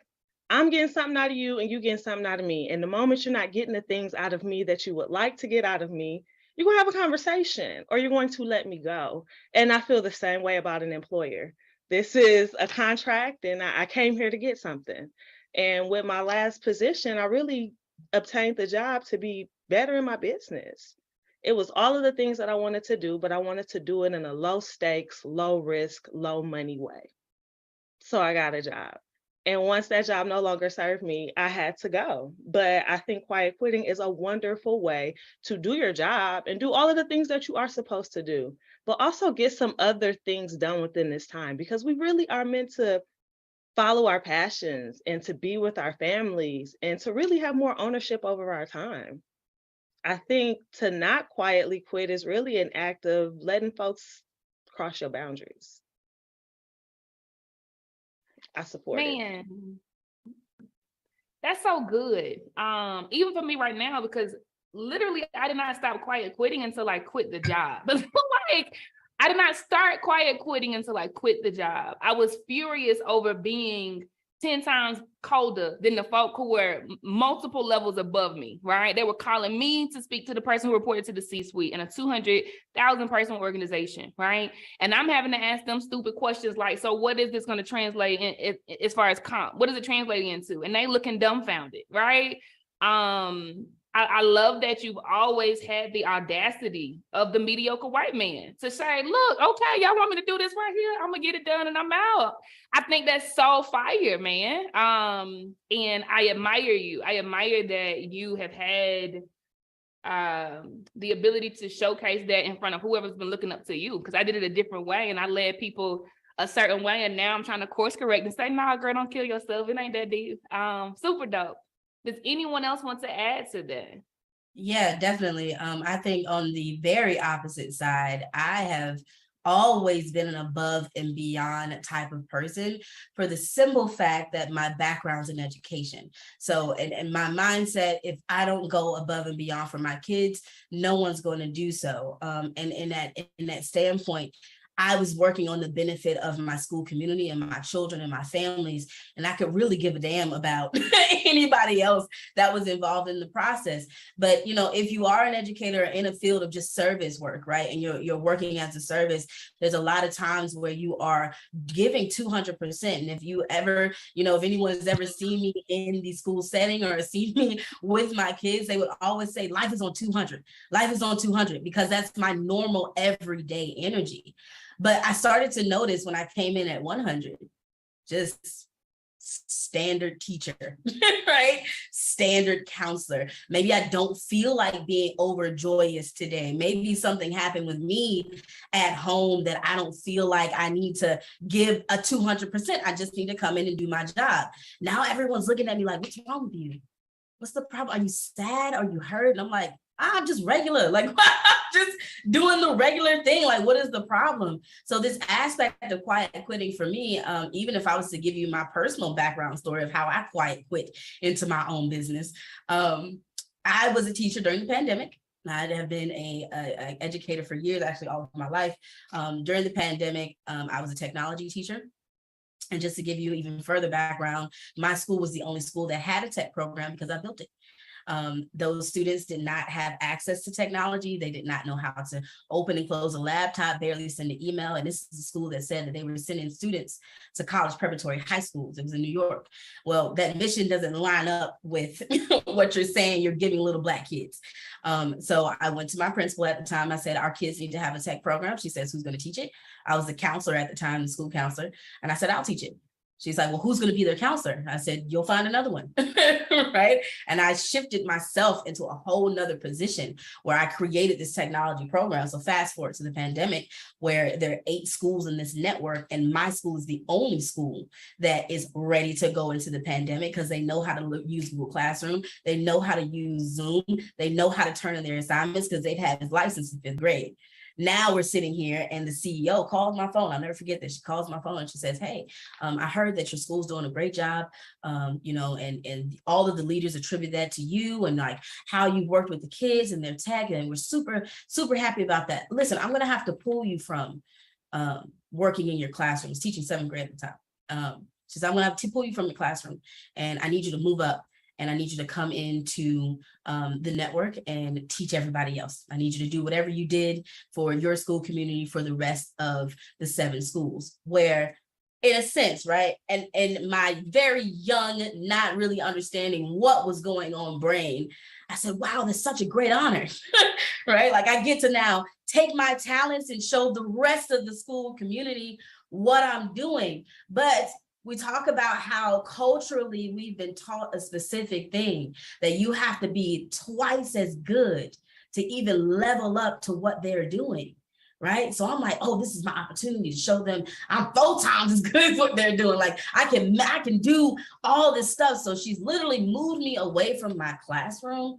And now my kids are no longer receiving technology courses, which they loved, right? It was probably their favorite, in all arrogance, their favorite class of the day. She's pulled me from that. And now I'm in 7 different schools, training principals, families, teachers, talking to their kids, making sure that they have what they need for tech. I was not compensated at all, right? And that hit me because, you know, my good old mama, she said, they paying you for this? I was like, no, but I mean, I'm not teaching. She was like, it doesn't matter. You're doing way more than your job description says you should be getting paid. And so the opportunity came. I don't know if you guys remember the education system got a buttload of money for the pandemic. And so what they decided was, okay, we're going to give bonuses to people that went above and beyond during the pandemic. That was the criteria. Teachers that went above and beyond will get a $5,000 bonus. So everyone knew I'm a shoo-in for that. Come on, baby. I've been attributed to saving the entire school during the pandemic, just with my talents and just with how I communicate with people. And we sit on that football field and my principal calls out 5 teachers and not one of them is mine. My name is not said at all in that space. And I sat there blank face. And you got all of my staff, all of my teachers looking at me, you okay? And it's like a trigger hitting my head. I was like, oh no, I'm good. I'm good. This is great. This is wonderful. Because what they didn't realize is God had already told me I needed to leave this job. He had already told me not just leave this school, but leave the education system. He said to me, even during that entire time, this is a year after, during that entire time, he said to me, do you see all that I have provided for you? Do you see how you're able to affect the masses? You can't do this within 4 walls. You've got to leave. And of course, as we often do, I'm not listening. I'm like, I can't leave right now. Like I got stuff to do. Like I set up all these programs. Understand that I was such a force in any area that I was in, that I was creating spaces that I didn't feel like anyone could take over. So I had created social emotional learning classes. I created the girls basketball program, the tech program. I was a STEM researcher at the time. I was the DEI lead, was diversity and inclusion, telling white people how to treat our kids. My favorite thing to do during that time. I was doing all of this stuff that I was the lead on. And I was like, God, I can't just walk away from something I started. There's no one to take it over. And then that moment hit me and I was like, wow. They don't even care. They don't even care that I did all of this. And I'm sitting there, look, 27 years old, like, wow, okay. And I went home, I cried hard because I'm passionate about kids. I'm passionate about my families. And I had been with them for 6 years at this point. So when I say I was with my families, I'm auntie at this point. I'm big sister at this point. They still call me. I'm nowhere near where that school is, but I had to leave. And so I was like, what am I going to do? How am I going to I'm not just going to go and tell my principal I'm gone? Like, what am I supposed to do? And this is where quiet quitting started happening. I literally started doing just what my job said to do. I told that CEO, I said, I'm going back to my classroom. I'm going back to my kids and I'm going to teach my lessons. oh, we appreciate you so much. And you know, that little voice in my head, I'm like, your appreciation don't mean shit to me because my paycheck ain't changed, my bank account ain't changed, and y'all had an opportunity. And this is the real thing for me. Y'all had an opportunity to show me just how much you appreciated me. And you gave me your ass to kiss and said, that's what you're supposed to do anyway. Basically, is what I got. So I decided to quit, right? I wound up going to my principal the next week. I wound up talking to my support team, people that were close to me, trying to battle through those emotions, what I needed to do. And this one woman, I'll never forget, her name is Rachel. I sat down and I talked to her, and she was a diversity and inclusion lead at the time. I said, I don't know what I'm supposed to do, right? Like, I love my kids. And she said, listen, I love this entire network. I love everything that you've been doing, but you know what you need to do. And anyone at this school that has been around you, has been seeing the work that you've done. And if they question why you're leaving, you already know what time it is. You need to make the decision, and you just need to be honest about it. So I did. I went to my principal the next week and I told her, I said, listen, it's time for me to go. She's like, I felt it was coming.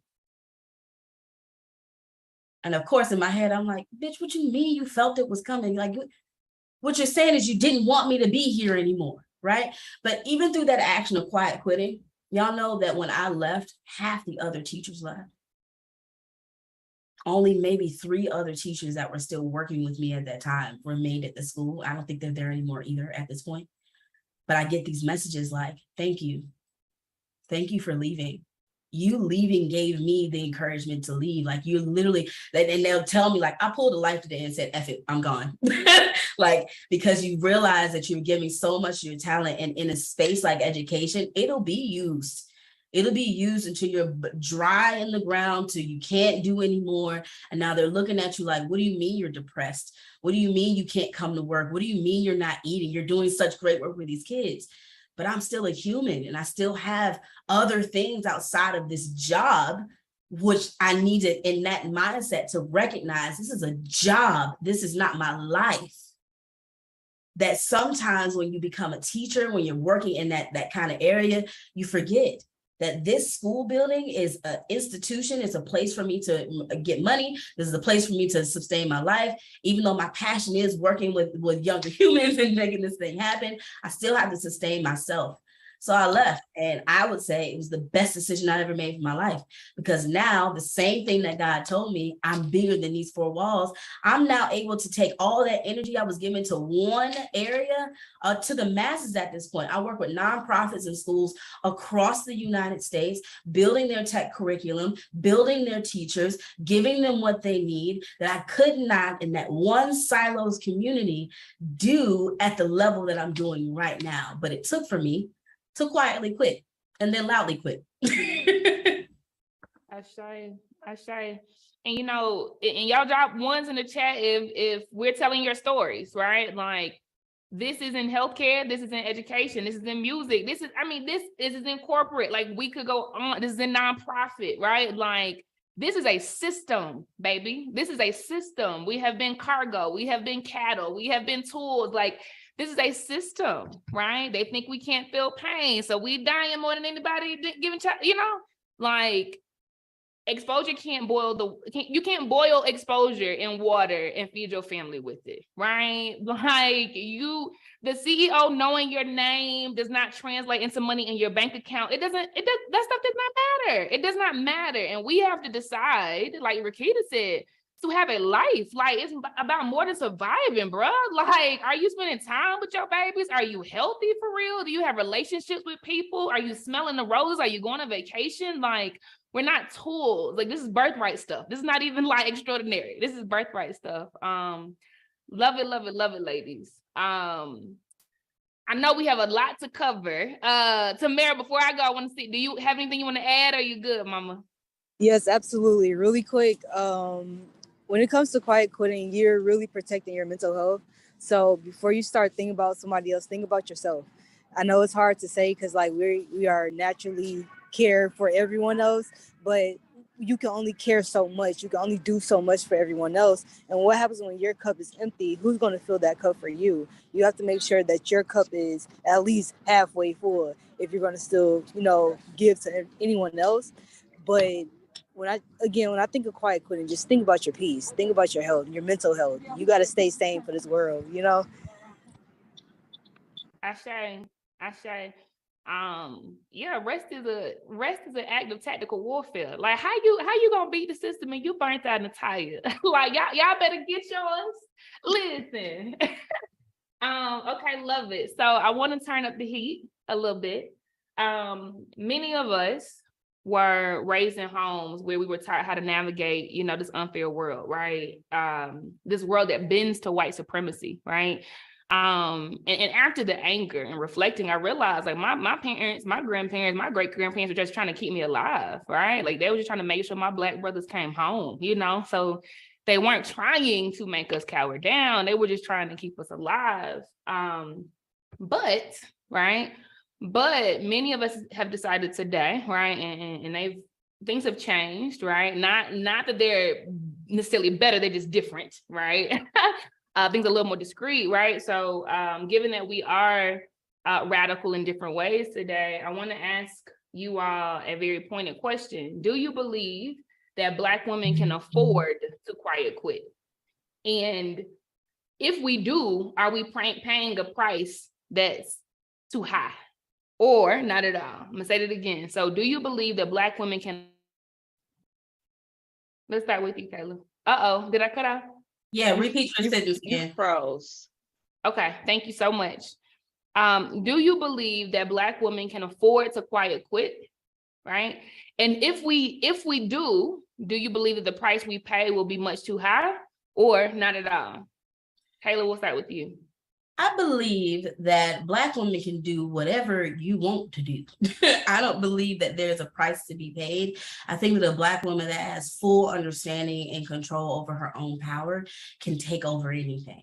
Right. So this aspect of quiet quitting, naturally, when we go into any space, we take up the space, right? And someone is trying to dumb us down and make sure that we are not as big, not as powerful, not as strong or as intelligent as we are presenting ourselves to be. But if you are a Black woman that understands her power, understands what she comes to the table with, understands that she can rock this entire thing and walk away and the ship will fall. You can do absolutely anything at this point, right? I think that this aspect of white supremacy that we are breaking at this point, right? And even from the way that we talk, the way we dress, how our hair looks, how we present ourselves on the job is all built and rooted in white supremacy. And so when it comes down to it, everything that we do, we have to take that first thought and say, is this something that I need to do to survive? Or is this something that someone is placing on me to hold me back? Right? I'll even take the aspect of just myself. I am very much so tatted up. I have tattoos all over my body. I'm usually coming with very, very bright or extravagant colored hair. Y'all see me at a toned down state today, but it's either big red, big blues, big oranges, big pinks, because that's how I express myself. But I can also remember a time where the older generation didn't necessarily understand that, didn't understand how you could stand in front of children and look this way. And my real pushback was, I look like the people they see on TV. I look like they friends. I look like the people they aspire to be, and I connect with your kids. So there's no reason why my appearance, if it is not, it's professional to white supremacy standards, is what I like to tell my kids, right? And it's like what I message out to people. So when you're doing this aspect of quiet quitting and you're thinking about, can I even do this? You have to look at what you're really talented in. There's something that I teach my clients called transferable skills. Everything that you're doing at your job right now is not so that you can build that organization up. You got to move your mindset from that. Everything you're doing in your 9-to-5 right now is a skill that you are building. Think of it like a video game. Right? The more that you work at something, the more skill points you get. The more skill points you get, the more you advance the skill, right? Now, you're not working this one job because you're going to stay here for the rest of your life, or at least you shouldn't. You should be working in to say, oh, I just learned something new and I'm good at this. what can I do with this now? Where can I take this skill now? How much farther can I advance it? And understanding it might not be at the space that you're in right now. I don't shame anyone that works a 9-to-5 or works in a corporate position or wants to do that with their life, because some people, that is what it's built for. It's for you to thrive, but also understanding that unless you are in a position where you can make your own decisions, you're always going to be at the whim of whoever's organization that is.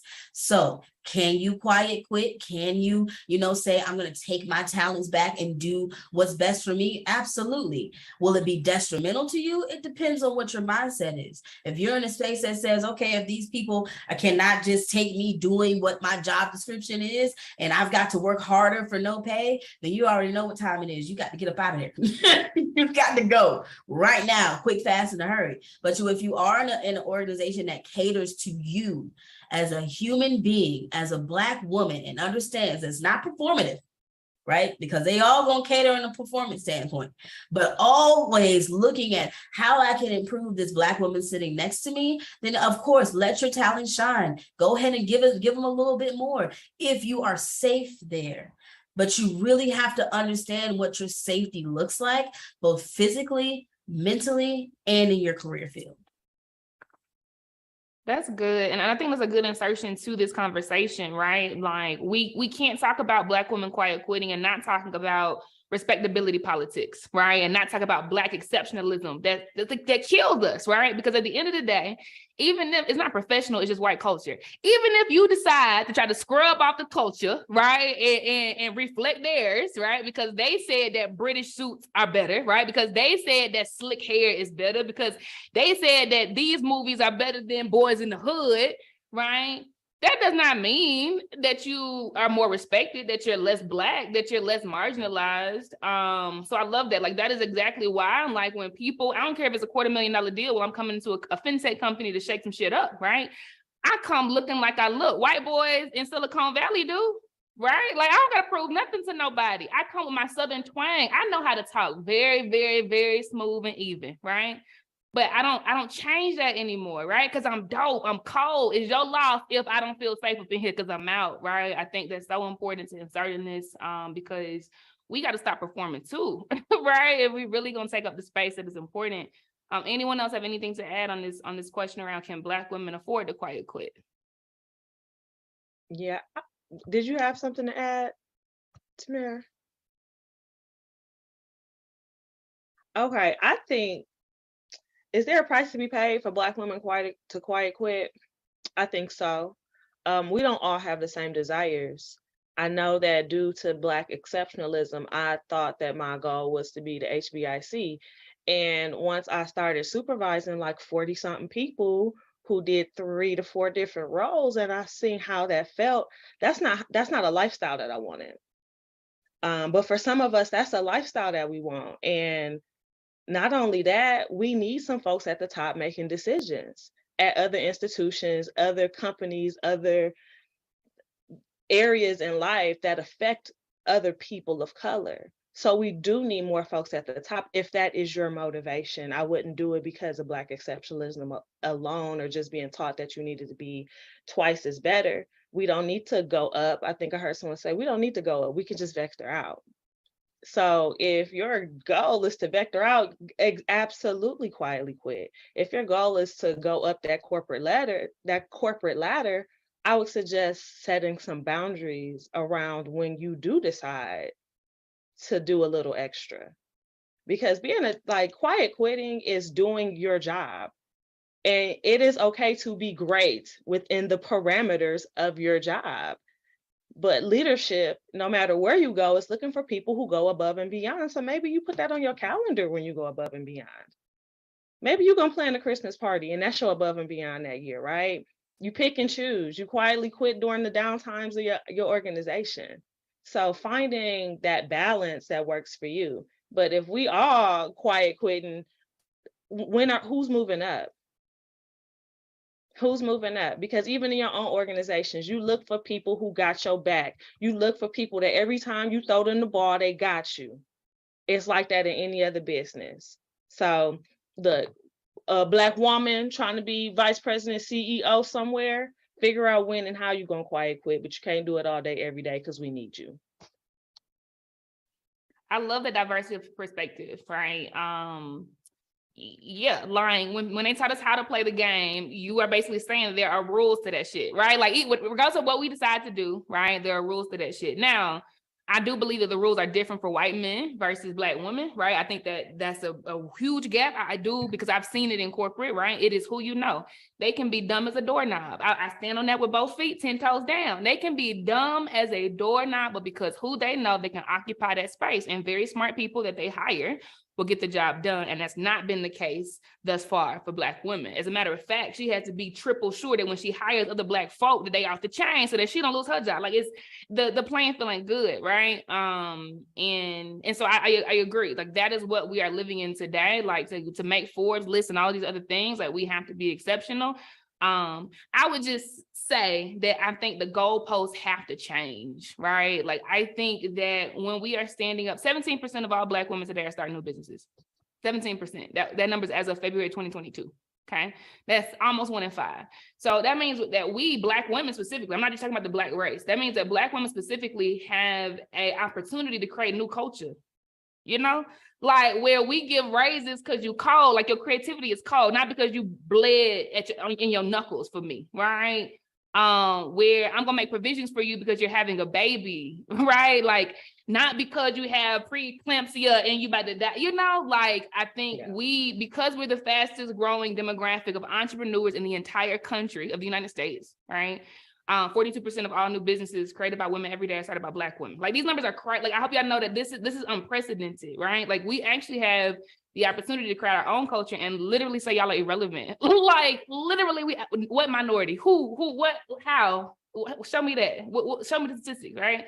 Can I add to your point really quick? Because you even bringing that up, that we have the ability to create our own culture right now, that is so powerful for you to say. It's even more confirmation for me that I need to keep doing what I'm doing, for the simple fact that Rebrandland alone, I'm just taking this one organization. I have 6 executives, okay? 6 people on my team that I feel like are on my same level. There is no tier system. We're in a round table circle when we handle our clients, right? But these 6 different executives, they have their own business. And I actually encourage that they still work on their own business while they're partnering with me in Rebrandland. Because the way that my mindset works and breaking up that, oh, we can't all rise to the top at the same time, and if you work with me, you can't work nowhere else. And now there's this new term called overemployment. What the hell does that even mean? You're overemployed and you're spending too much time with other places. I don't believe in that. And so what I told my executives is, and when we have our next upcoming meeting, like, I want you to continue to work on your own business. And if you need my help, I got you. Because the area that and the culture that I'm building around the business is that this piece of land, Rebrandland, this piece of rebranding, you can go in and work with our copywriter. You can go in and work with our CFO. You can go in and work with our graphic designer, work with all these individuals, and understand that if you don't want to use the Rebrandland package, they got their own business and you could just use them individually. Because what I'm doing is putting money back into their pocket, back into their business, and then putting money back into mine. There's an easy way to figure out how to build our own culture. And I'll tell you that when I presented this idea to a white man, he's like, so they're just going to steal all your money. I was like, yeah, you don't get it. You don't get it. Because my team has integrity, my team has honesty, my team is going to make sure that no matter what happens with them, it's also happening with me, and we're just transferring that energy over. Because what we've been taught is that you can't work in this one position and I can't be CEO here and CEO there and CEO there. I can't be, this person here and for this organization and for this one because of competition. All of that's fake. All of it's fake, because at the end of the day, whoever chooses Rebrandland, they found themselves here. If they choose somebody else, they found themselves there. And it does not take it out of my pocket, because they were never meant to be a client of mine in the first place. Do you get what I'm saying? So I love the fact that you even brought up that aspect of we have the ability right now to change our culture, to do something completely different. I sat down in a team meeting just last night and said the same thing with the school that I'm building. I said, every aspect of what you thought a school was, throw it away because we're not doing that here. And so now with us having a clean slate, just a blank canvas, we're going to take all of our skills and all of our knowledge and put it here and build a brand new school, build something completely different.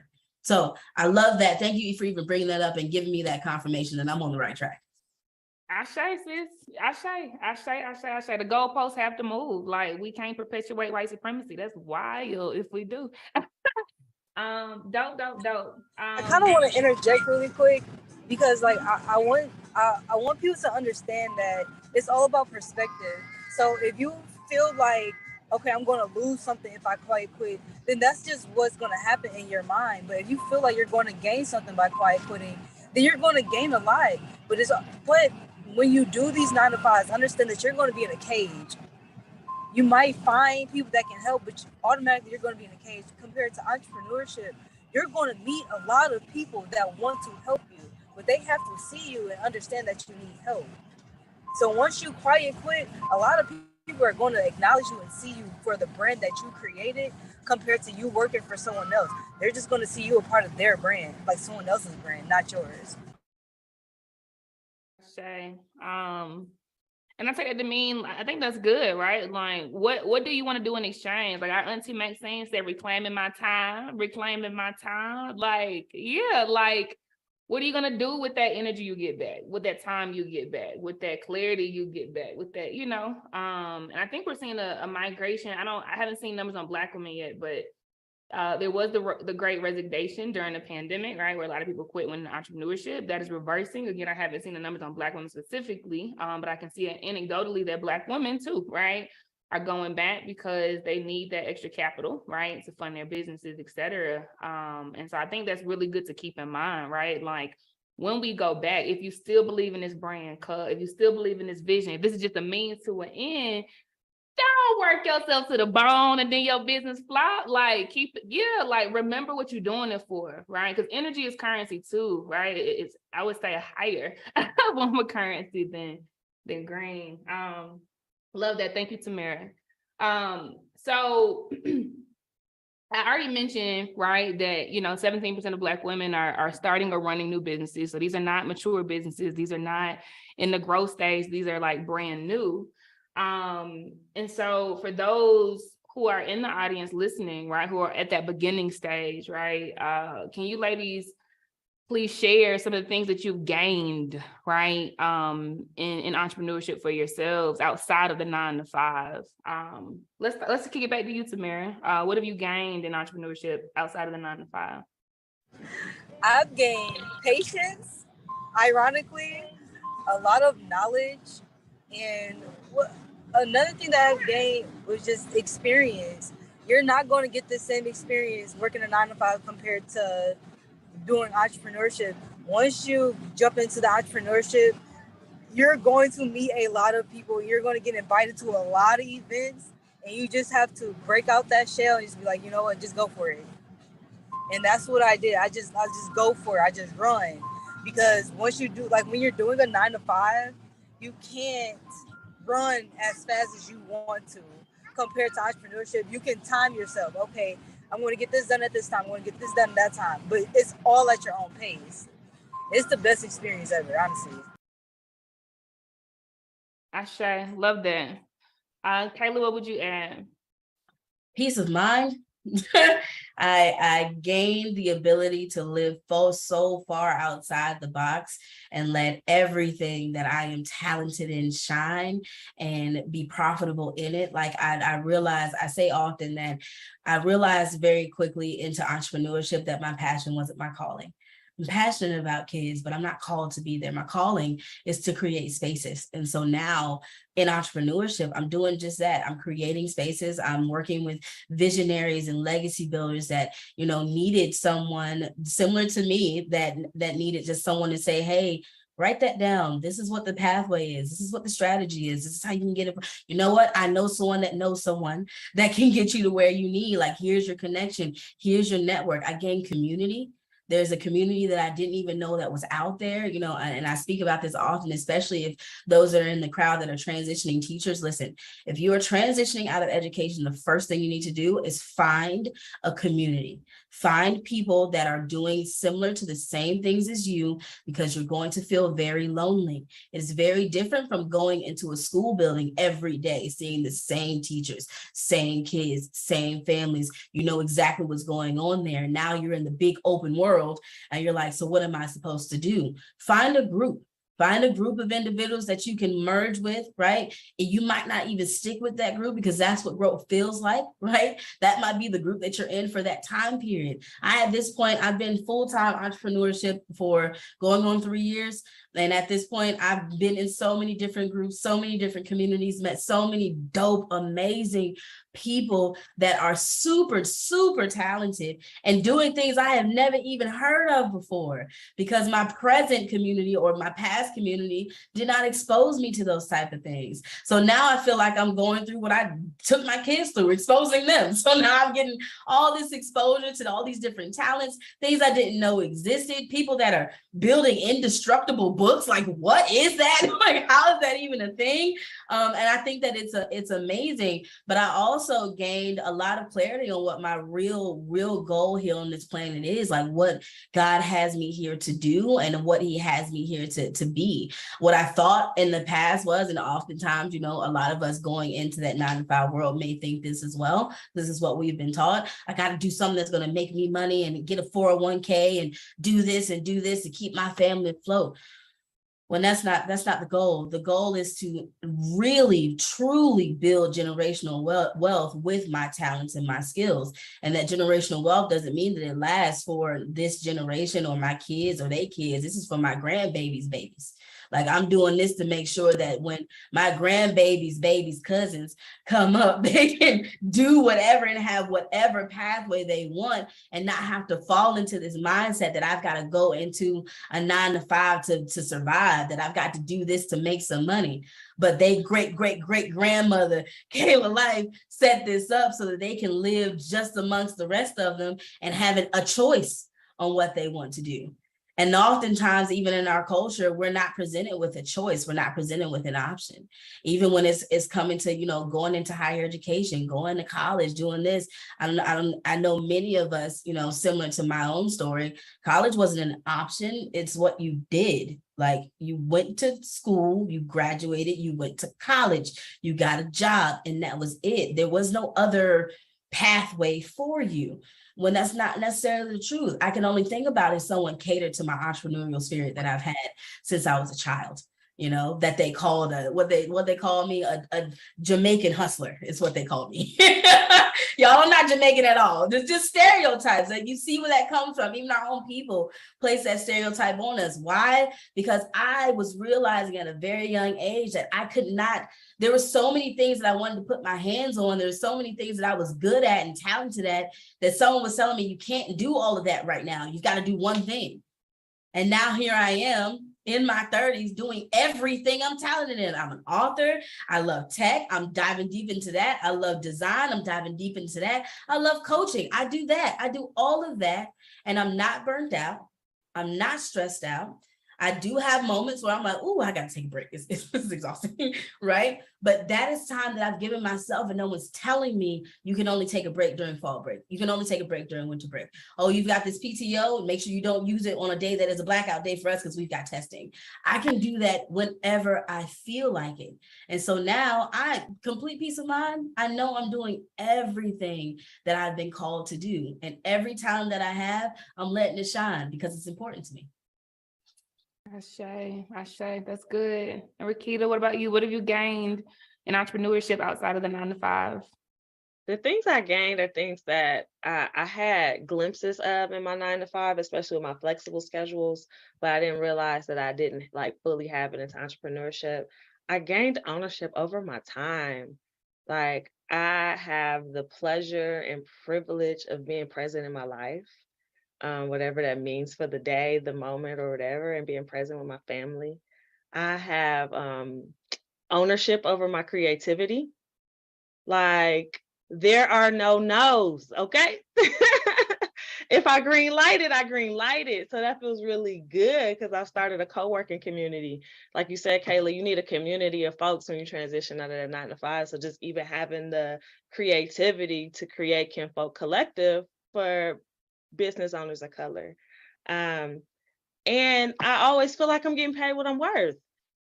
Even if I decide to go off of the price sheet, there's a reason why I went lower for this organization or this group or these people. Like, so I never feel like, I feel like at work, I always was like, I'm not getting paid for this shit.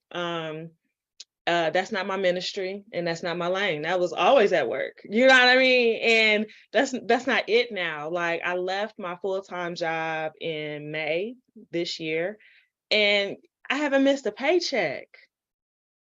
You know what I mean? I always feel like I'm getting paid what I'm worth. And no matter what no matter what the price is, everyone's always going to get a quality product from me because my best is different every day. And because I have ownership over my time, I can schedule and get things done in a way that feels good for me and feels good for my strengths. And that is never anything that I had in a 9 to 5. Even when I thought I had a flexible schedule, it wasn't nothing on it. It ain't had nothing on this. I love that. And I love the way you ladies smile when you talk about, you know, what you have, holding with both hands, right? In entrepreneurship.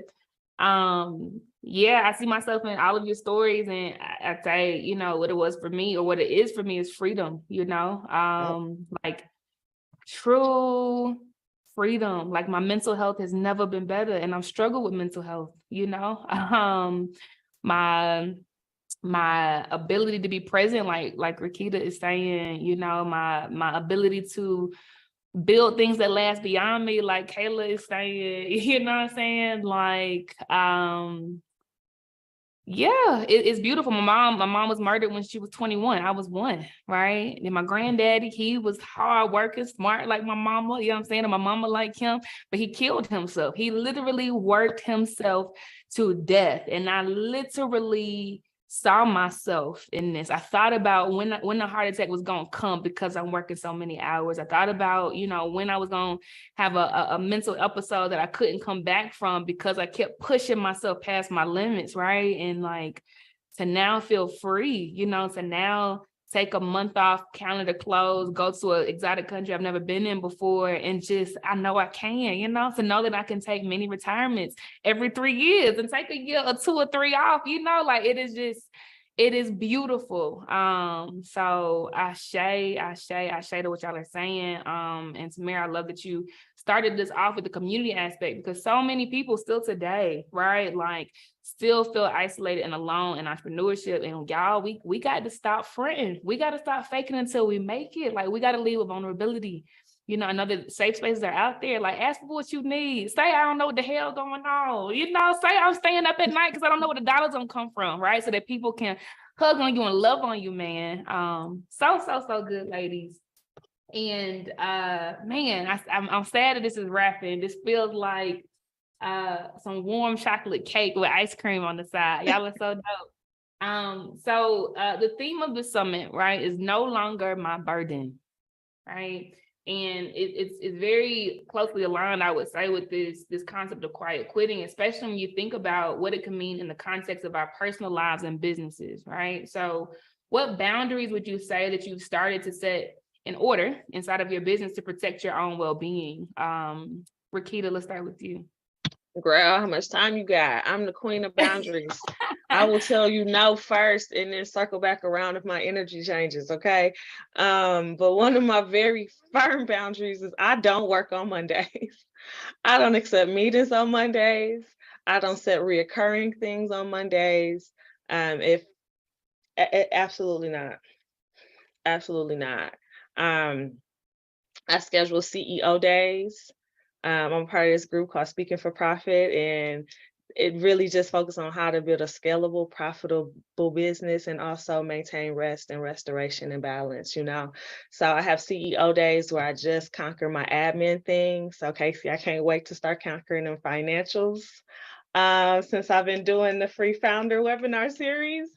And I have wellness CEO days where I just focus on the personal well-being of the CEO in my life, which is me.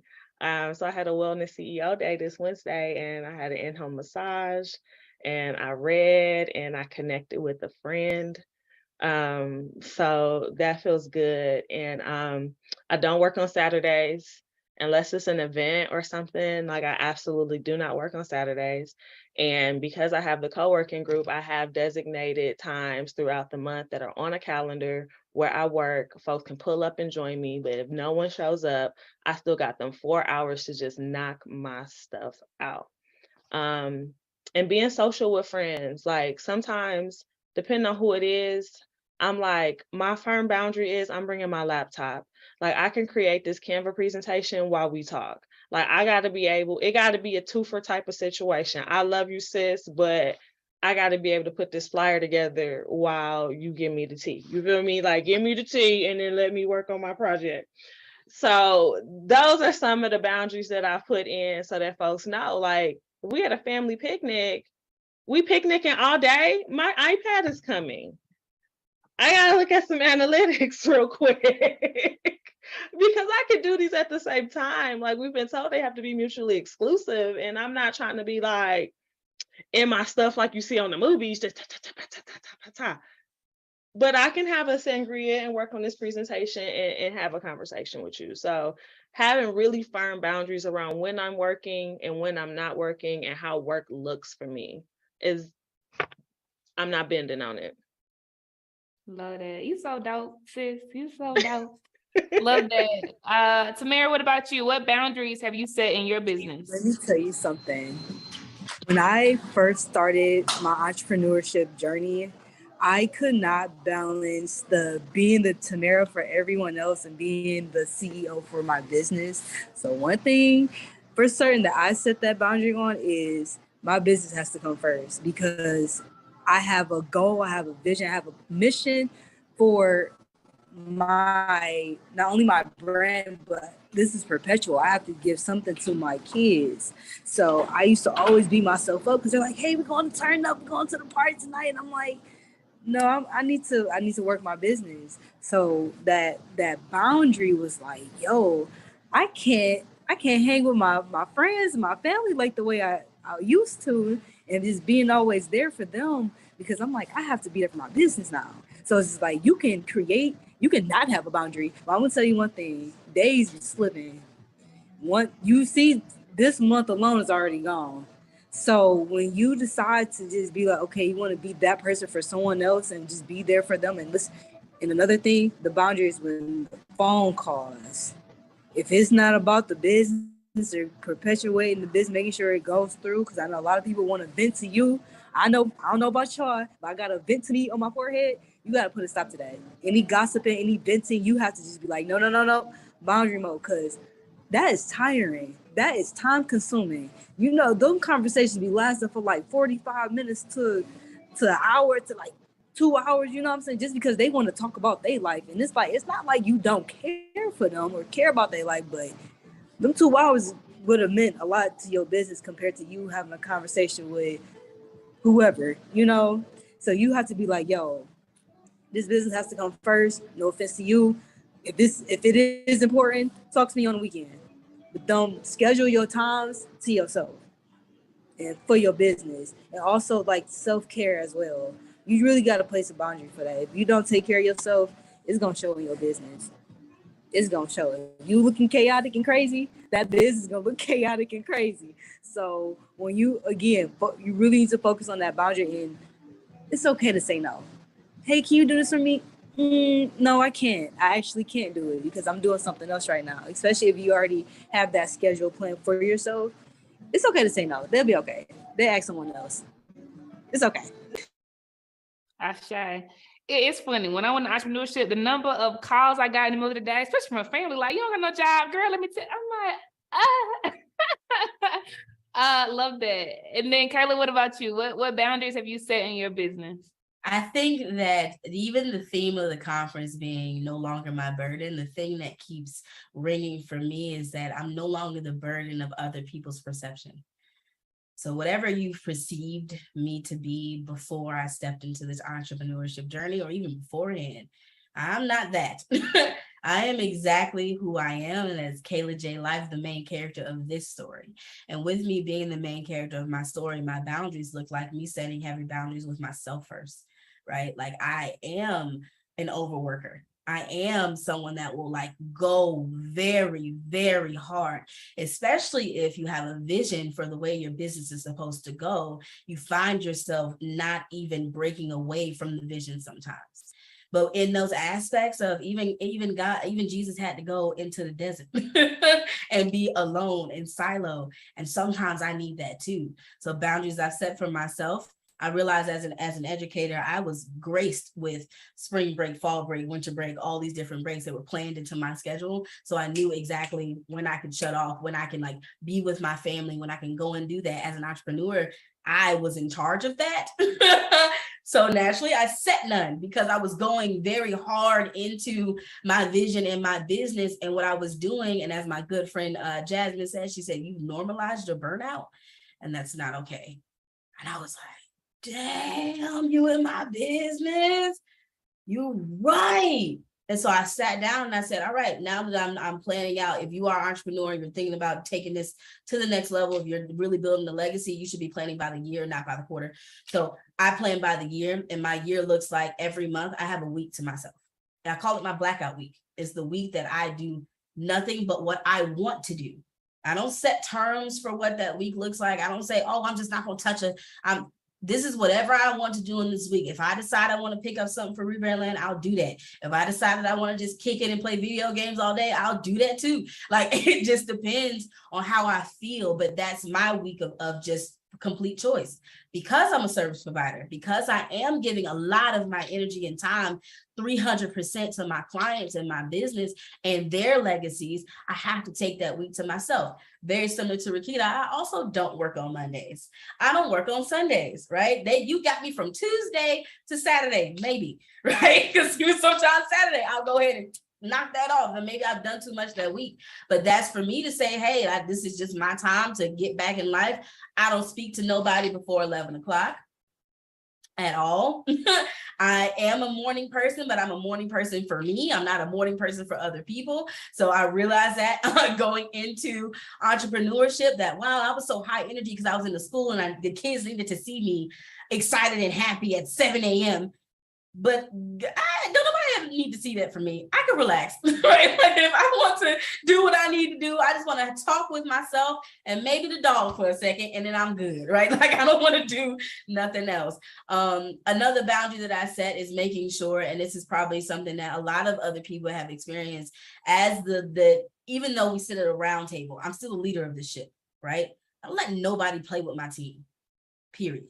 I'm letting no one come in and talk to them crazy. It doesn't happen here, because I recognize that even as a 9-to-5 worker working in education, one of the things I always wanted from my leadership team was someone to have my back, because you knew that I was doing what was right, right? But you were so afraid of what the families would say, what the other parents would say, that I always fell to the back burner when I was just doing the right thing.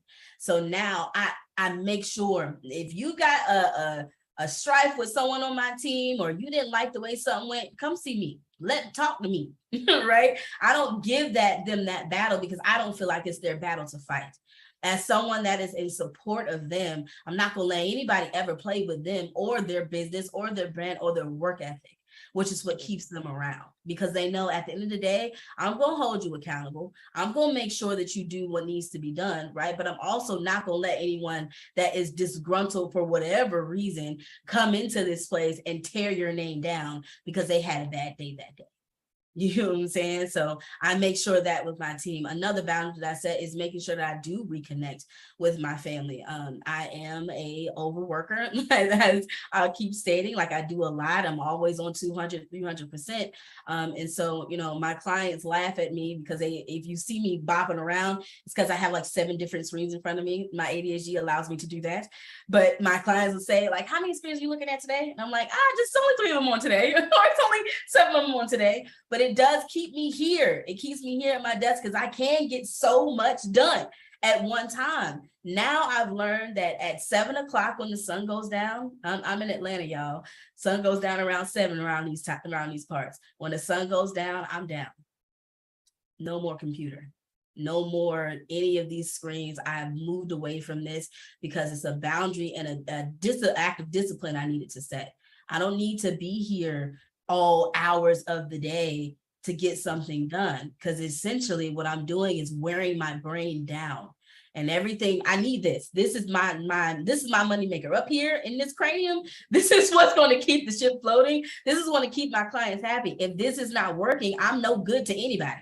So I have to shut that entire thing down. And I learned that from a fast that I went on. I realized that around like 7 o'clock, I am exhausted. I am ready to go to bed. I am ready to reconnect. I then realized at that point, oh, wow, you probably need to eat food today. You need to go do this. You need to go do that. So making sure that I honor myself in those manners, but also the boundary that I set is honoring my own emotions. I think a lot of us, even as Black women, we're thinking to talk, we're over emotional or not emotional enough, or the main emotion that's placed on us is aggressive.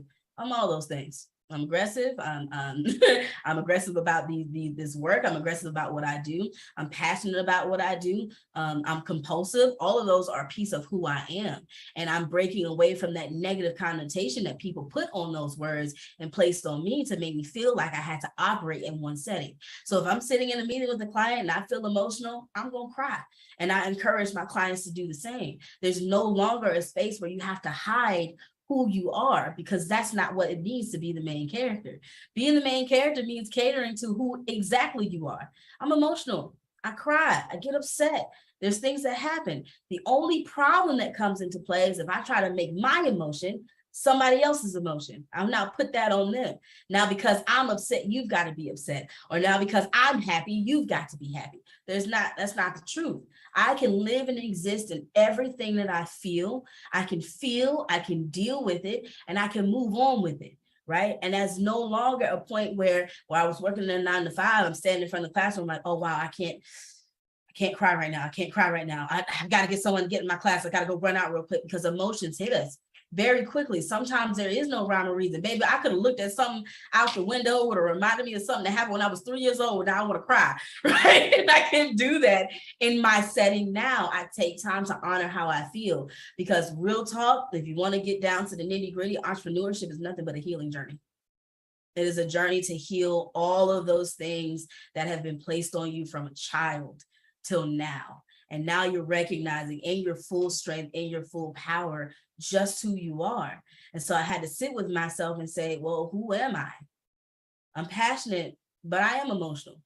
You know, I had someone that for 6 years working at that school made fun of me every time I cried. And of course, it had me like, dang, I can't be emotional until that last point, that quiet quitting, when that happened. She said it to me one more time. I said, I'm going to cry because I feel like crying. Something sad just happened. Something happy just happened, and I feel like shedding a tear. And this is who I am. So I'm going to do it. Watch. And I proceeded to cry, right? Because that was me taking my own power back. But this is what entrepreneurship is. It's about healing, getting in tune with who you are, and taking control over your life. Ashe, so beautiful. Thank you, ladies, for being vulnerable enough to share, right, what boundaries you had to put in place to protect your well-being. So we have to mosey on out of here. The time has wound down. I appreciate each of you for sharing your individual perspectives, your journeys, right? The things you're still working on. And in closing, I would ask that each of you share 3 words, just 3 words that you would like to leave with entrepreneurs who are listening, who are trying to establish boundaries for their own well-being. Right? What 3 words would you leave for entrepreneurs who are trying to establish boundaries for their own well-being? Rakita. I am important. Ashe, Ashe, Ashe, Ashe. Good. Samara. I am enough. Ashe, Ashe, Ashe. And Kayla. Faith, truth, and passion.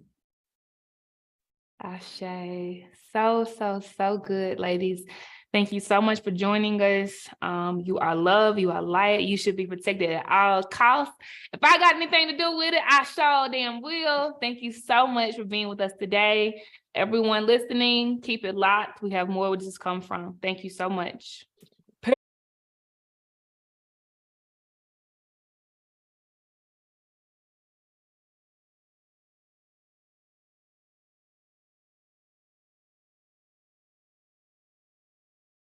All right. Hello, everyone, queens from every corner of the earth, wherever you are. Thank you so much for joining today. I am Crystal Page Hyman. I help entrepreneurs cultivate their intuition, creativity, clarity, so that they can have the confidence to build the life and career of their dreams. And this year's Blaze Summit theme, woo, no longer my burden, not my problem. We are unburdening ourselves.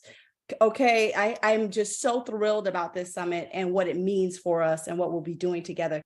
This year's Blaze Summit theme is no longer my burden. Hashtag not my problem. See, the thing that gets tricky when burdens are something that we actually asked for, something that we prayed for, when the responsibility, the thing that is weighing you down, that has you under pressure, is the very thing that you prayed for.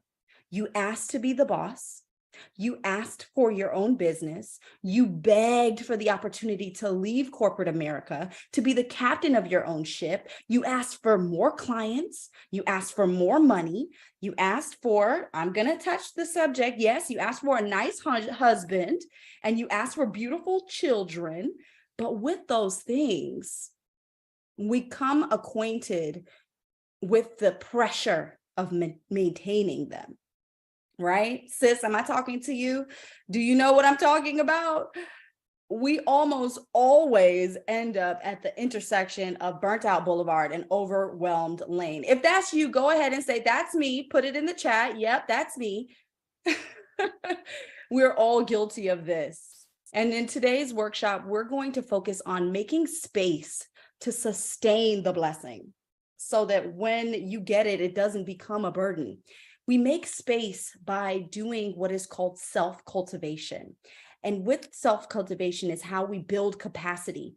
See, I work as a corporate trainer and a talent development consultant in the tech industry. And one of the things that they do in tech when they're promoting new leaders is they do a capacity assessment. They see if this individual has the proven experience to manage large, complex teams and organizations. And one of the things that I took from that, like, wow, capacity. We currently manage our lives as entrepreneurs, career women, mothers, life partners, wives, caregivers. Come on. We do so much and we look good while we're doing it a lot of the time. That takes capacity to manage your life and all your blessings. Now, do you want to learn how to build some capacity?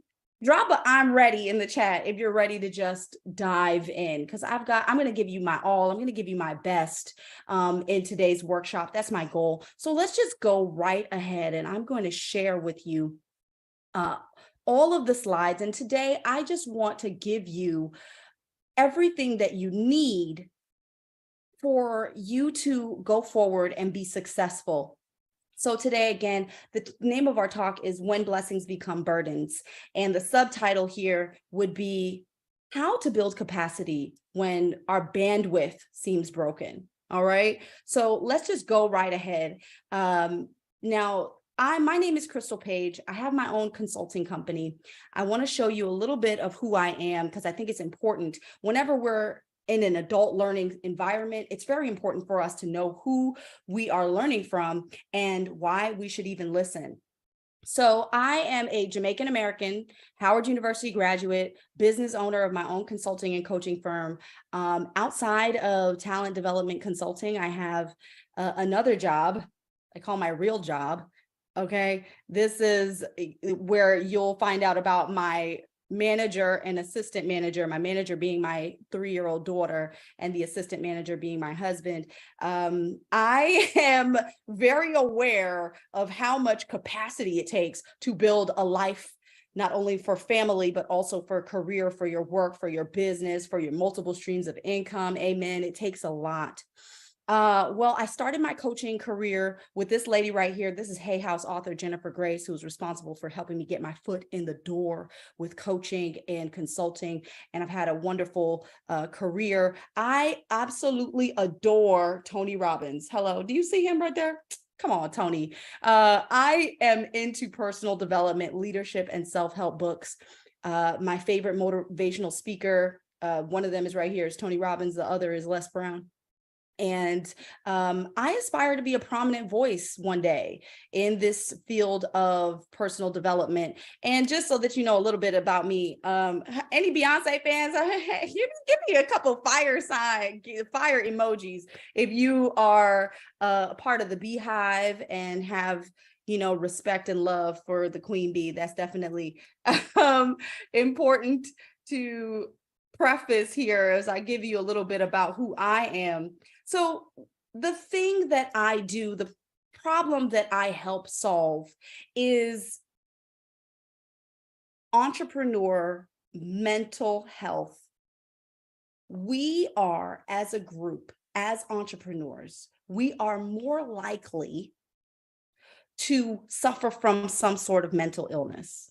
We are 50% more likely to have at least one mental illness. We are 2 times more likely to have suicidal thoughts. We are 2 times more likely to be hospitalized for psychiatric ailments. We are twice more likely to have lifelong depression, to live with depression on a consistent lifespan basis. We are more likely than the average person, 6 times more likely to have ADHD, 3 times more likely because of these other issues. We're 3 times more likely to resort to self-medicating or becoming addicted to substances. And we're 11 times more likely to experience bipolar depression, extreme happiness, and extreme anxiety. There is so much research back there, behind this that backs this up. And it, for me, is so unspoken. We're not talking about this stuff, that the journey that you've chosen to be on is one that it predisposes you to an onslaught of anxiety, depression, and all that come with that. So your job as an entrepreneur is to maintain your mental fortitude. It's when we fail to make time for cultivating our creativity, for building our capacity for the life that you chose and all its complexities, that is when we start to have burnout, overwhelm, experiencing anxiety, having sleep problems, experiencing mood issues, irritability. That comes with a breakdown of partnerships, breakdowns in relationships with customers, not being able to respond to your day-to-day tasks and the goals that you have to achieve. There's so much there and there's so much to manage, but you as a mighty entrepreneur, and a Black female entrepreneur at that, I am here to give you the support that you need to build on your capacity. Every entrepreneur has to learn how to coach yourself. You have to hashtag coaching myself, put it in the chat. I'm coaching myself. I'm learning how to coach myself today. I'm building capacity today. Go ahead and put that in the chat, because essentially it's our job, because of this path. Because we know that we're more susceptible to these things, we're going to have to get the tools to coach ourselves and build out our capacity for these really complex lives that we're leading. So today we're going to dive right in. I'm going to give y'all all I got, like everything. You're about to get everything, the soup, the potatoes, the meat, everything. I'm going to give you my all. Whenever I show up, I show out. And so I want you to get 10 tools today. I'm going to be going quickly, so please have your notepad out, but you should be, let me know if you got your participant guide. You can let our our administrators know whether or not you have your participant guide so that we can get that to you, because your participant guide you'll just be able to follow right through throughout all the tools that I'm giving you today. All right, so let's dive right in. We're going to start by building a mind monitoring practice. Mind monitoring practice. Okay, then we're going to go into our goal digging and goal setting, and we're going to talk about mindful co-creation. All right, right in there, let's do it. Here we go with the first most essential of all the tools I'll be talking about today.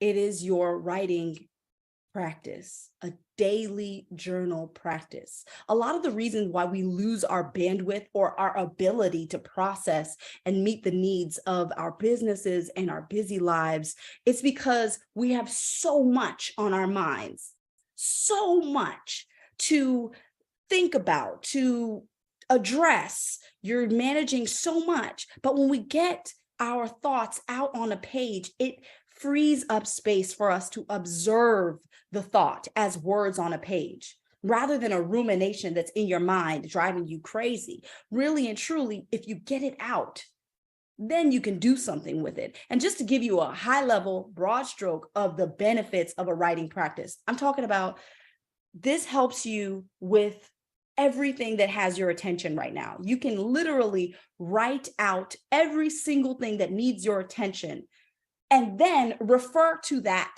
paper rather than having that in your mind. That's easy peasy, Crystal Page. Give me something more. I know that it might be simple. However, a practice of doing this every day is where I'm trying to get everybody at. If you can do this every day, you will see a transformation in your life. Writing down helps your mind get clear. It helps you clarify your goals and priorities and your intentions. And we'll talk about that further in the workshop.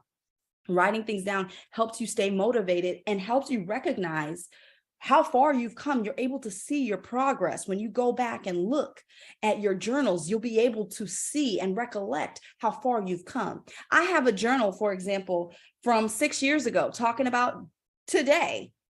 I used to write about how I want to be a speaker, how I want to speak and give workshops and do corporate training and all that. I'm walking into that reality because I wrote it down.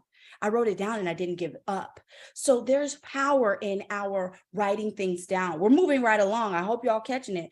And follow along in your participant workbook. Your workbook will have prompts in there and just everything you need to get started in a practice. And this is going to be your first assignment, okay? First assignment. Everybody's paying attention, right? Okay. First assignment. I see y'all going off in the chat. Yes, we have assignments already. So your first assignment is going to be every single morning for 5 timed minutes. The first thing that you do when you wake up is going to be writing, excuse me. You're going to write. I'm talking about as soon as your alarm alerts, you are going to take your pen and your paper. You're going to have a notebook up under your pillow and just start to write. What will happen is that there is something called the twilight subconscious period, where we have a direct access to our subconscious mind right when we wake up. This is scientifically proven, by the way. Hit me up. I will get you the studies. But we have a direct access to our subconscious mind, our higher thinking self, our universal self, if you will, right when we wake up. And it is in that twilight moment that several inventors have had breakthroughs. Thomas Edison with the light bulb, for example.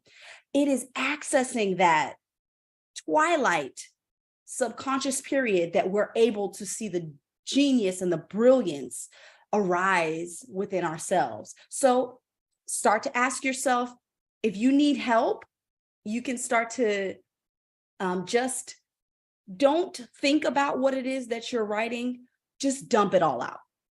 If you are someone who is frightened by a blank sheet of paper, don't know what to say, don't know what to do, don't know what to write, just anything that comes to mind. Just let it flow. Don't judge it. Just let it come out. Whatever it is. Oh, I don't know what kind of coffee I'm gonna have this morning. Oh, my breakfast. Oh, I gotta do this. I gotta do that. It might start out as a to-do list, but it will eventually emerge into those brilliant gems start to come out. So I also want you, if you have a challenge, you can use prompts. You can write down a question the night before. Okay, so write down a question from the night before. If it's something you need to answer, go ahead and answer it the first thing when you wake up. Now, the most important thing about this is consistency. We are just aiming to do this journal practice for 5 time minutes first thing when we wake up, okay? And you can journal at a time that works for you, but do it at the same time every day. Consistency, consistency, consistency. All right. Oh, yes, don't stop until your timer goes off. And what you want to do, again, is just make sure that you are dumping everything out of your mind. Don't judge what you're saying. Use prompts if you need to just go ahead and get those thoughts out there. You can use prompts to help you out. Ask yourself a question the night before. Journal at a time that works for you. If early in the morning doesn't work for you, if you have a kid's foot in your nose in the morning, then go ahead and journal it in the evening or in your car or whatever works for you. The whole entire point is to be consistent and set your timer and don't stop until the timer goes off. Okay. Next up, we have mind monitoring, and that's our self-care clarity ritual. Number 2, you can meditate for only 90 seconds. Okay. I want you to only focus on getting 90 seconds of a meditation practice. Many people will tell you to start with 5 minutes, try to do 5 minutes. I have learned in my experience as a coach, 5 minutes is an eternity for some of us really cerebral, busy minds that we have, okay? 90 seconds is all you need, and consistency is your friend. 90 seconds at the side of your bed, just sitting up straight. You don't have to do crisscross applesauce. If that's not you, don't go for it. Sit up straight on the side of your bed. Make sure that your back is up straight and aligned. You don't necessarily have to be cross-legged, but if you feel like you need a meditation station, a pillow on the floor, go for it, sis. But all you need is 90 seconds. You want to create 90 seconds. And within that 90 seconds, that is going to be where you focus on your breath. And you're going to simply inhale one word and exhale another. It's very simple. 90 seconds. Inhale one word. Here, exhale now. I like to go here and now, depending on how I'm feeling, but inhale here, exhale now. Or do what works for you. I have some clients that go inhale, come, exhale together, come together, come together. 90 seconds, that's all you need. You can try this also, a rise and fall. Inhale, rise, exhale, fall. Just visualizing a word or thinking about a word that accompanies your inhale and exhale. All you need is 90 seconds. Be consistent, set a timer, and try meditating for 90 seconds per day. You can do that. You can do anything for 90 seconds. Now, with that being said, I just want to stop here and take a breath because I want you to try something out with me. All right, you ready? Everybody ready? Ready? Go ahead and put it in the chat. Ready? Put it in the chat. Ready? Let me see. Make sure everybody's ready. We're ready to pick up what I'm about to lay down for you right now. Okay. So, at the sound of my voice, I want you to lean away from your computer or your phone. And I want you to look about the room that you're in right now. I want you to look about the room, and for every object that you see, just notice it. Don't label it. Just notice. I want you, if you're outside, take in your environment. Look at all the colors, the shapes, the varieties of items and objects you see. When you see an object, just notice it and move on to the next item. Try to observe without labeling. And notice where the light is coming from. Notice the shadows. Now I want you to take a deep breath.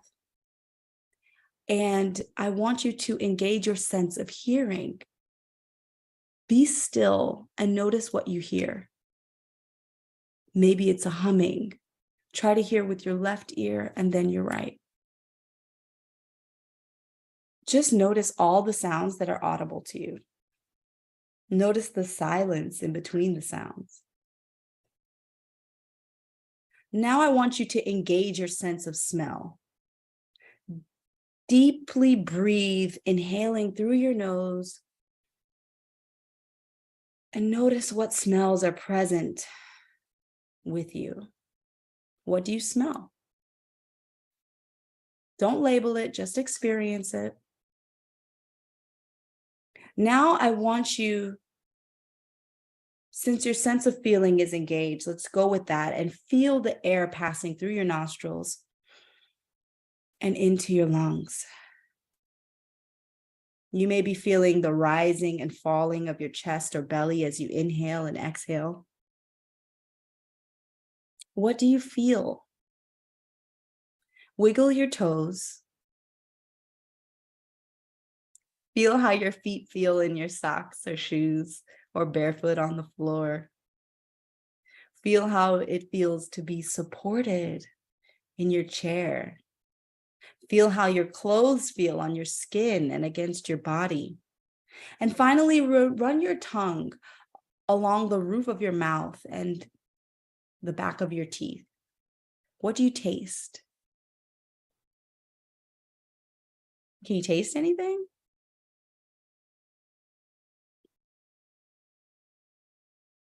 Take a deep breath here. And I want to thank you for engaging your 5 senses with me. Please open your eyes just in case you got lost in the moment. What we just did is called mindful awareness. And that's our mind monitoring practice number 3. And that tool that I just walked through with you is called a 5 senses check-in or a sensory oasis. And studies show that when we engage our 5 senses, the part of our brain that goes into fight or flight mode, the amygdala, shuts off momentarily in order to process the information that's being taken in by your senses. So your sense of sight, your sense of smell, your ears, all of those, when we really keenly become aware of our sensory experience, it shuts down the amygdala momentarily from processing the fight or flight response. This is a remedy for anxiety if you are someone who deals with anxious or precipitating intrusive thoughts or is constantly overwhelmed with overthinking. In order to build capacity, we have to cultivate mindful awareness. And it is such a silver bullet for anxiety, and is useful if you can put those worries into actionable tactics. I mean, we're going to talk about anxiety being something that is a signal that we need to take action, but for those thoughts that are just overwhelming us, this is a tool that we can use anytime, any place, just to take a step back and turn off that fight, flight, or freeze response. All right.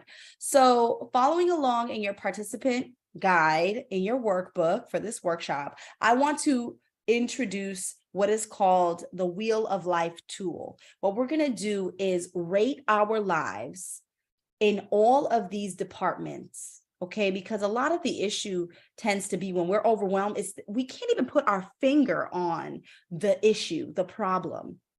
We're not exactly sure what it is, or we think it's one thing, but it's something that's actually tied to another situation that's bringing us additional stress in our lives. And what I found with the Wheel of Life tool is that if we can just get super specific about the different aspects of our life and how it's going, we can start to use that clarity to free us up to focus on the challenges that we're facing in our lives. So we do a little bit of recognition of what's going well, and also, all right, I need to put some attention to these more vulnerable concerning areas of our lives. So go ahead, and in your participant guide, I want you to go to the Wheel of Life tool, and let's just rate your health, your living space, your family, your finances, your career, your spirituality, your recreation,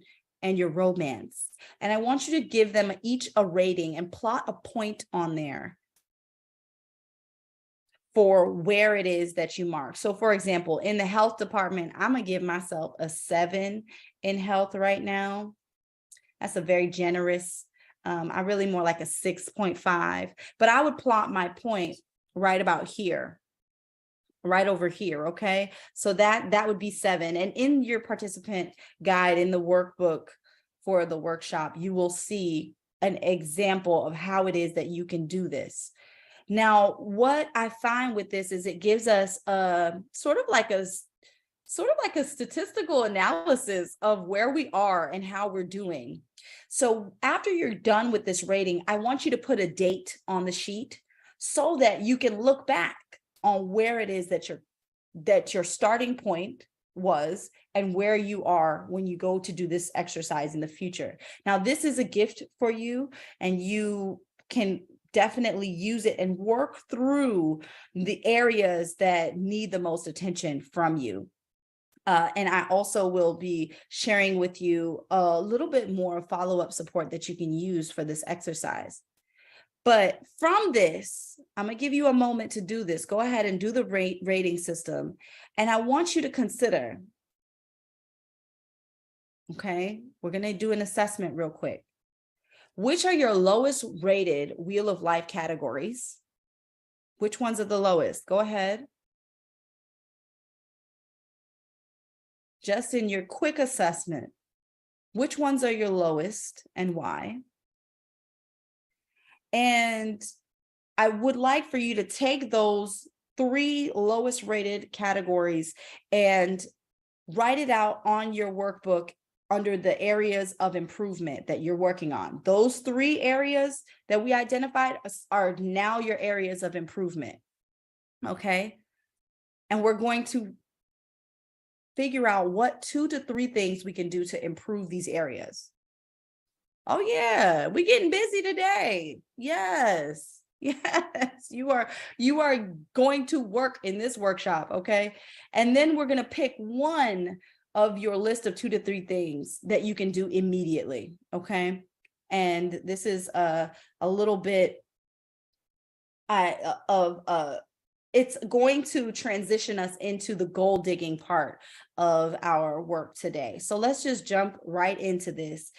Basically, with every area of improvement that you outline, you are going to come up with a what, how, and by when action plan for tackling and improving that area.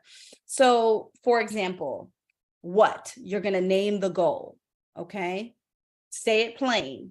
Goal, for example, improve my credit score. How? How will you achieve the goal? Maybe a tactic would be call to get my credit reports from, you don't even got to do that. You can go to freecreditreport.com. They're not paying me, so I am not officially endorsing, but you can get your credit report online. Don't put a barrier in front of yourself. If you are not a phone call person, go ahead and get it online. Do whatever you can, whatever is in that how, make it actionable that you can take action right now. All right. And then by when, put the by when on there. When are you taking this action? And furthermore, I'm gonna give you an extra bonus tip. Call a friend to hold you accountable to this thing that you're doing. Make sure. All right. So I am looking forward to seeing all of these worksheets get populated, because essentially this will take you right through to the intention setting. And I just want to share with you, I don't have a lot of time, and I know that Miss Casey keeps a close check on the time. So let's just get right in. This is a bonus exercise that I want us all to pay attention to. This is an intention cards practice, and this helps us be intentional around our goals and what it is that we are trying to achieve. So you're going to take that same thing that you're working on from your areas of improvement, right? And I want you to imagine what your life is like at a 10 in that department. How does it feel to have reached your goal? Well, just envision for a moment. Let's say that the goal is to improve your credit score. And let's say you went from a 5 something to 780. How does that feel? Oh, yes, honey. How does that feel to achieve that goal? How does it feel if your goal is to leverage business credit and then you get $100,000 line of credit? How does that feel? And you have a plan to get some profit off of it. Amen. How does that feel? And I want you to put the feeling and get in touch with how it feels to achieve your goal. And the first part of that is going to be, I feel, fill in that feeling. I feel blank that I am now, and then say the goal. The last, that sentence right there is for the goal. So let me give you some examples real quick. I feel freaking awesome now that I am making an extra $1,000 a month in my business. Do y'all see how this practice is to connect your emotions of how you're going to feel when you accomplish your goal to the goal, so that you can powerfully align both your subconscious, your conscious, your heart, mind, and your thinking brain. Okay, all of it starts to align when we are bringing those emotions and the real world action together. So the next one is, I feel confident now that I am a paid public speaker. Oh, amen. That was one of mine. Oh, yes. And I do feel confident now that I'm a paid public speaker, but this was my intention card from 6 years ago. Y'all see what I'm saying?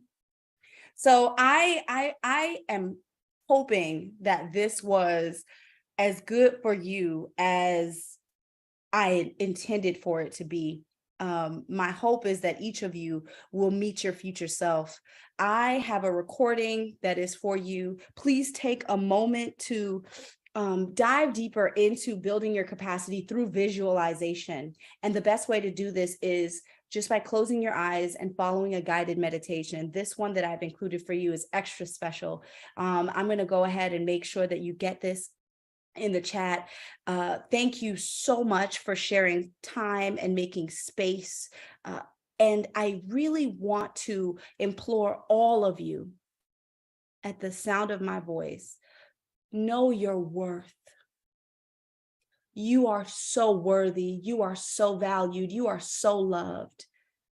And you are made to do incredible, impactful, amazing things.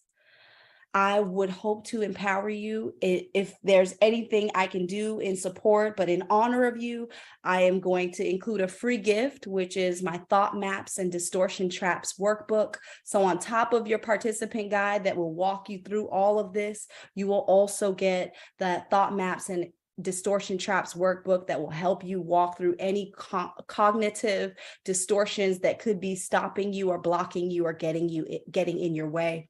I've also included this meditation for you. Please have a wonderful experience. And I thank you so much for this stage and this space, and I appreciate you. So I'm looking forward to us connecting. And again, you are so worthy. Thank you so much. Talk to you soon.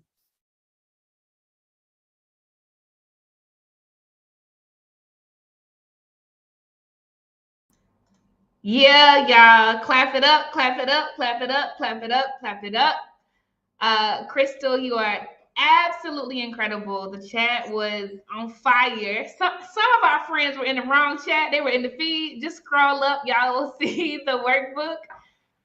But we thank you for pouring into us so brilliantly, sis. You helped us to bifurcate the need. Yes, bifurcate.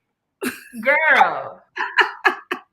Casey, can I tell you, I just have to intercept you for a moment and just give you honor and respect for what you've done here. This is such an incredible platform, so well orchestrated. I mean, and then the speakers are bringing fire, and then it's all recorded and we can get it for free.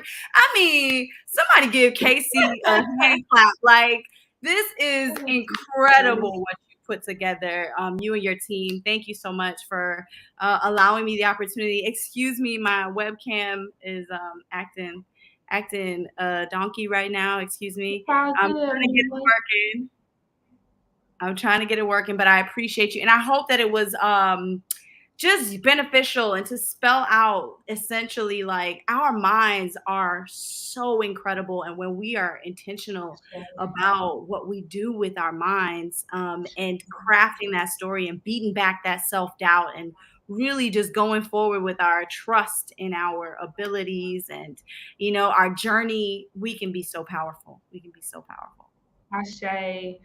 Thank you so much, sis. I was trying to give you your flowers, but Ashe, well accepted. I appreciate you so much. And I just want to underscore the power of what you have done alongside the other 29 businesses that are partnered with Blaze to come on this stage and do this. Like, this is a direct reflection of y'all's heart and your spirit and your willingness to show up and cape really, really hard for Black women.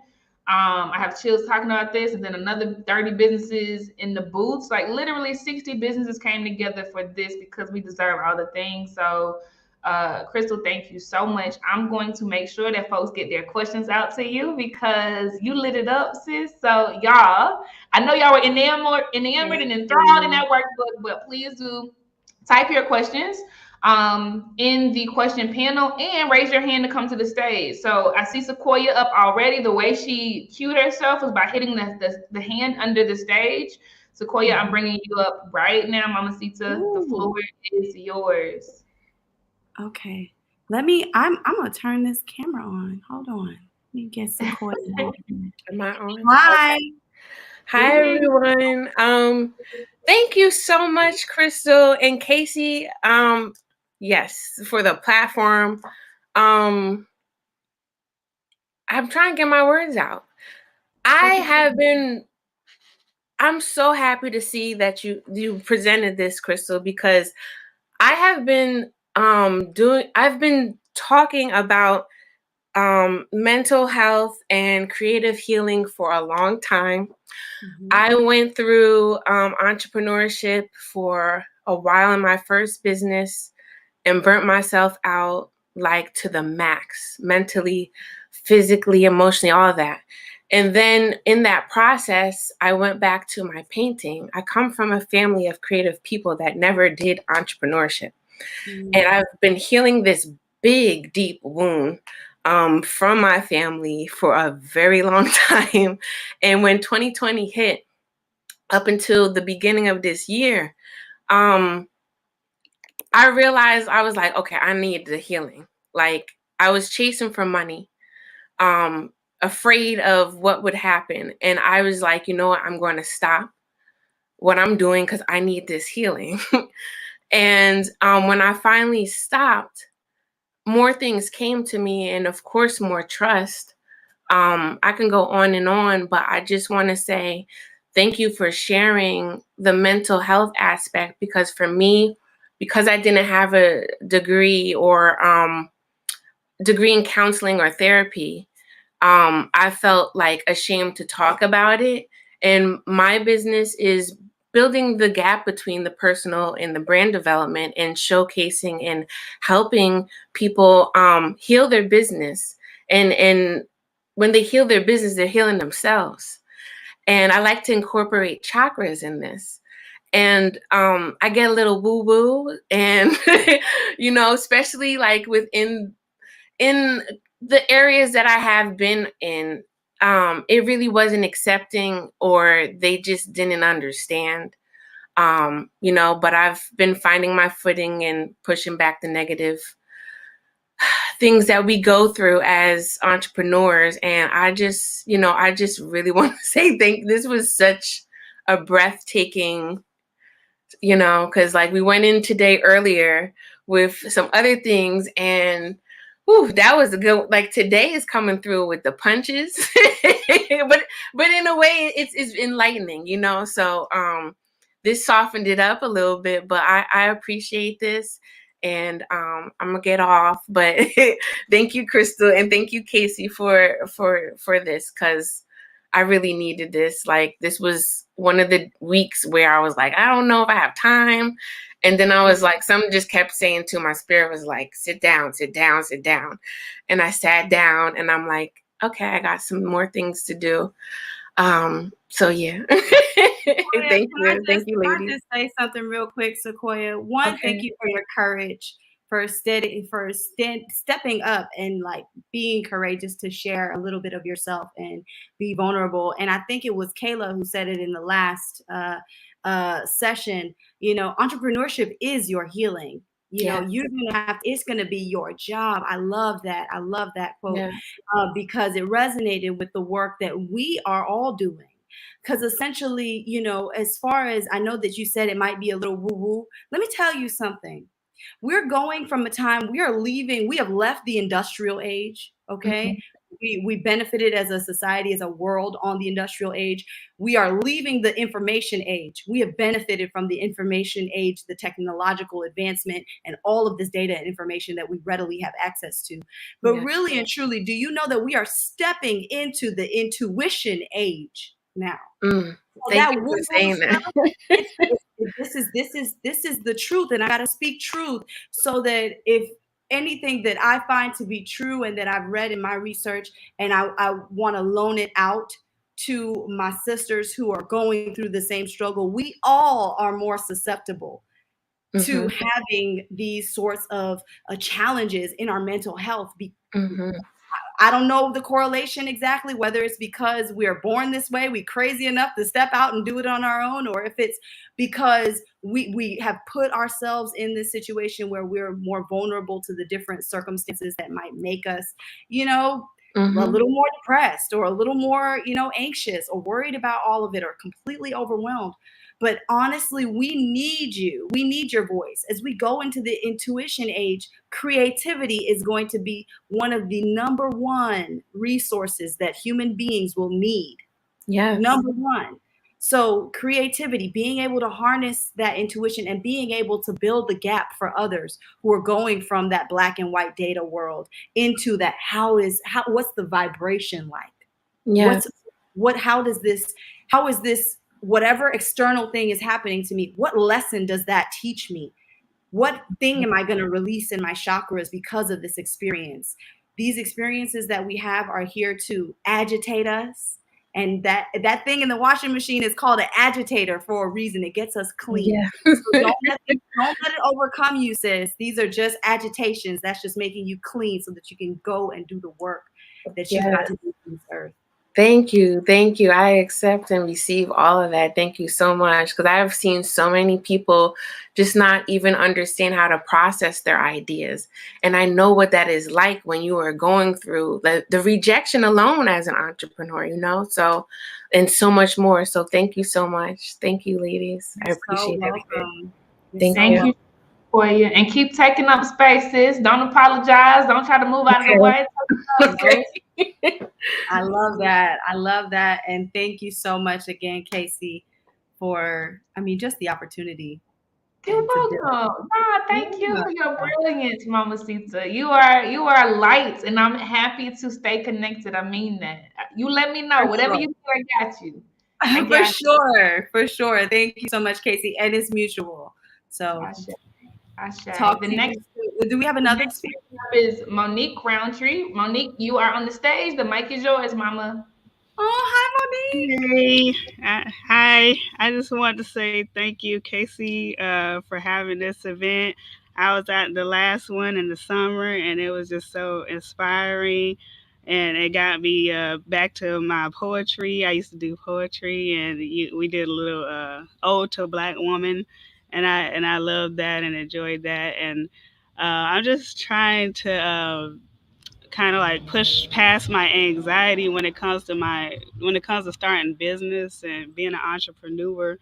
But like Crystal said, like being an entrepreneur is healing, is a part of the healing, and so I definitely need to keep pushing through and keep doing it. So thank y'all. Of course, you're welcome. You're welcome. Thank Thank you. you for being here. Yeah. And Monique, you a vet. Because you were here last time, that means you're a vet. So I'm happy you came back. You still in the game. Give yourself credit for that. That was 6 months ago. Do y'all know how much life was life in the last 6 months for all of us? And you still here, sis. That's You it. still holding on. Like, don't play that down as something small, sis. I would tell you keep leaning in. 1 + 1 is 11. It's not 2. It never was. It's always 11. And so just imagine how much power you have around you just in this community alone. Keep leaning into communities, not just Blaze. It's a gang of them out there. You deserve to live in the land of plenty. Okay, we got you, sis. And then also, Monique, do you have a mentor? Because that's one of the resources that, a lot of Black women entrepreneurs, the reason why our counterparts from every other walk of life are able to succeed is just having somebody to talk to that can breathe that life into you and keep you going, that has done some things themselves, that can really keep that flame and keep you accountable. Do not, whatever you do, you're going to end up circling back to this anyway. Because I had a whole folder on my computer called "So What You Gonna Do Now? Quit," where I had everything in there about me quitting this journey. But ultimately, look, we all face those difficult struggles, and lean into, like Casey said, the community that you're a part of, because ultimately we hold each other up. And make sure you have that one person, that one friend, that one mentor, that one person that speaks life to you and over you, so that you can keep going when the going gets tough. Yes, I don't have a mentor right now. I have business coaches, but I need like that accountability though. Yeah, so I definitely want to find that. Beautiful. Yeah, you're gonna find it today. I'll go ahead, Krista. Wait, real quick, y'all DM her. Click Monique Roundtree's name. Click her photo. Send a DM. I promise you, you got something today. Love and light. Go ahead, Krista. No, I was going to offer that, Monique, I'm starting a community where we can mentor each other, where we can coach each other. So I would love to get your contact information so that you can be a part of this community, because ultimately we all coaching ourselves. So we just want to gather around that idea and lift each other up. We all we got. Okay. Yeah, join Krista's community. Like, if this was a glimpse and it's just a glimpse of what she offers, y'all be connected. Hold on. Hold her up too. Ashe. Thank you so much, Monique. All right. And I don't see anyone in the chat. Not in the chat, in the Q&A. I don't see any hands raised. So I'm going to assume that you all have given your flowers and asked the things that you wanted to ask. Crystal, is there anything you want to say as we close out this session called When Blessings Become Burdens? I just want to just take a moment and give space to every single woman who is here right now, every single person who is here right now, because ultimately there's a reason why we are in any moment that we're in, especially this one. There's a reason why you're at the Blaze Virtual Summit.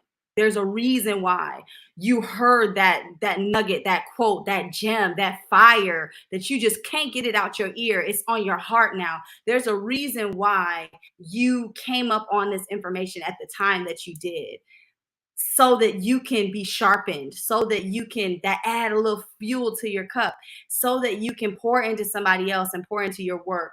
You are so, so purposeful. And now it's just time for us to walk into our purpose and our intention. And we all are doing that. We're doing it together. So I just want to thank each and every one of you that are here right now. Thank you. I am because you are. So thank you. And thank you, Casey. Thank you, Crystal. I appreciate you for pouring the way that you did and giving resources, love and light to you, sis. Thank you so much. Thank you. Thank you, Casey. All right, y'all. Bye, mama. All right, y'all. It is going to be the last session right before the journal wind down. Today we were on a roller coaster by design. Yesterday was healthcare and all the things that are tied to transgenerational trauma, literally the trauma that runs through our veins. Let's talk about it. And we did. Today got closer to home, right? We had to own some things, right? All day long. We had to own some things. And this particular session was no exception. We ain't done with it, okay? The next session is a Blaze Talk from Nicole Player, and it is called Breaking the Bias, okay? That is the last session before we do the journal wind down, which is about attachment. Neff is gonna come back up and carry us home, okay? But yeah, Ashley said wig got snatched. Oh, I mean snatched, okay? I'll see y'all in the other session. Again, this one is called Breaking the Bias, and then we are going to allow Neff to close us out with a 30-minute journal wind down session. I'll see y'all on the other side.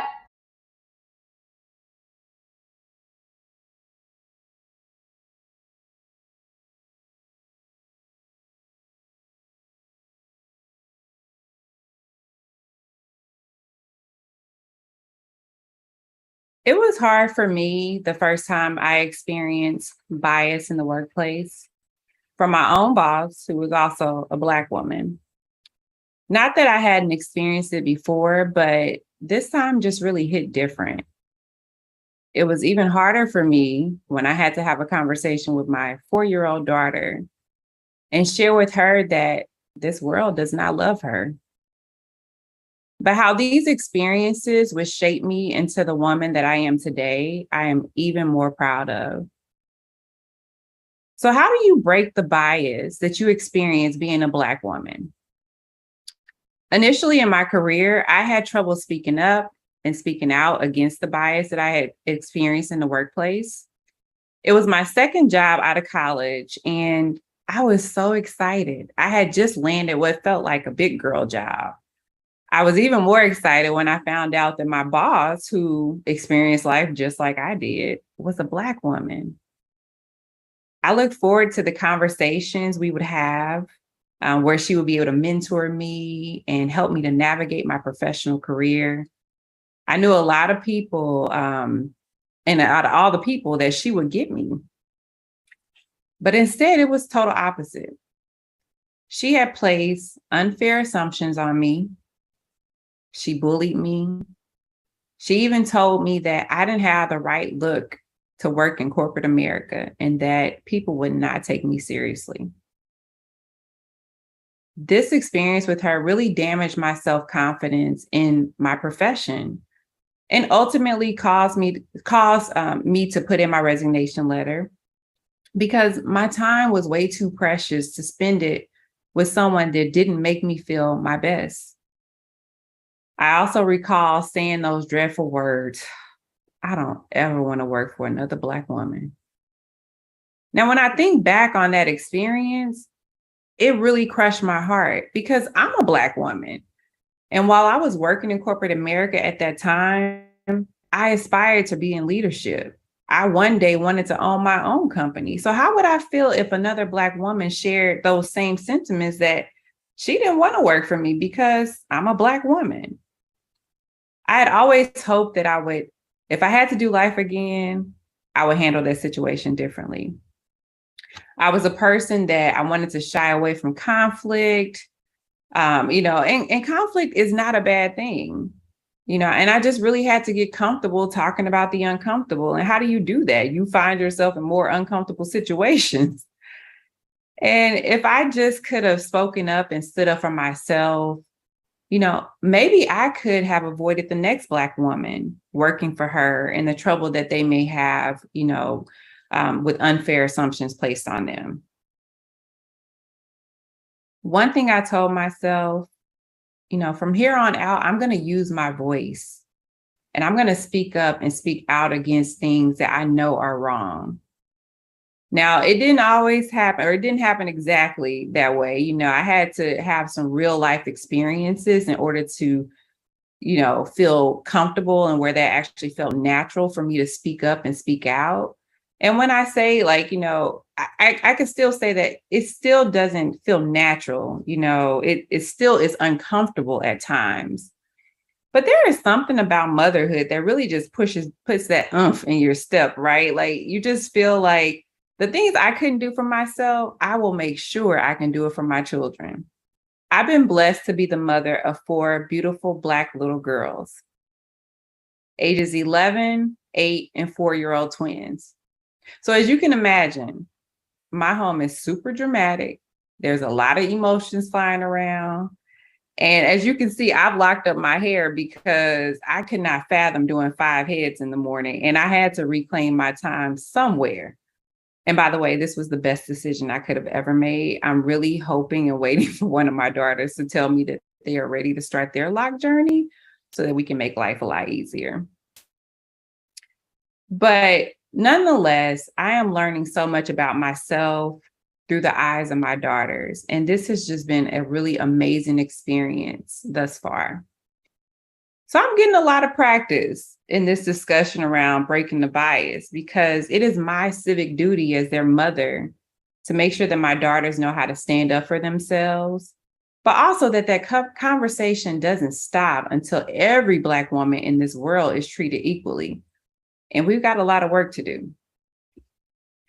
When my oldest daughter was just 4 years old, my husband and I were looking at private school institutions because we wanted to afford her the best education.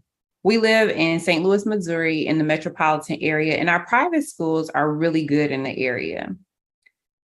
So while searching, we found the perfect match.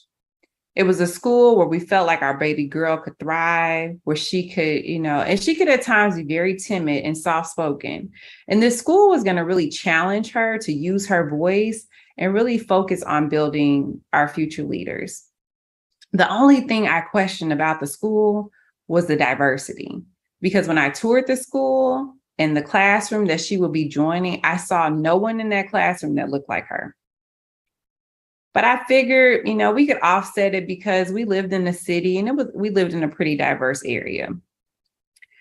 I will never forget her first day of school. And, me being the mom that I am, I was super excited. I could not wait to pick her up and just ask her, how was her first day? I was really hoping that she had met some friends and that this transition was going to be easy for her. And to my surprise, when I picked her up and asked her, how was your first day of school? She remembered a little girl in my class came up to me and asked me why my skin was brown. And then she told me she couldn't play with me because my skin was brown. When I tell you my heart sank, it sank. I was absolutely furious. I had a mix of emotions going through me. Part of me wanted to cry because how am I supposed to have this conversation with my 4-year-old? Would she even be able to comprehend racism? And this other kid, I'm wondering, who are her parents? Because this is a learned behavior. And I might just have to purposely run into them in the parking lot. The other part of me, I was ready to pull her out of school. But I knew that this was something that we would have to address either way. So regardless if I took her out of school or she stayed, I still had to have this conversation with my daughter. I still had to talk to her about, her skin and how beautiful she is. And no matter what anybody has to say about you, you are worthy. You deserve to be here. And that she's a beautiful person and anybody in her friend circle will be blessed to have her as a friend. But then also that if they don't want to be your friend, they're lost, right? And as uncomfortable as it would be, it really needed to happen.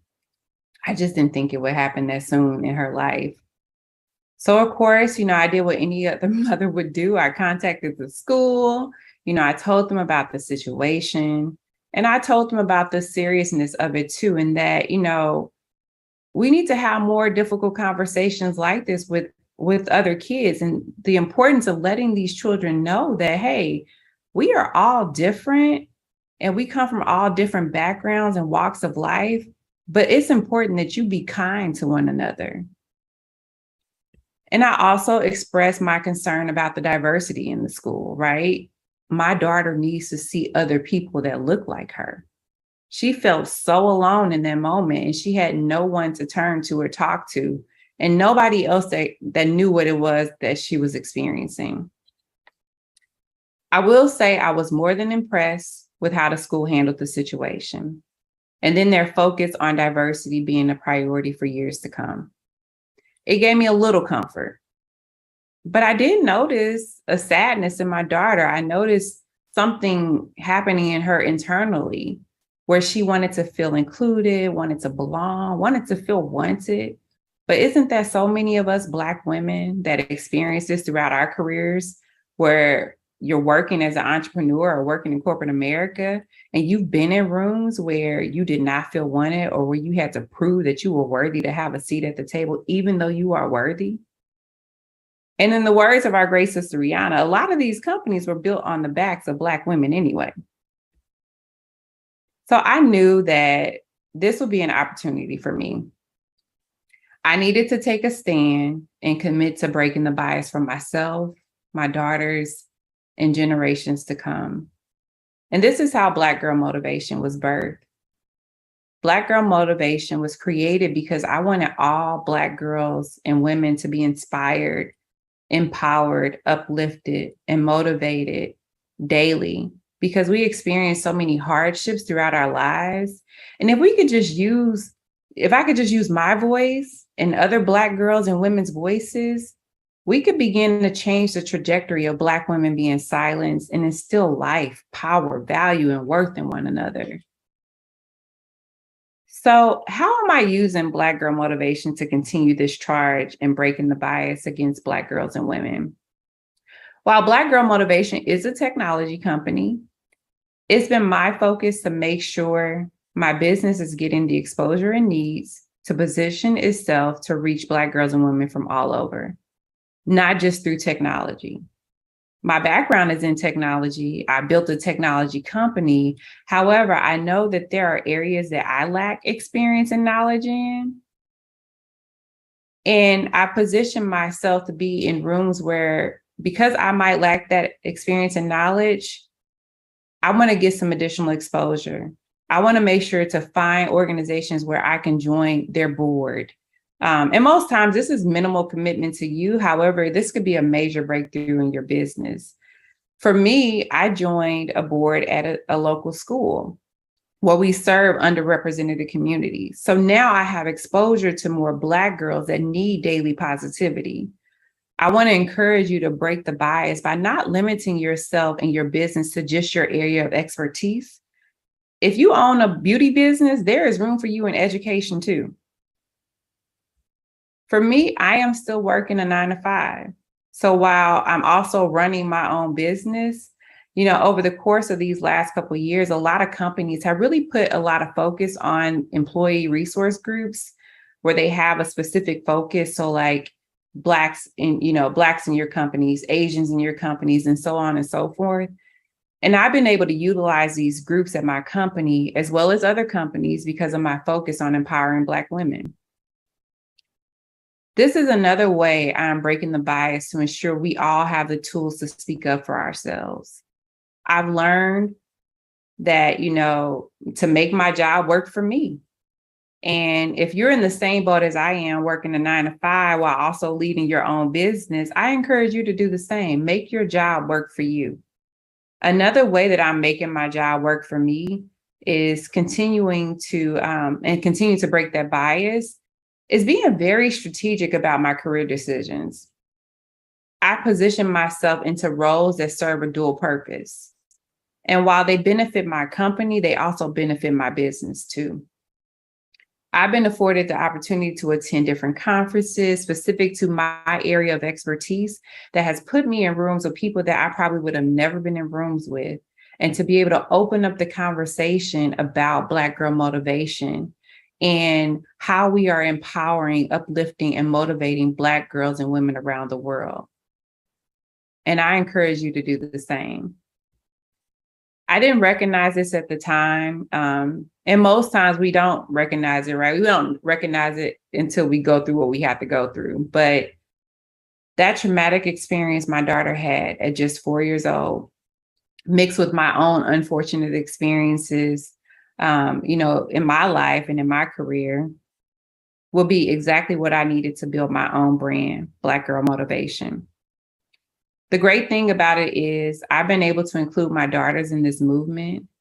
And my once timid, soft-spoken little girl, I've seen her confidence jump through the roof. And just being proud that she's a Black girl. And I've also seen it in my other daughters too. My youngest being 4 years old, because we empower them so much in our home and we talk about the uncomfortable conversations. My daughters are being equipped and, prepared to conquer this world. And if you have an opportunity to take a young Black girl under your wings, do it. We have to stop saying pass the torch to our young Black girls and light the torch for them. I'm going to leave with this because I'm doing my due diligence by making sure my daughters continue the conversation and empower and uplift one another. Our youngest Black girls are watching us, and I know this because my 4-year-olds are watching too. This is really a full circle moment for me because I share with you guys about the experience that my oldest daughter experienced when she was 4 and the racial bias that she went through. But now my 4-year-old is one of my 4-year-olds. I'm going to share a video clip with you guys, or audio clip. And so I want to share this with you guys because this was a full circle moment for me.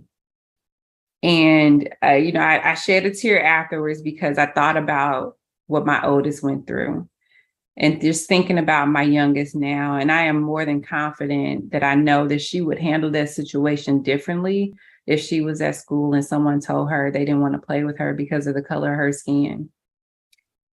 So I will play this really quick.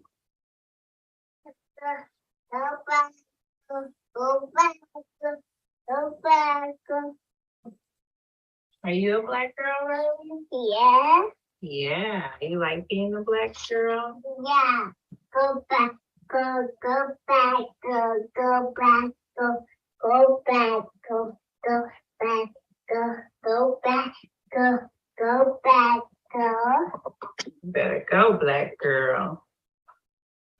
You're a beautiful Black girl. Yeah, and you too. Thank you, baby. That's so sweet. So that was a video or audio of me while I was doing my 4-year-old daughter's hair. And, she just started singing out of nowhere. And the message is so powerful. Go, Black girl. And we have so much work to do. And our young Black girls are watching us. And it's important that we pull them up with us. Before I leave, I do want to share a message with you guys from my mobile app, Black Girl Motivation.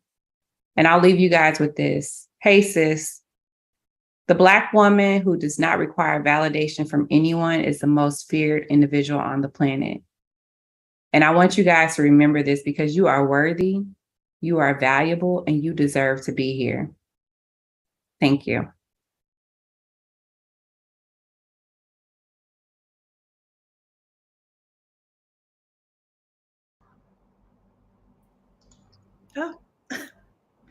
You crying, Nicole? Just a little tear, just a little bit.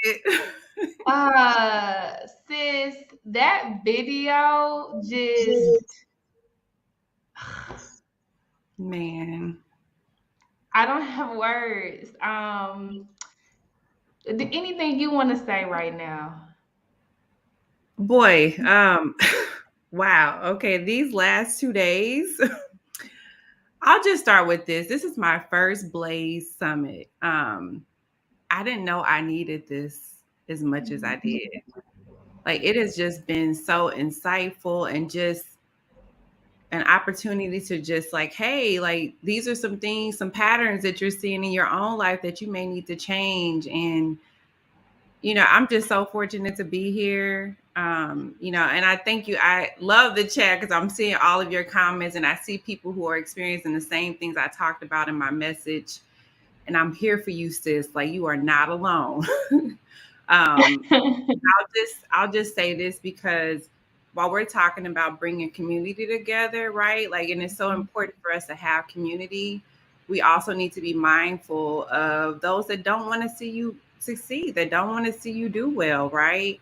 And I'm a lot older now, so I can go back and see that person was reflecting, projecting on me when they were saying those nasty things about me and that I would never be anything in life, right?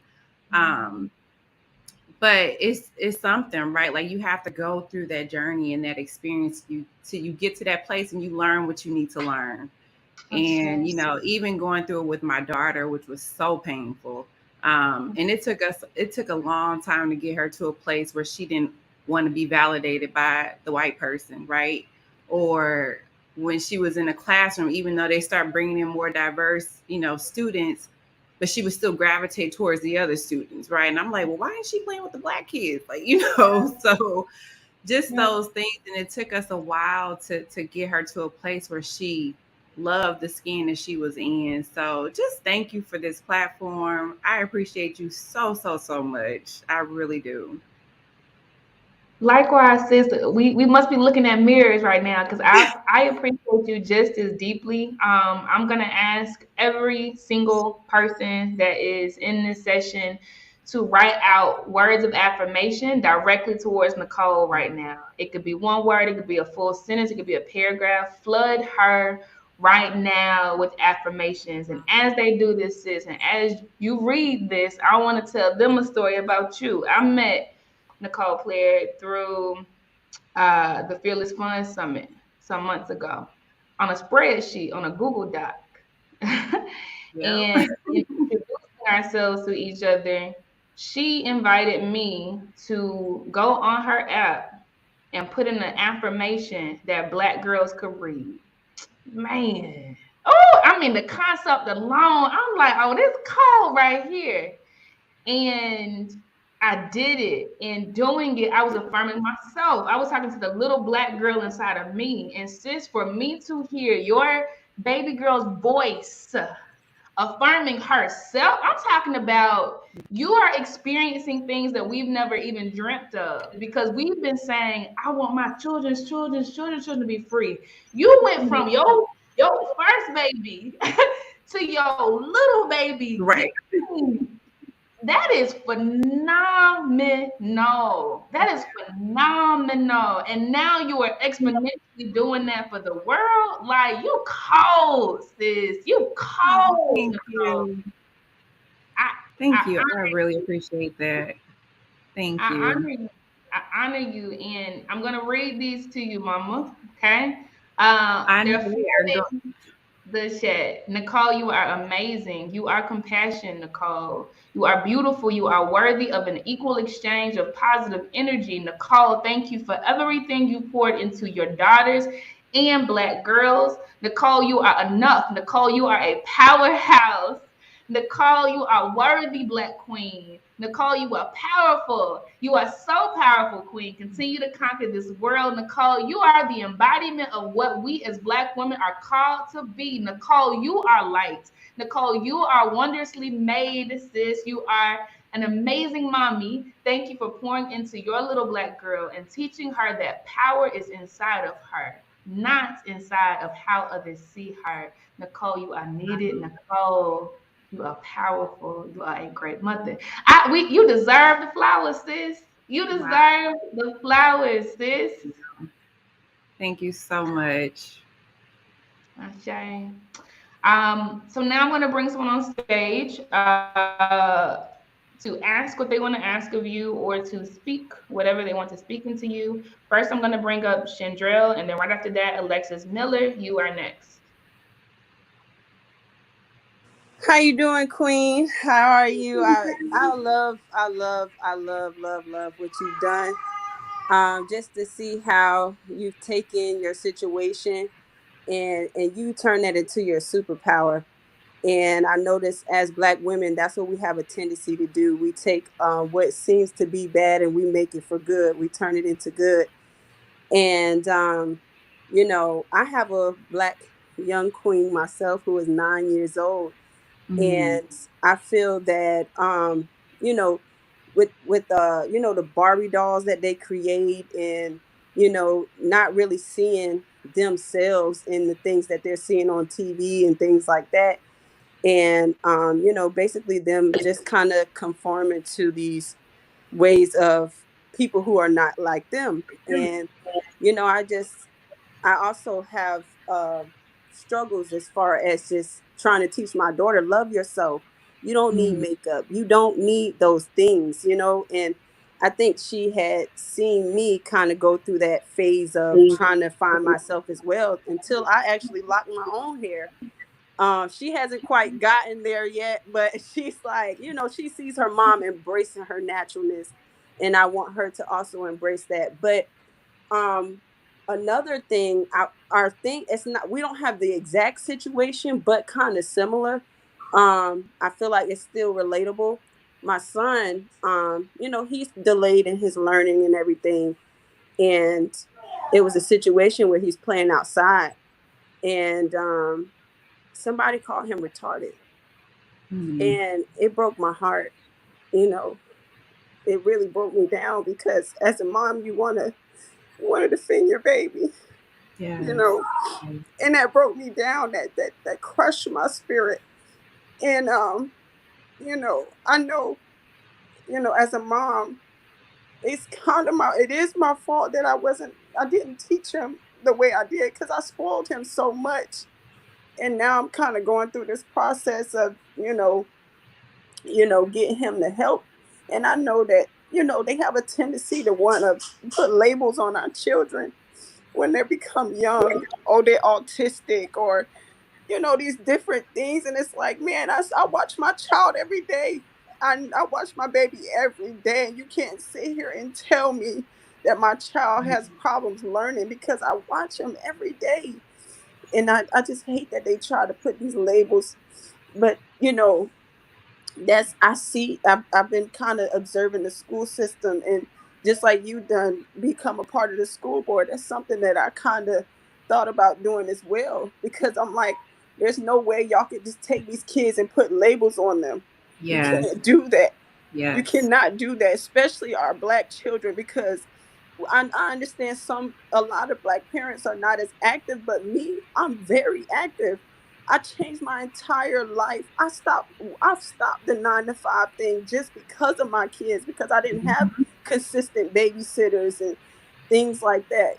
So your story is empowering, because like I said, that just people judging my son, because he is a little delayed in learning, but he's getting there. And I said, with the right coaching, with the right people around, he'll get there. But I'm not gonna put a label on my son. And I love that, the affirming, making sure your children are affirming themselves as well, and teaching them that affirmation, because just because somebody put a label on you don't mean you have to accept that.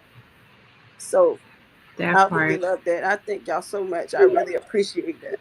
Thank you so much for sharing your story. As you were talking, and I know you mentioned, like, you spoiled your kid, and there's some things that you wish you could have done differently. But I just want to say, like, we're not perfect parents, right? I'm not a perfect mom. I make a lot of mistakes, and I apologize all the time. Okay. But we're progressing, right? Like, there's things that we got to unlearn, because we learn these things from our parents or whatever the case may be. And I'm doing this thing, differently from my mom. And, so I just want to say you are doing the best you can. And I think if you can join a school board, that would be great, because even the board that I'm on, I'm the only Black female on that board. And this school is majority Black kids, right? So they need someone there to speak for them. Absolutely. And so I definitely just want to encourage you and just say you are doing the best you can. And I know your son sees that, but keep fighting for him. And we have to use our voices for our kids, right? Yes, ma'am. Thank you so much. I appreciate you so much. Appreciate you Thank you, too. Sonia. And then I'm going to honor what I said. So last person to come on the stage is Alexis. After Alexis, we're going to have to move on to the journaling session, but there'll definitely be opportunity to share your reflections. Neff is going to lead that. Alexis, the mic is yours, mama. Yeah, absolutely. I'll keep it quick. I resonated so much with your story, Nicole, because we actually moved from Phoenix to Houston. And I literally just got off of a call from my daughter's school in Houston from an amazing school counselor who is Black. And my child is coming from a situation where she was the only child of color in her classroom, and I often felt guilt because I always wanted to keep my kids in the most affluent schools and the most affluent areas because I felt like they were going to get the best education there. And, I'm having to learn to give myself grace because I've kicked myself now because now she's made this huge transition, as a result of stuff that happened personally with me and her father. And she's struggling hard, and so thank you for telling your story and thank you for some of the gems that you dropped. I know that I will continue to try to do better at affirming her. And, I try my hardest not to invalidate her feelings whatsoever. And it's draining on me because she's very, very, very emotional. But I definitely want to thank you so much. And this day has been so emotional in general. So thank you so much for Thank that. you. Thank you, Casey. Asha, and Nicole, if you want to say anything back to Alexis, take up space. I promise. No, I'm sorry. Okay. No, I appreciate you, Alexis, and just sharing your story too. I can relate, right? And I've been there with my oldest daughter, and just I think it takes time, right? And just continue to speak life into her. Also, just be an example too, right? I've had to learn, and with my oldest, she's 11 and she's a lot mature for her age, but sometimes I feel like I expect certain things of her, and it's like, she's still a kid, allow her to be a kid, Nicole. So I have to tell myself that all the time. Like I said, y'all, I'm always apologizing to my kids because I'm not perfect. So, but just showing her love too, giving her hugs and kisses and all that stuff I didn't get as a kid, right? I think that's also important. And just speaking life into them. Like, it's so important that we just continue to speak life into them. And if they know that they are worthy, they are valuable, they don't need validation from anybody else. So thank you so much for sharing that. Thank you, Alexis. Thank you so much, Nicole. Nicole, you are beyond amazing. Again, I don't even have the words, but I'm okay with that. I'm learning to be okay with that because the body knows. I'm sure you can feel me even continents away. Thank you so much for pouring into us and saying the things that we didn't even know we needed today. Sis, I honor you. I honor you. Thank you. You are welcome. I'm looking forward to this wind down, though. Yeah. We're about to get into it. All right, y'all. So right now, we are about to go into the final segment of the day, which will be led by none other than Neff McGriff, Nefertiri McGriff, but I call her Neff. And the topic for today is attachment, okay? And the whole purpose of this, just to get us prepped for this, because you need to grab your pens and your paper, okay? The whole purpose of this is to help you process what you just experienced, right? It's not enough to experience this stuff and it's all jumbled, and then you go back into stepping on top of it and moving over it and not going through it. The only way through it is through it. That's healing, bruh. The only way through it is through it, because when you climb on top of it and you run around it and you crawl under it, it's still there. And wherever you are, there you will be. I've gotten on planes and went very, very, very far away. And everywhere I went, there I was when I got there. every time, right? And so the last few years have been heavy healing, and healing is a slow and soft process. It is so slow and it is so soft, right? And I'm still in the thick of it. So Neff is here to help us expertly unpack these feelings, put vocabulary to them, allow us to, move it through our bodies. Okay, so definitely join us there. It'll be 30 minutes today, so about half the time it was yesterday. So literally bring your pens and your pencils. We're gonna follow Neff's flow. But I'll see y'all on the other side. Love and light. Peace. All right, Neff. Hey, What's what's going on? Everything. All right, so I know we have a shorter time today, so we're going to get right into it. If you are in a place where you can participate in this very brief exercise, please do that, because we have listened to a lot and tension does build up in our bodies. So very quickly, not an expansive range of motion, but just turn your head from side to side very slowly, like so. And when you do that, I want you to notice if either part of your neck has less range than the other. So 1 or 2 times, turn from side to side. And then so I'm going to ask you to keep your face forward, but curve your eyes as far to the left as you can. And we're going to hold this.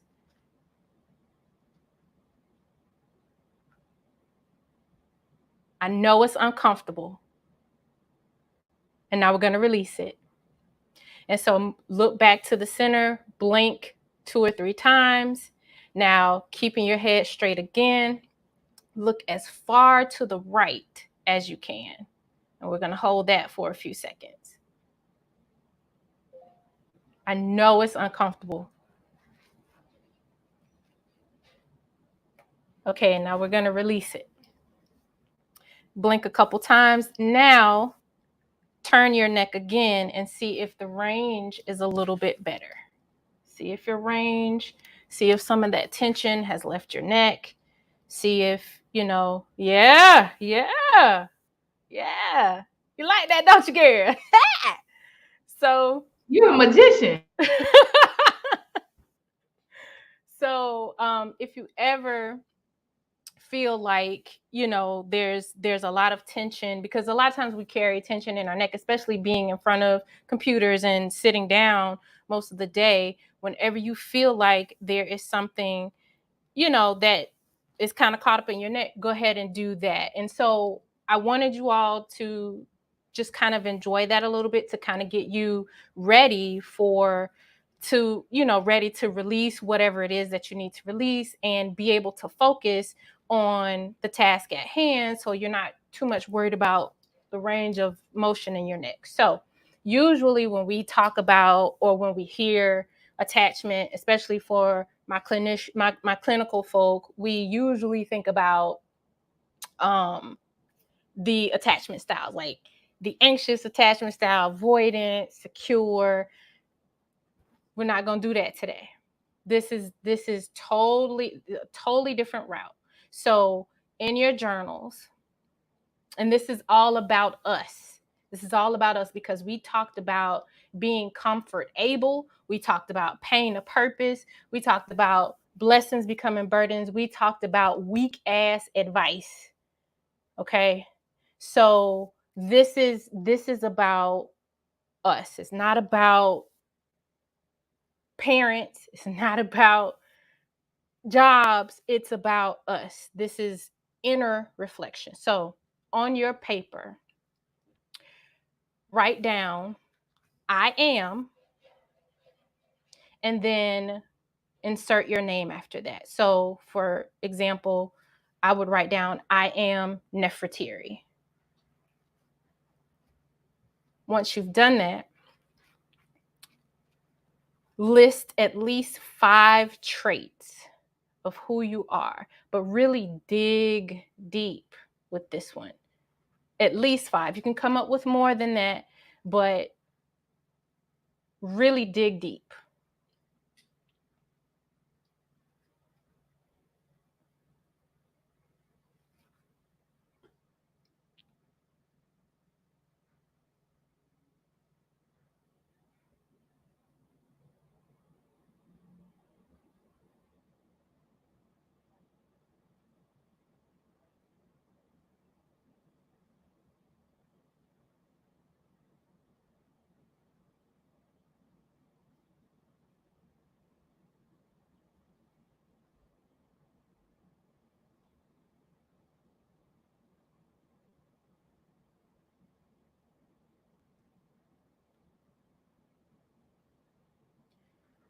Now, as you wrap up your list, just kind of glance over them, because I want you to realize that these are the attachments that you have created for your life.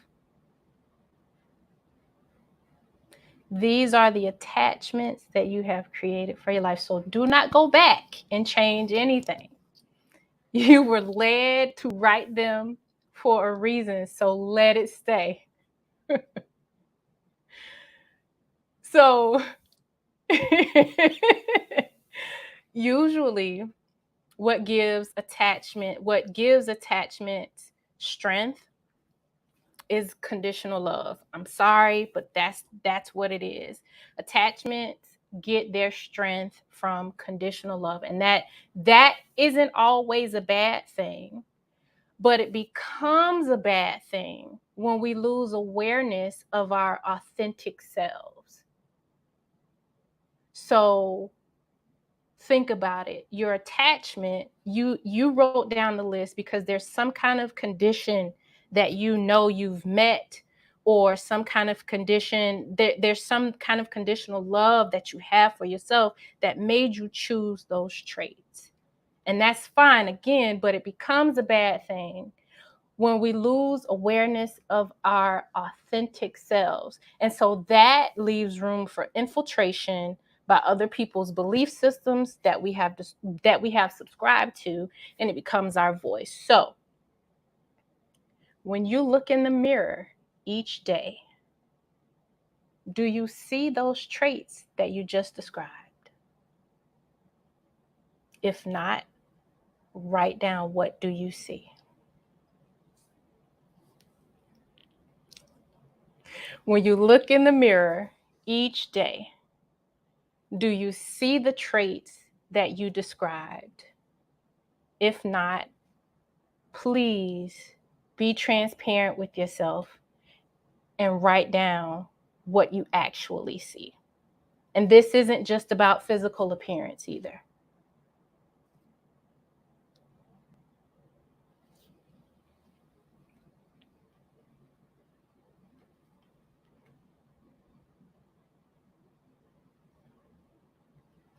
If you actually see what you have described, perfect.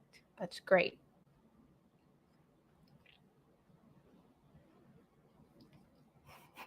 Don't give me that look, Casey. Okay. Next, I need you to write down what voice have you given your thoughts that describe what you see? What voice have you given your thoughts that describe what you see? Is it a soft voice? Is it demeaning? Is it critical? Is it forgiving? Is it coming from a place of tough love? Is it rough? Describe that voice. Because the voice is like the narration of your thoughts.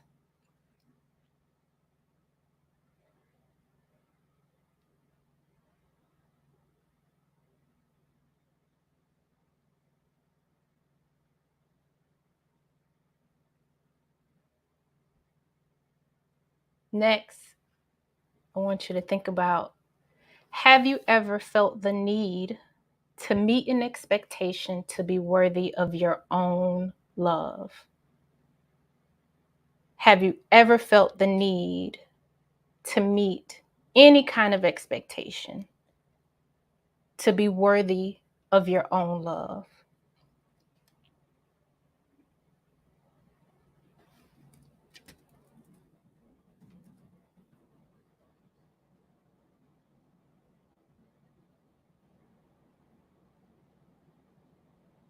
Have you ever felt the need to meet an expectation to be worthy of your own love?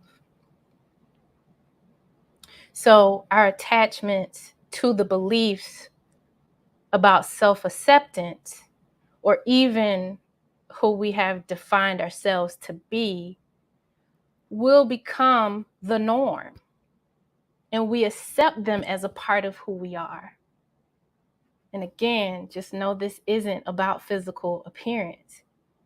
So with that being said, what beliefs are you attached to that drive the way you see things in your life? Not anybody else's life, but your life. What beliefs are you attached to that drive the way you see things in your life?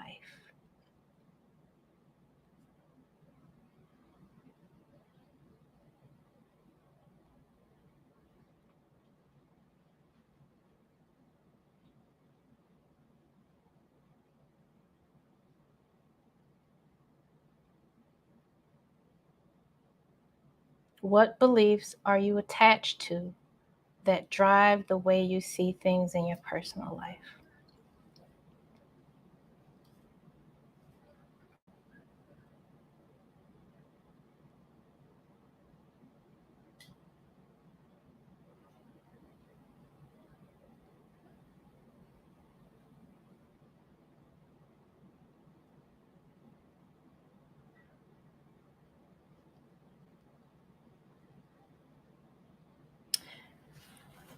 Next, think about if the beliefs that you have just identified, are they your beliefs, or have you adapted those beliefs from someone else?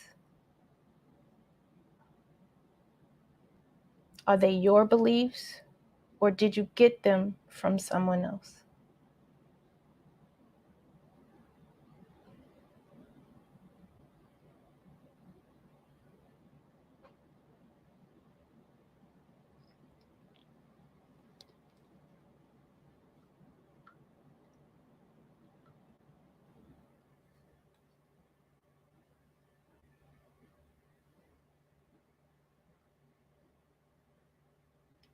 Yes, they can be both yours and theirs. It can.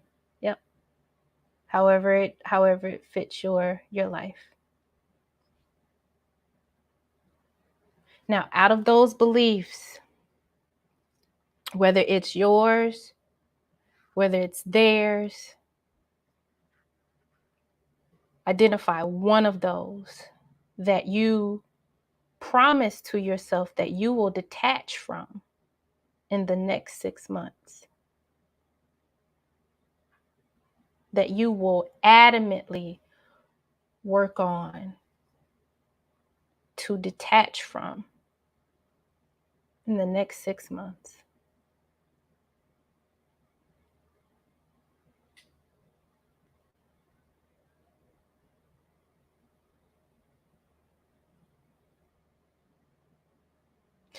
Nicole, we can like our beliefs, but are our beliefs healthy?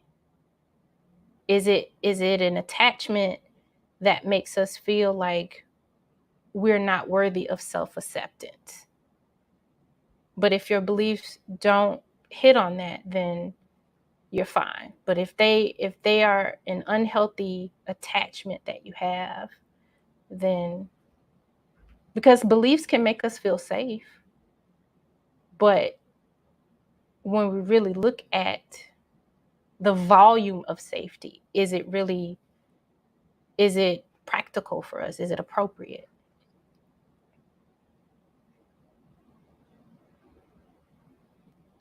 lastly, so the question for the journal prompt, Cheryl, it was one attachment that you described, whether it's your belief or someone else's belief, one attachment or one belief that you will detach from within the next 6 months, one that you pledge to intentionally work on to detach from.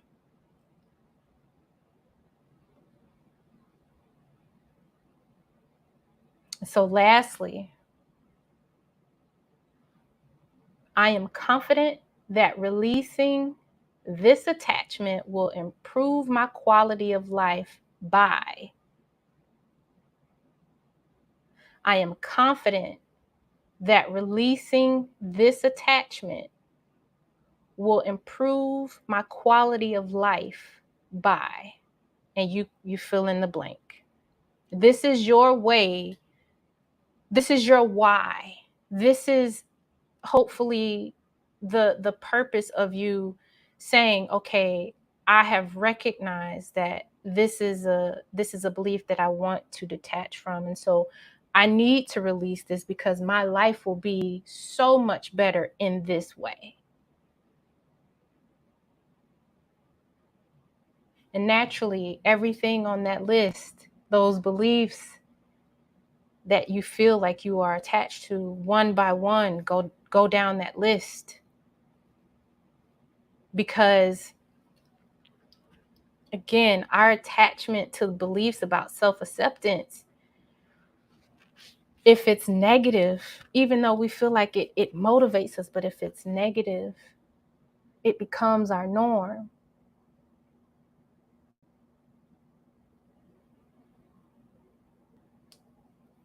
So we can blame social media, we can blame, whatever, but realistically, nothing has power over us unless we agree with the message.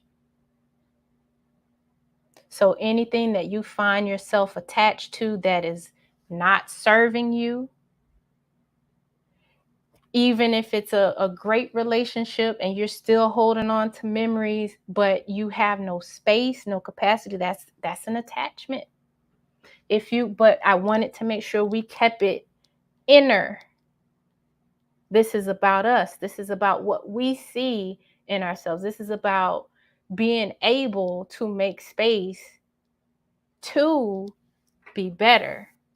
We're not holding on to things that don't belong to us, even if we gave it to ourselves. So remember, nothing has power over you unless you agree with its message.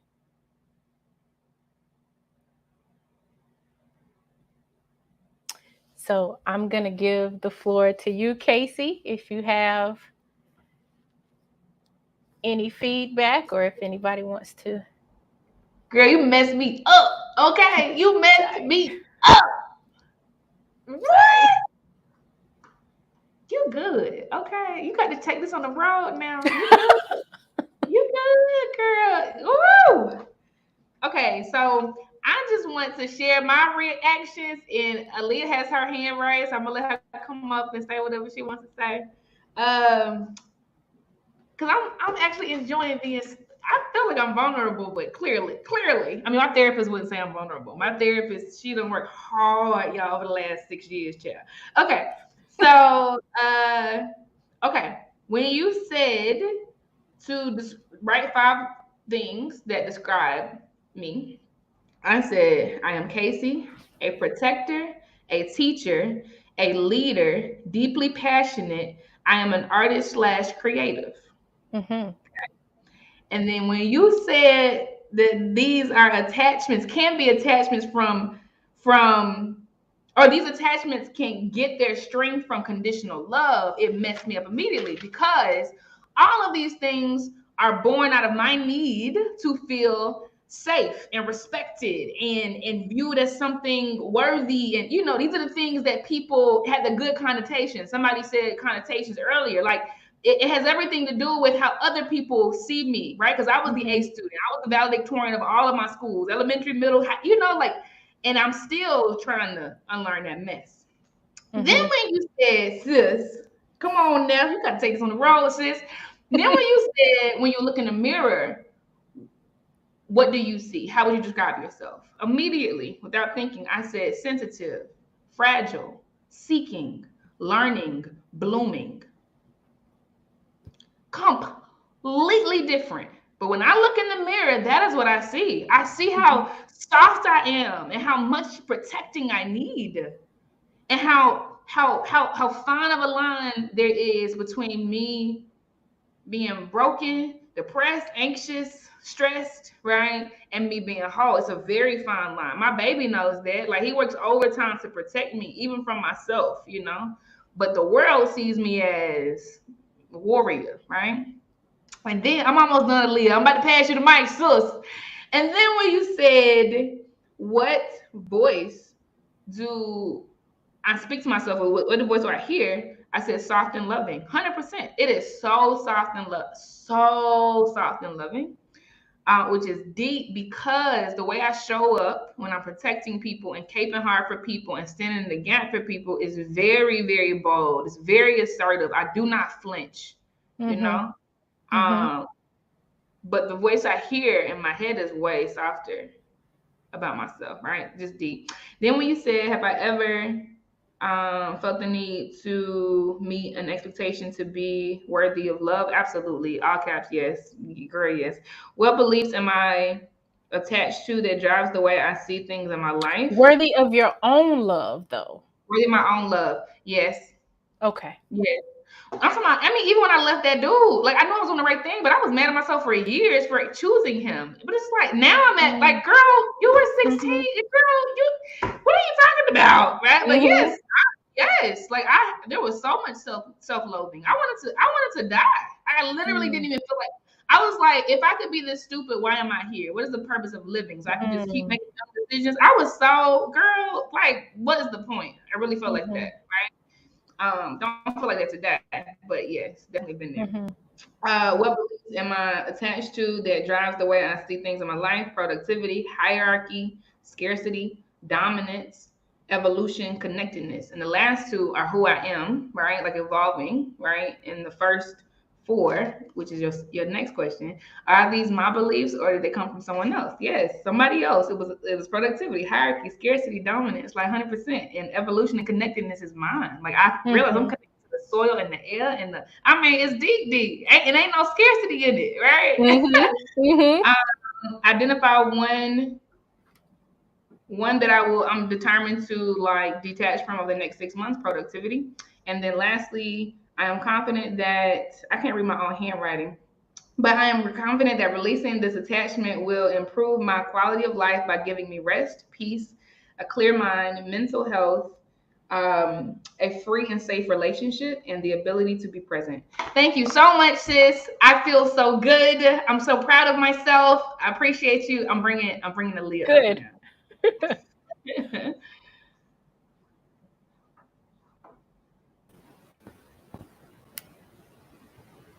We can hear you, Aaliyah. Okay. Hey, everybody. Hey. I said I am Aaliyah, and I thought of creative, soulful Sunday, intriguing, contagious, powerful. And then when you said the conditional love gives attachment strength, and what do I see when I look in the mirror, I thought of nakedness, fragility, and pain, sad, depth, power, resilience, and art. And it says, what voice have I given my thoughts that describe what I see? I said, I have given it a shaky voice, a childlike voice, sort of soft, not very assertive, but firm, sometimes timid even. And it says, have you ever felt the need to meet an expectation to be worthy of your own love? I said, yes, all the time. I'm still learning how to just love me as I am in every aspect of my life. And it says, what beliefs am I attached to that drives the way I see things in my life?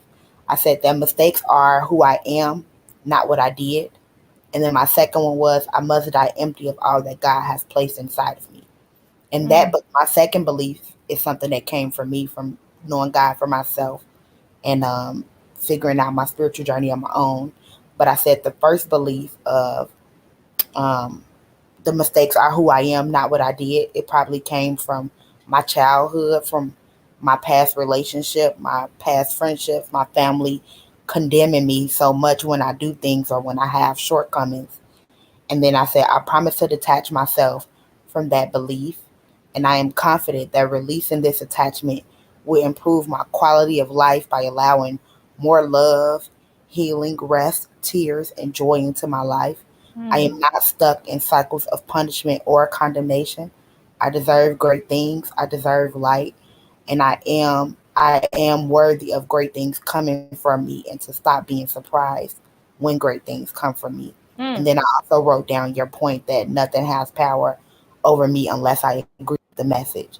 So I said all of the message that I don't agree with, stop giving them power, because I feel like a lot of things that are in my head I don't necessarily agree with anymore, but I still give them power because you'd be like, oh, it's been that way for so long. So it's like to unlearn those things is like an active thing I'm learning. That's an everyday choice to remind myself like that's not true. You don't even believe that about yourself. Like I can write affirmations every day, and if my grandma or my mama or somebody say one little thing to me, it'll stick on me all day, and it'll be like, now why you let them people bust your bubble and you just build it up, you know, to stop letting other people throw a rock and crumble it. More solid in what I'm learning about myself, what I believe and love about myself. So I definitely thank you for providing this space for me to release that. I'm really big on journaling, so I appreciate that. So I'm trying to make that no longer my burden. There it is. There it is. Thank you so much, Aaliyah, for, sharing that, because I know there's quite a few of us that have family members that will say one thing, and we know in our heart of hearts it's not truth, but we still allow it to, and because we gave it that power, we believe some little tiny iota of it because we've been programmed to believe that. So the fact that you voiced yourself, even though you say you have a very shy, timid, your voice that you hear is very shy and timid, but right now speaking through your truth, it was very assertive and firm. So please congratulate yourself on that. Please do. Thank you so much, Aaliyah. So good. We did it, sis. Girl, you bad. Let me tell you something. Let me tell you, girl, I didn't know how you was gonna do this in 30 minutes after what we did for an hour yesterday. You good. You good. Well, I appreciate you. I appreciate you. That girl bad, y'all. Woo woo. All right. Well, this was powerful. I want to make sure that we usher y'all into the Buy Black Market, usher y'all into the lounge where y'all can kick back and cool it with each other. You do not have to go home. This is not closed at all. It will stay open 24/7 until Friday. So really not 24/7, 24/5. Okay. But Neff, as we leave, I want to ask you one question which came from Alyssa. I'm going to ask the tail end of it. She essentially describes the fact that she assumes maybe that many of us might have written down traits that define ourselves in terms of what others, right, or in terms of what we do for others, right, versus just how we see ourselves. And she wants to know what that means for those who've done that, right? So if we wrote down traits that are anchored in what we do for others. Okay. So usually, so now getting actually into attachment style, that is where you could find, okay, if you are anchored in such servitude all the time, then that means who you are outside of that really needs some nurturing. Because if you automatically go to what you do for others or what you think others have described you as, then that's where majority of your energy is spent. That means that takes a little bit more of a priority in your life than it should, because I get it when people ask us to describe ourselves, especially if we've gone on job interviews and we feel like we have to sell ourselves. And it's hard to say great things about ourselves, but that I would suggest that being the norm of you thinking of you, because that is a part of self-care. That is a part of self-preservation and self-inclusion. Yeah. Ashe. Thank you so much for that, Neff. You all make sure you go to the booths. I'm just gonna say the top 3. It ain't over. 15 people will win, but the top 3 on the leaderboard right now. Don't be mad at me, but Tiffany holding it down. Okay, she has a 2,000 point lead, a little more than that. Tiffany Brown, Sharita has slid into number 2, and then Winnie Quick is number 3. Keep going, y'all. 5 days, 15 spots will win. Some folks have started broadcasts in their booth. So Women Who Matter too. Y'all, we love us some Auntie June. Go over there and check her out. She is super, super, super, super dope. That's the Women Who Matter 2 booth. It looks like NPO Creations has started a live broadcast. She makes a lot of dope things. I'm talking about fedoras and bags and art and all kinds of super dope things. New Heritage has started a live broadcast. They have 90s gear. Super dope story with her. I also met her at the Fearless Fun Summit a couple of months ago. Her business was started by her family members in the NYC area, right, with 90s gear. And it was like booming. Literally did it for the culture in a very big way. And she picked it up. I think it was her uncle's business. She picked it up recently and she brought it back, still, giving homage to 90s gear. So love her story, love what she's doing. Check her out. But yeah, y'all enjoy, y'all have a good time. Some people made a table for the VAs for 5:30. So, enjoy. I'll holler at y'all. Neff, you got anything else you want to say, Mama? Hey, we always say Black girl magic, so let's be that. Let's be it. Ashe. Y'all Let's have be a good it. night. Yeah, Yvonne, said good night. Yeah, I'm going to bed. It's 1 a.m. for me, so I'm going to bed. But y'all have a good time. Love and light to y'all. See y'all tomorrow morning. Bye. Peace.